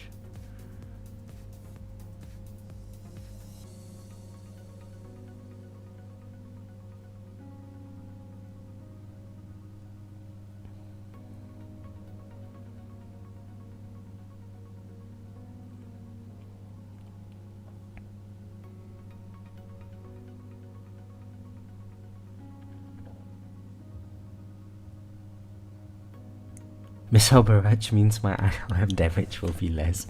Yeah, I mean, as well, this is the end of the run. Or the ending part of the run, I just need to survive.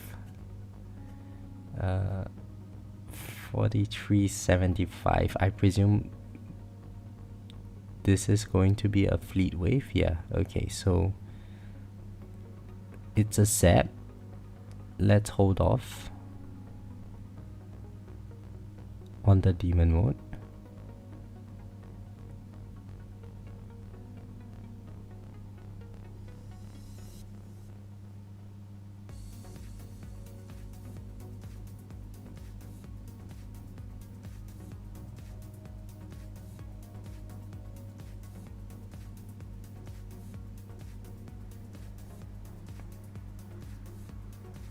Oh, okay, demon mode procced.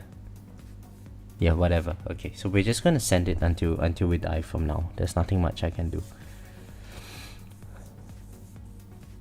If I give up 18% of my damage from Mpot, I might get 95% damage reduction. Cool.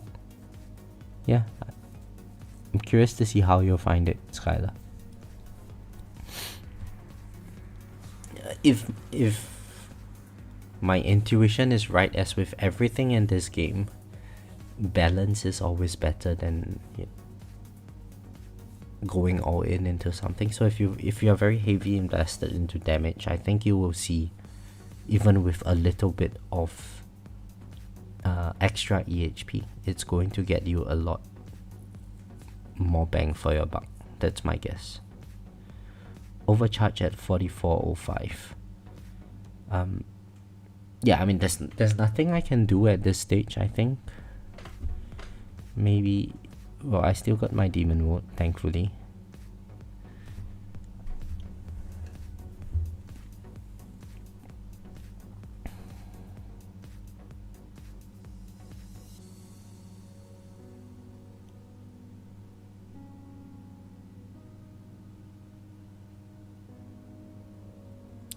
And by the way, this is new PB again.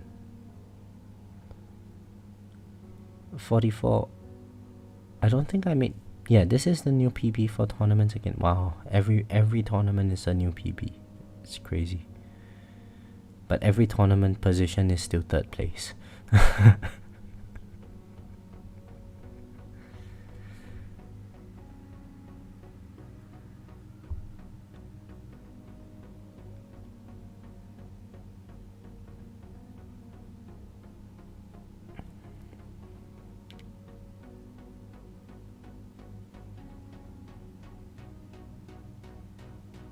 $4,400, yeah, Fles.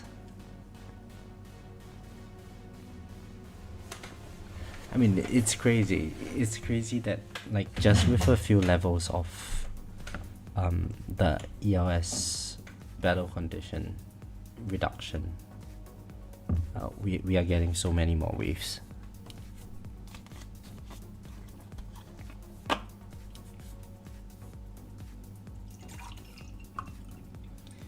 Make it to 4444.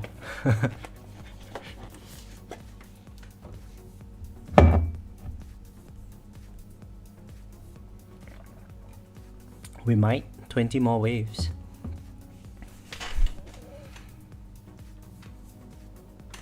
When is second wind going to be recharged? 200 waves. Okay, it's not happening.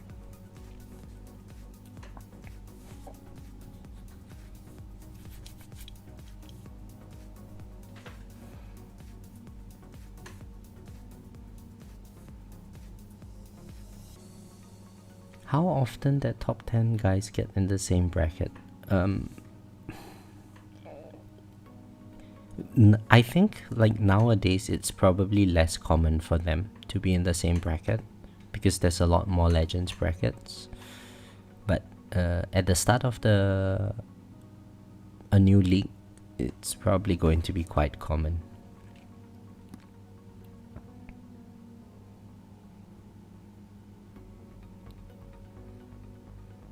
10 more waves as well. Let's see if we can actually get it. No, we just died. Shit, I shouldn't have spoken. The moment I say that, it's not happening. Damn it. Alright, 8 death defies. So single digit death defies. Let's see the damage. Inner landmine damage is still lower than smart missiles, which I think I am happy.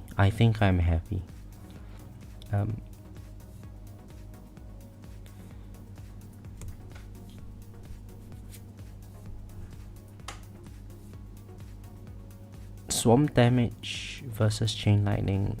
Chain lightning is significantly higher today. It's to be expected with fast ultimate, I guess. Nice. Alright. We are going to end off at rank 3. That's pretty much guaranteed.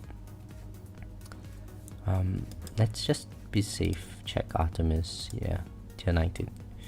It is rough. It is a rough life in Legends now. 524 waves to stay in Legends. Jesus.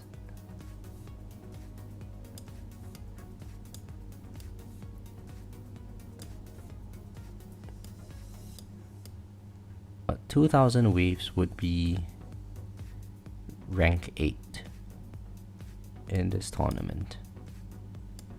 It is a rough bracket. But we are done with the tournament. That's more important. So let's make sure that everything is sorted out properly. We don't mess up. So farming bot, fetch and summon.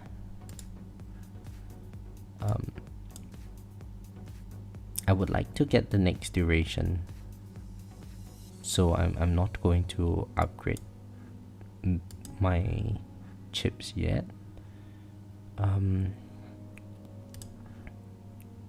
No bounce shot. I need to unlock knockback force and lock bounce shot range.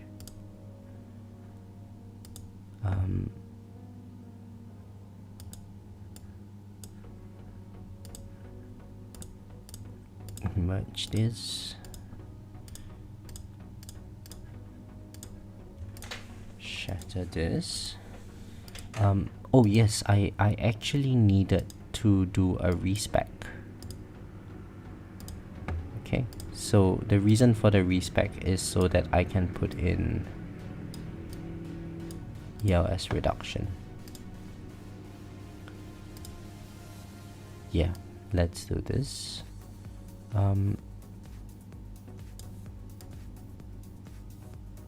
Yeah, let's leave the masteries in. Chrono jump can wait.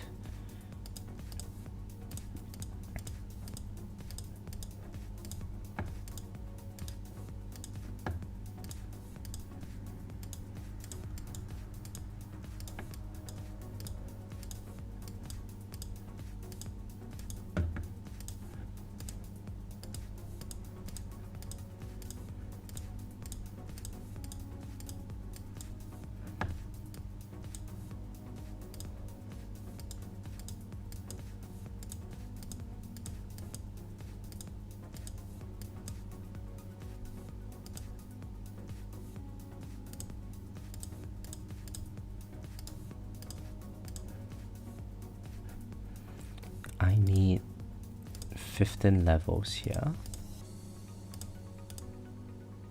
Yep.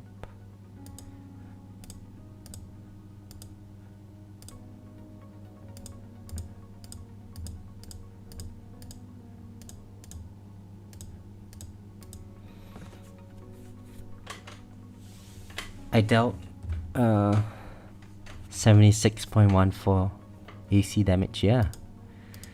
Pretty good. Very happy with the overall progress. It's all coming from the ELS, so you know, even though respecking is annoying, I think it's nice to have more levels into that lab.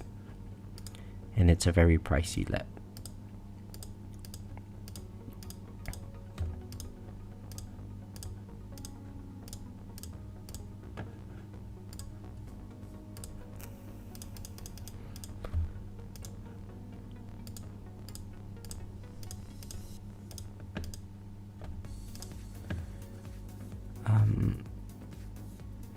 Yeah, might as well. It's so cheap.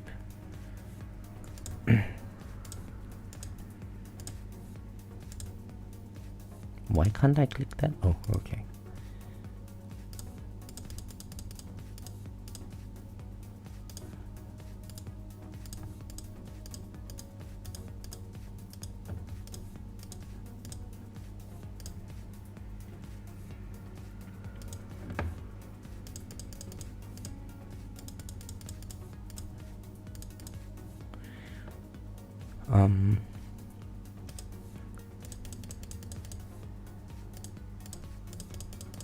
So I believe all of these enhancements were at 2.8.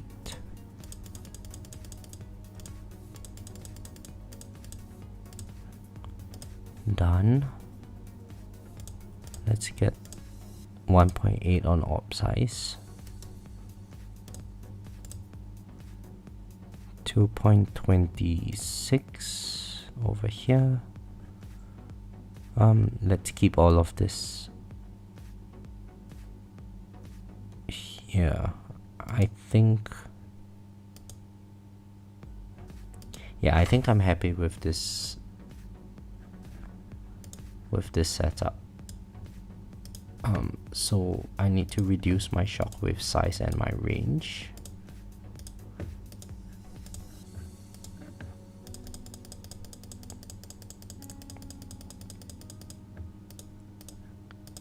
We go for farming setup. Farming setup here. I dropped a little bit of coin bonus for the lab, but I think that's worth it. And yeah, I think everything is all sorted out. Right.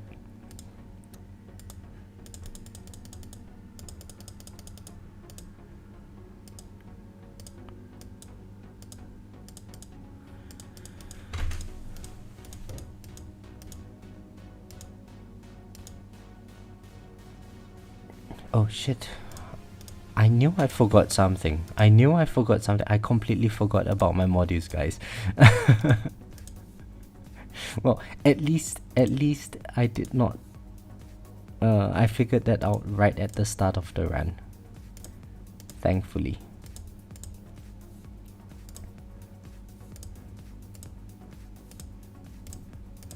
I equip this as my assist. Restore the level for this.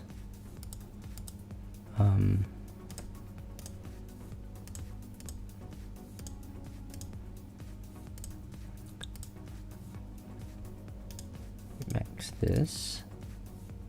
And Singularity Harness as assist.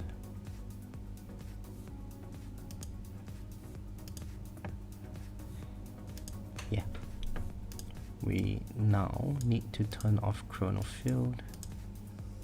Turn off this.